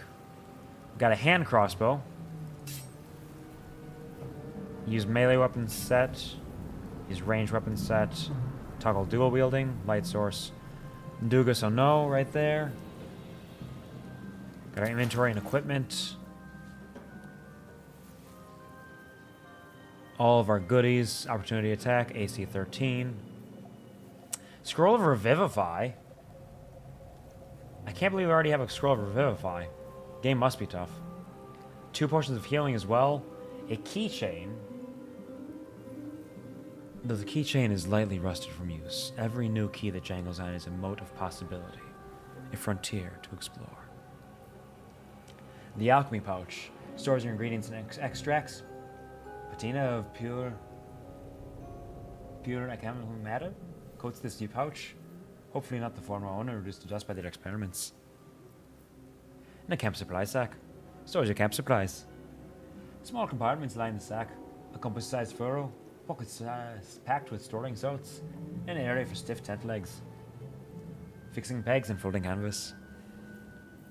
Is that what you want? Is this what you people want? I got a simple jerkin. Dark, messy stains line the armholes with well-used leather breastplate. Gives you 11 armor class plus my dex modifier. Leather boots. Boots are well maintained and clean. Their soles are thin from wear. Nothing melee. So all I have is the hand crossbow so far and my violin.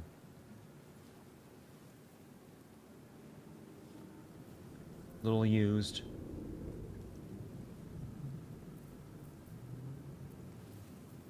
T. Piercing shot and mobile shot. Any restroom BRB? Absolutely. Go take a restroom break. Don't get lost. If you do get lost, the best thing you can do is dig a hole in the ground, bury your head, and wait. So you get special... Oh yeah, you know, I think I heard something about this. Like, all the weapon types in this have, like, special abilities added to them. A little more like Pathfinder 2nd Edition. So with the hand crossbow, you can do a piercing shot, which deals regular damage and possibly inflicts gaping wounds, which cause extra damage on attacks.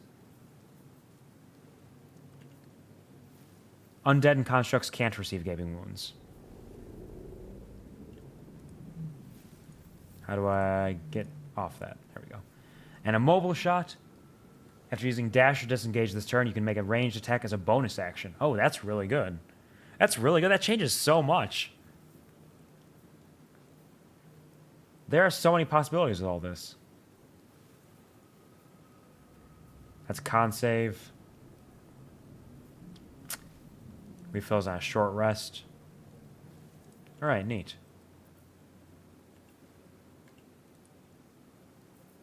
Got some underwear. I'm glad I got that equipped. As well as some tasteful boots in addition to my leather boots. Why are you wearing both of those?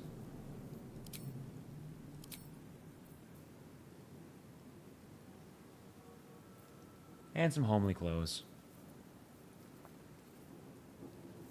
Poison resistance. Got all of our skills here. Athletics is bad.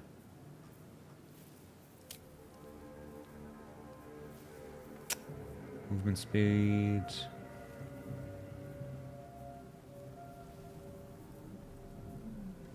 Proficient in simple weapons, a number of martial weapons, and a musical instrument, and light armor.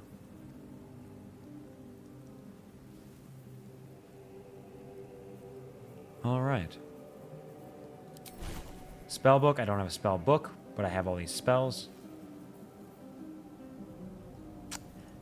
Oops. I don't have ritual casting as a bard, unfortunately, so I can't use Speak with Animals freely, which would have been kind of neat. I have my bardic inspirations. Common reactions. Opportunity attack.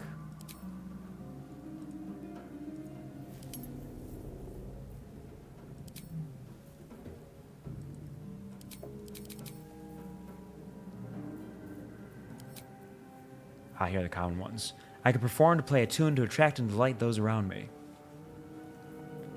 Unarmed strikes, piercing shot, ranged attack, mobile shot.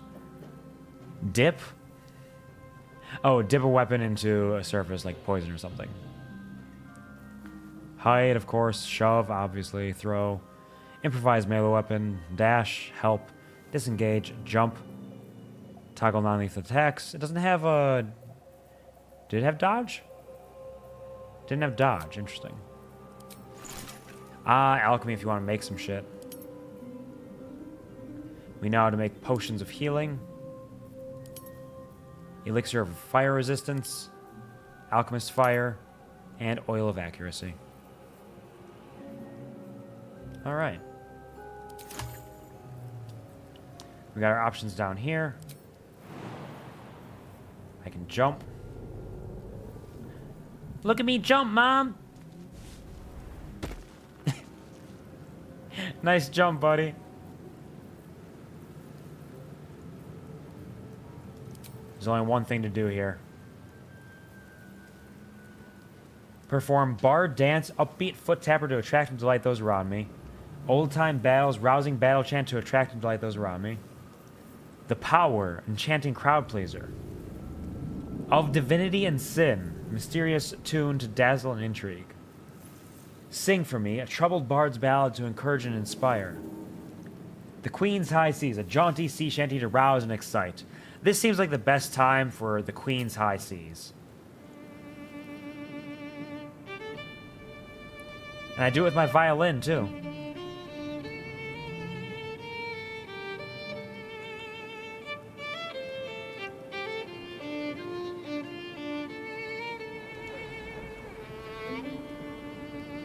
This is the time for this, Dugas. You are in the right place, right time.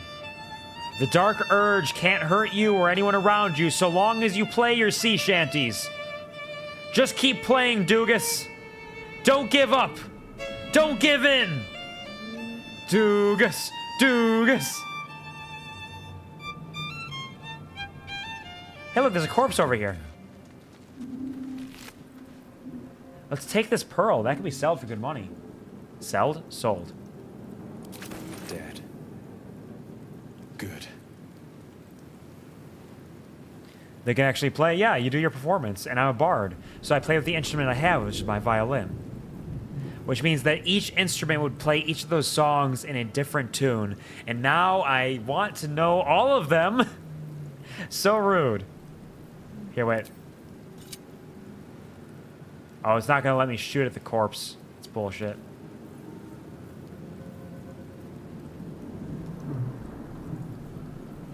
What happens if I... 100% click to confirm? No thanks. We're not casting. How do you cancel? Nope, I can't speak with animals. I don't know how to cancel spells. Oh well. Might be other survivors. If there are any animals in this location, please come speak with me. I can talk with you, and I want to. Hello, animals. Restoration. Odd. I feel better. So that heals us. That's good to know. Animals? We're not going to be playing much of this. Like I said, I have to get ready for bed soon. But let's just kind of jump through this sphincter.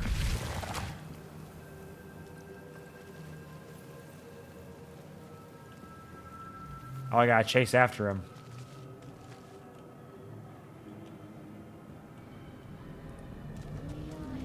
The whole ass? Yeah, it was. Let me sit in this viscous chair and look at this corpse. This dead goblin. Gold! Of course I'll take the gold.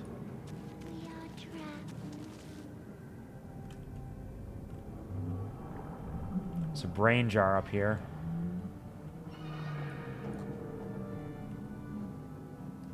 Can I get up there?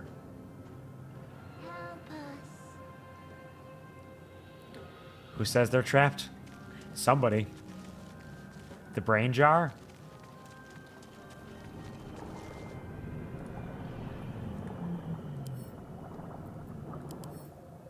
Let's examine this brain jar. A humanoid brain, alive and in perfect condition.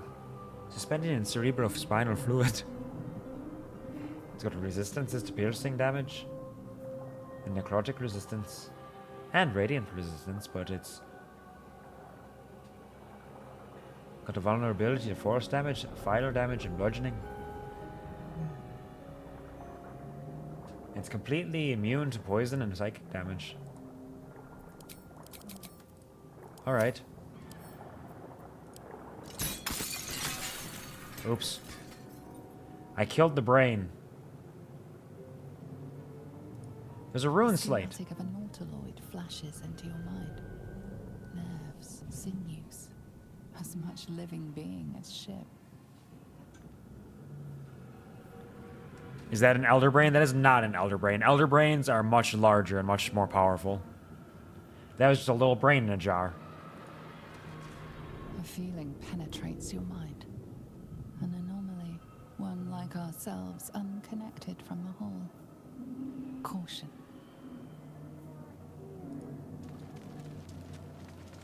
Worlds beyond worlds flash before your eyes. Empires of a grand design traversed by ships just like this. I still have both my spell slots. Even though I cast Speak with Animals. Did I cast Speak with Animals? Oh, it's until long rest? Oh, sick. Okay, that's rad. So Speak with Animals you can cast once and just be good. So do I have Speak with Animals on me right now? I do. I do. Okay, good choice. Good choice. Speak with Animals, good spell. I'm going to talk to so many squirrels and only kill a few of them. Mind Flayer Horticulture.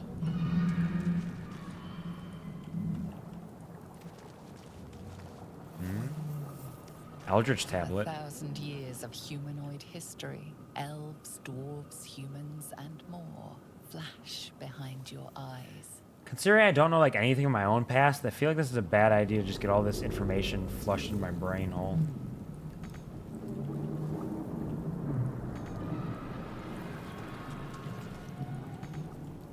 What do you mean I can't get there?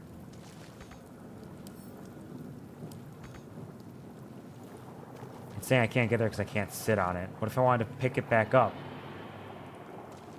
Odd things. Wonder what plane they're from. A cerebral aquarium. Odd things. Wonder what plane Well, they're from. I've murdered the aquarium. I've gotten nothing for it. Oh, are there still dragons out there? Oh, we're still flying. Oh, shit. I thought we, like, crashed. Yeah, run your little doog ass off.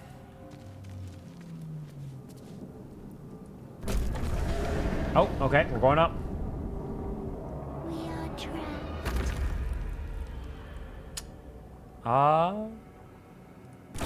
Let's go back down.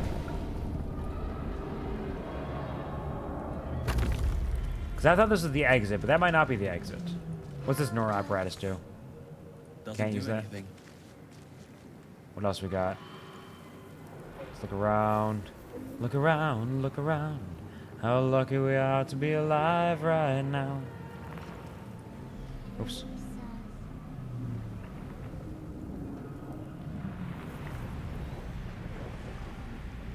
Oh, you look pretty far forward. So maybe that is the path.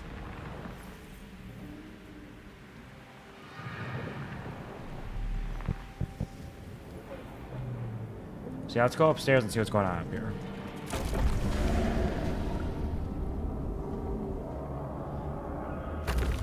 Once we explore this area, we'll stop because I do need to get to bed. I'm so intrigued, but I need to hold back. Let's go talk to this trapped person. What's the worst that could happen? Surely not a bad idea. Can't give up now.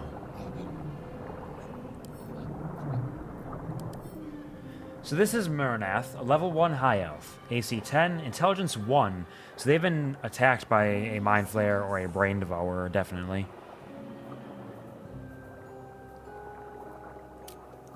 In fact, it does look like their brain is missing. Yeah, look at that. Full brain. We are here. Let's try to have a conversation. Man, I'm stocky. Look at me.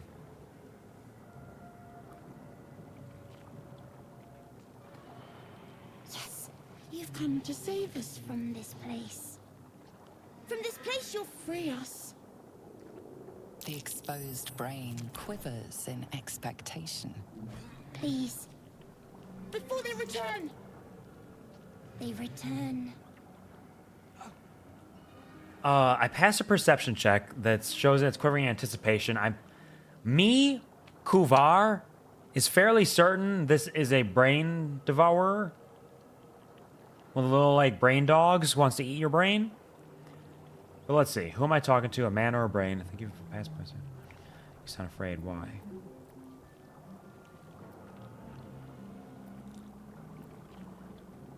Who am I talking to? Who am I talking to? A man or a brain? A newborn. Born new from this husk. You realize you're talking to an intellect devourer. Intellect devourer, that's what I the meant. mind flayers who abducted you. How did I pass that Arcana check? I have +0 to Arcana as well. Oh well. See, the smart thing to do is just to destroy it, because if I don't, it's going to try to attack me. But I wonder if we can get some more information out of it. I think you're past the point of saving. Tell me what to do. Remove us from this body. From this case. Free us. Please. Inspect the exposed brain, break the skull, gently prise the brain from the skull. All of these are bad options. This intellect devourer is a bad thing. It's going to kill me. But do I know that? You realize you're talking to an intellect devourer, a minion of the mind flayers who abducted you. I guess we don't actually know the mind flayers are bad. We assume they are. What if they aren't? Can I inspect it without it eating me? Let's try. Roll the dice! Roll the dice! Roll the dice! Yeah!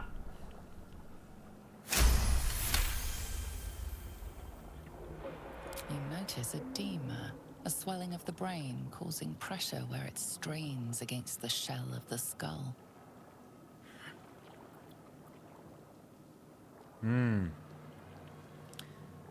Interesting. So I could very carefully try to prise this out, and then it'll attack me, though. Let's try to destroy the brain.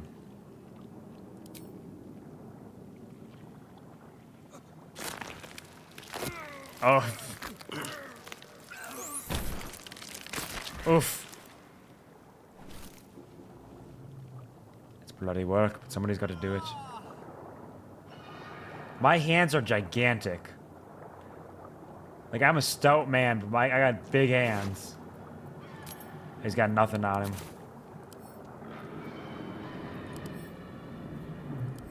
Alright, Mirnath's dead. So is the brain. Mind Sanctuary.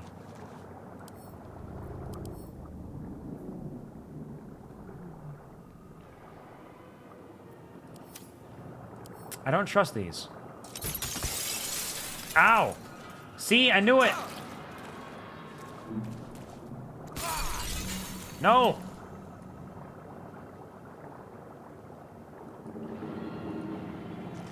It almost murdered me. So do not attack them when you are right next to them. This is what I have learned. But this one. Did I still get hit?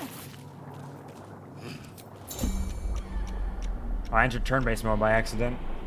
You've entered turn-based mode. This game is paused around you, and time is broken down into rounds that represent 6 seconds each. Turn-based mode can be used to avoid traps, perils, or being spotted. Is that the brine? All over there?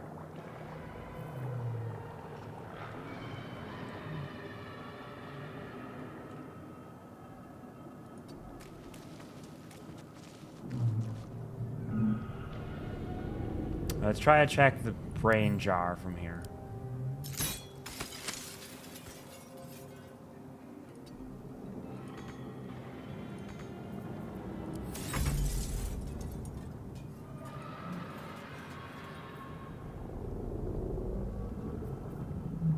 Exit turn-based mode. Okay. I understand. Alright, so it's a little bit of caustic brine around and it sticks around for a second. Or not, maybe it's there forever. Can I attack the brain jar from here? Nice. There's nothing in these brain jars. I don't get any experience for it. I'm just killing them for pleasure.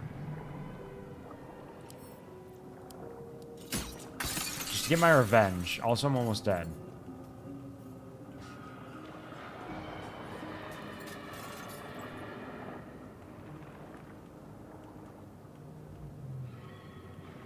Can I get over here? It's undulating. No one's stopped me yet. Alright, let's go up here. And then neural apparatus got this one. Let's fuck up this brain jar. This one as well. These ones down here.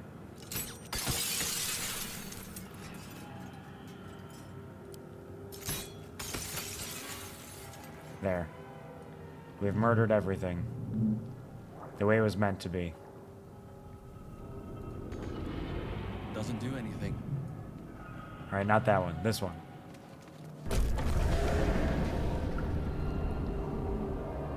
Looked away, we'll hop on. I took a bunch of damage because I was trying to kill some brains. And they exploded with their caustic goo. And it hurt me. If I can get back over here.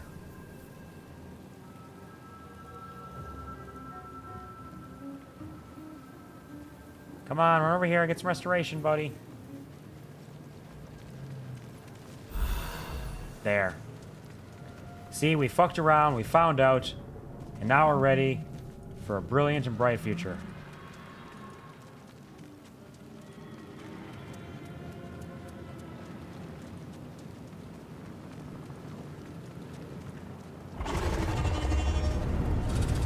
Oh. Dragons are still doing shit. There's actually quite a lot still happening out here. I started a conversation. With whom's?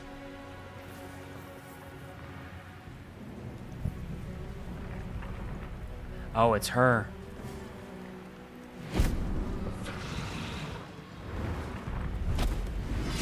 Abomination. This is your end.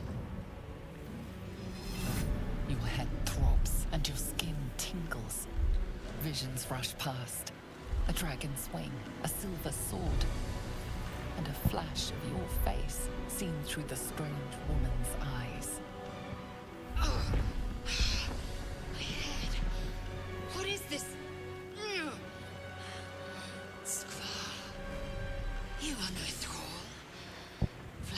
blesses me this day.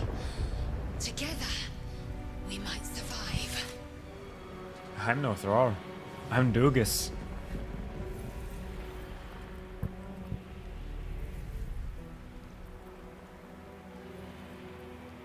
Who are you? Who am I? Your only chance of survival. What made you think I was a thrall? We carry mind flayer parasites.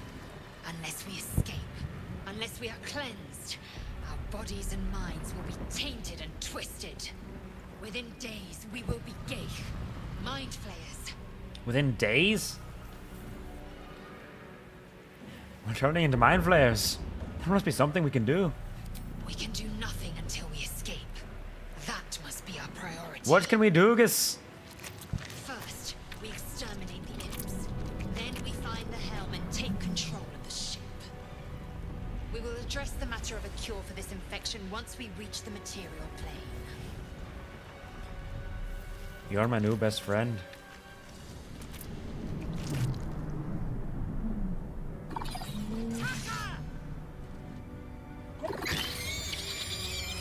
Bloody imps. Literally. I guess this works as an end to our session 0. A little bit of combat, get a taste for that. We got our character creation. Sounds like a good session 0 to me. What can we do, Gus? Within gaze, I get a little confused. Within gaze, we'll be mind flayers. A friend said I'm like her. Because you're really suspicious of people around you? And you want to murder people who are your enemies? With abandon? Get ready to fight. Combat happens in rounds, and each participant gets a turn to act. The game pauses around you during combat, so you have time to plan your actions. Your turn. During your turn, you can move, take an action, green, and take a bonus action, triangle. Cute, I'm gonna bite. What? What do you mean? Alright, so we got... I rolled a higher initiative, it looks like. We got 3 imps. And my lady friend. So let's go over this way. And then this. Can I do a vicious mockery? 65% chance. Sounds good to me. Note this trunk of lies. Oh, it's saved! End of your turn. When you're finished, click the button in the right corner of your hotbar to end your turn. That is the problem with any saving throw cantrips, is it save or suck. If they save against it, nothing happens. So that's the end of your turn, and although bonus actions. Bardic Inspiration. Here you go, Lazel. How do you like that? Bardic Inspiration. Now, Bard has inspired you. New bonuses have been added to your reactions list. L to manage reactions. Not mine, that's Lazel. Okay. That's all I can do. No more movement. End turn. Fury, I am death. She's got Bardic Attack, Bardic Defense, Opportunity Attack. Can I inspect her? No.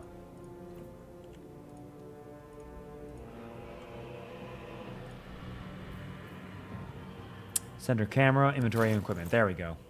Here's our lady, Lazel. She has great weapon fighting, so when she rolls a 1 or 2 on a damage die for an attack with a 2-handed melee weapon, the die is re-rolled once. Martial Prodigy, Opportunity Attack. 17 strength, she's a very strong lady. She's not very charismatic or super smart, but she and I are about even on intelligence and wisdom. Camp supply sack, alchemy pouch, keychain, scroll of revivify, potion of healing. Are those all of us? Do we share them? Oh, look. You can see their underwear. That's Lazel's underwear. Built for function rather than fun. Tasteful boots. Tough, well-worn leather. Boots we've seen years as those clothes. Githyanki half-plate. 15 armor class. It's medium armor. Disadvantage on stealth checks. Forged to Vlakith's standards under the exacting eye of a Githyanki smith. Gets +2 from dexterity. She only has +1, so that's fine. Githyanki boots. Athletics +1. Oh, neat! They got a bunch of like random items that just have like little buffs. I love that. That's fantastic. More random magic items. I approve. She got a long sword, which gives a couple different abilities here. A pommel strike, make a non-lethal attack against an enemy and possibly daze them. Oh. Dazed, this disadvantage on wisdom saving throws. Can't take reactions and loses the dexterity bonus to their armor class. That is a new condition. Not bad. Lacerate, slash your target's vital points to make it bleed. Undying constructs can't bleed. So they take some extra damage, I imagine. And a rush attack. Charge forward, attack the first enemy in your way, possibly pushing them off balance. Disadvantage on strength and dexterity checks. Attack rolls against it have advantage. There are a lot of unique conditions in this game compared to normal 5e. She also has a short bow, which can make the hamstring shot. Shoot an enemy in the thigh, possibly reduce their movement speed by 50%. Nice. Nice, neat. She got her second win as a fighter. Githyanki, Psionics, Mage Hand, Astral Knowledge, a bunch of attacks, common actions. Bardic roll, add d6 to ability check, attack roll, etc. Bardic attack, add d6 to attack roll, add d6 to saving throw. Yep. Alright. Let's go fuck up this guy over here. So move over here. 4 to 7, 1 to 4 power strike, hamstring shot, lacerate. Can I see how much? They have 6 health. Let's try a lacerate.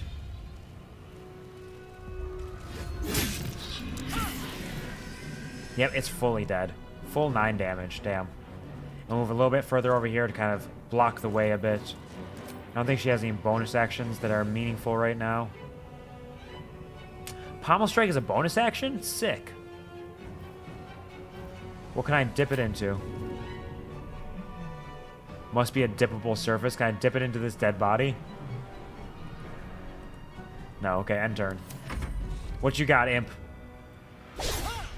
Critical miss! He rolled a nat 1? The first time an enemy attacks me and they roll a nat 1? Damn.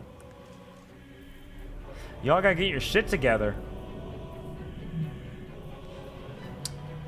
Yeah, let's do another vicious mockery on you.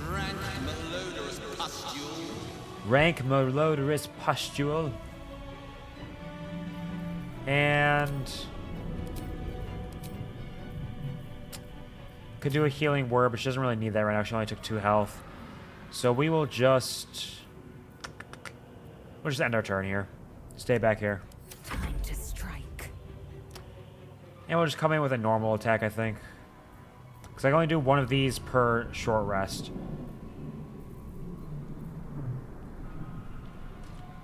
So, is that just a main hand attack? Yeah. Yep. That's what I thought.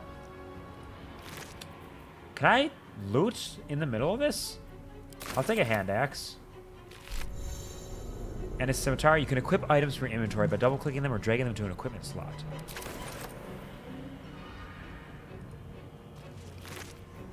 Got a void bulb. Throw this alien bulb at a target and possibly pull in nearby objects and creatures. The numerous suction cups in this ball expand and constrict rhythmically as if breathing. Latch onto anything they can get hold of, and it's a strength save for it. And a healing potion. Yes, thank you.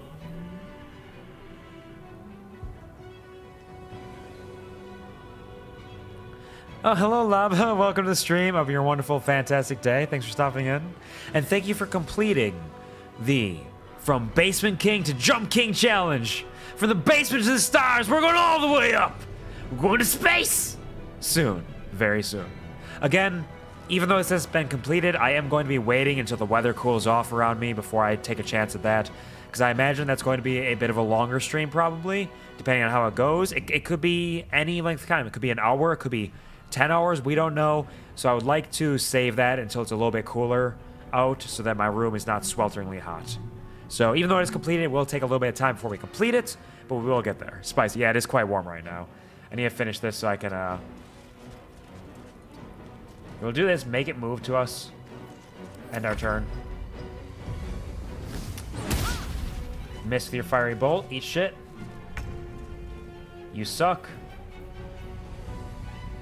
Oh yeah, it had disadvantage on its attack too because it hit my vicious mockery. Let's just shoot it. Why not? Yeah, fuck it. Yeah, I killed a thing. Aren't you proud of me, Lae'zel? Aren't I cool? Some allies can join you on your adventure. You can control them the same way as you do your own character. Click a companion's portrait to take control of them. Assume nothing. Understood. You proved surprisingly adequate in battle. A light crossbow. To the house. Isn't that what I have already? Do I have a hand crossbow? I have a hand crossbow. Can I equip a light crossbow? Does it have an image telling me if I have proficiency in it? Or do I just have to know? Because light crossbow unlocks piercing shot for gaping wounds. So it does not... It's two-handed, too. Gross. And this one has an extra one. We'll keep our hand crossbow for now. But I might be able to equip a melee weapon. A hand axe or a scimitar. Scimitar, 1d6 plus 2 slashing. Not proficient with martial weapons or scimitars. Fair. I'll take the hand axe. I could take the long sword from her. But it's -1 because I'm strength. Silly me. This works for now. Understandable. But how are you doing, Laba? Thank you for coming to the stream. Thank you for donating to the challenge. I hope that you're having a fantastic day. We are just about done with this. This is just a session 0, just the 3.5 hours of character creation and a little bit of playing around in the game here. We got a little combat in. We got our new companion. Let's talk with her. See if there's anything new to talk about. We must go to the helm. I don't know how to ask questions. Why the helm? Control over the ship. Or do you wish to die here? She has beautiful eyes. Leave. Her eyes are just gorgeous. There's a dead thrall there. Anything else of consequence around here?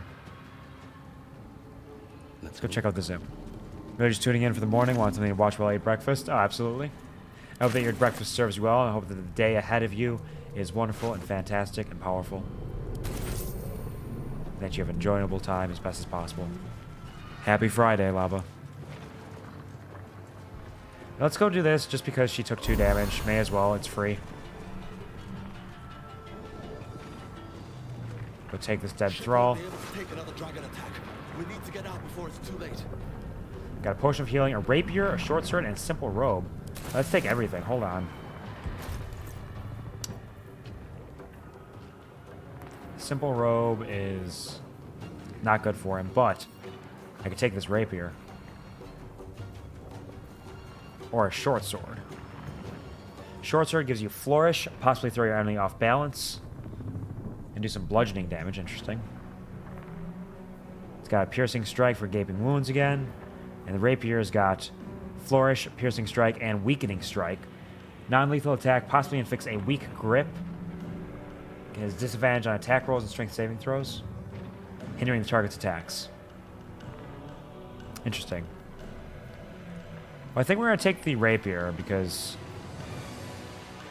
we're not going to be dual wielding right now. So we don't need the light property. Although I could dual wield with the hand axe. And that give me a bonus action attack with that. But it is also a strength-based weapon, which doesn't really serve me very well right now, so rapier. Rapier all day.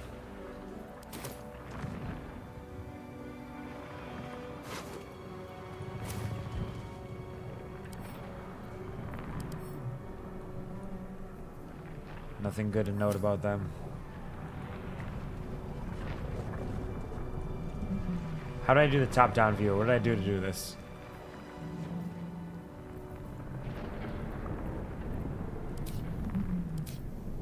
Common, bard, items, passives, custom. I'll do common. and Bard items.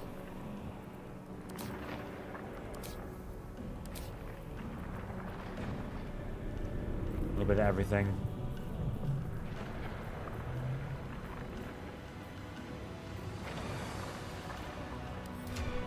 Ah, we got our full party view, right?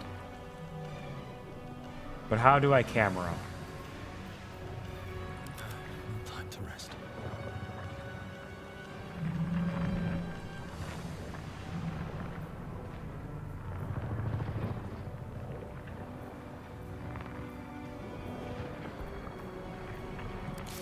Can you show me?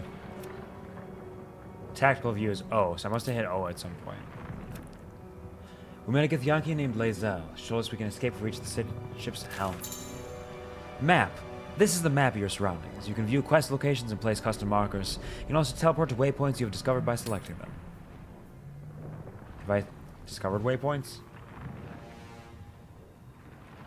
Can I fast travel right now? Cool, okay. Let's climb this arterial mesh. Investigate this dead thrall. Give me that gold, baby. Give it all to me. Gotta climb even more. Look how fast he climbs, even though he's got -1 strength. Incredible. Oh, we got an autosave. So that seems like it's telling me that something's coming up here. Question, have you played Divinity 2? I have not played Divinity 2. I have not played Baldur's Gate 1 or 2. I've not played any of these kind of games, really. I played, like, Diablo back in the day, but it's rather different. It's not really the same thing. But it's the closest equivalent, just in terms of the camera positioning. But I haven't played any of the proper CRPGs like that.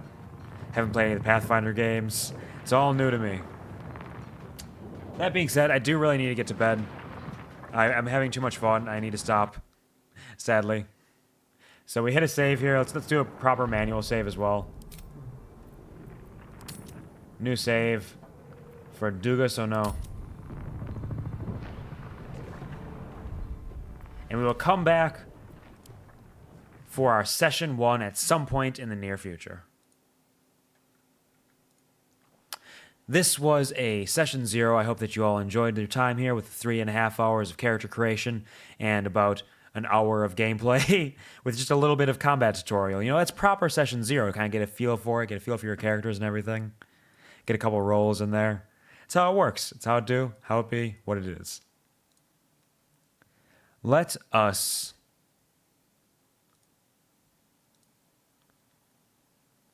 pop on over. We'll send a raid over to good friend Violet Ignitus, who is currently having a watch-along of The Quarry in movie mode. So we can go say hi to her, give her a little bit of love. I'll be dipping out right away to take a shower and get ready for bed. But we can say hi, end the evening in a chill manner by just kind of watching The Quarry as a film. Yeah, I will be back this Saturday. I don't know exactly what time I'll be streaming. I have to figure that out. But I'll be back sometime this Saturday, probably sometime in the afternoon. Probably a little bit earlier than these streams have been starting, but who knows exactly when. I'd imagine no later than like 5 p.m. Eastern. We'll see how it plays out.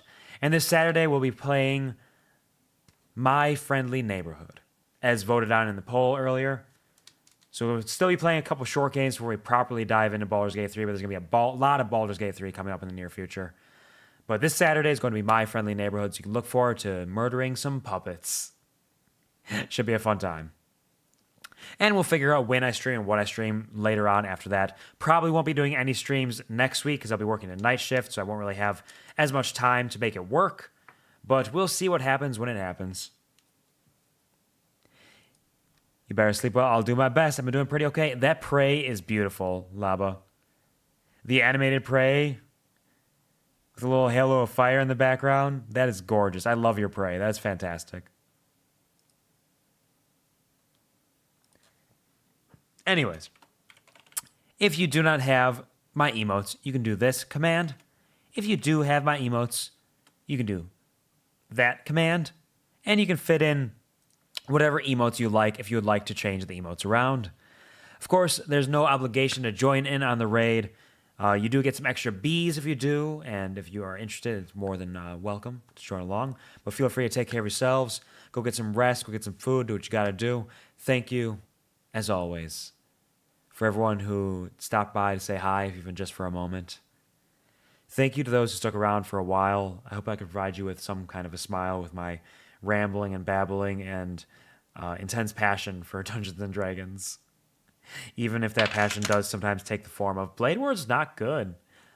Thank you to the lurkers. You are my lifeblood. And as always, of course, never forget, this is just the beginning of our adventures as Dugas or no. See you around. Wink.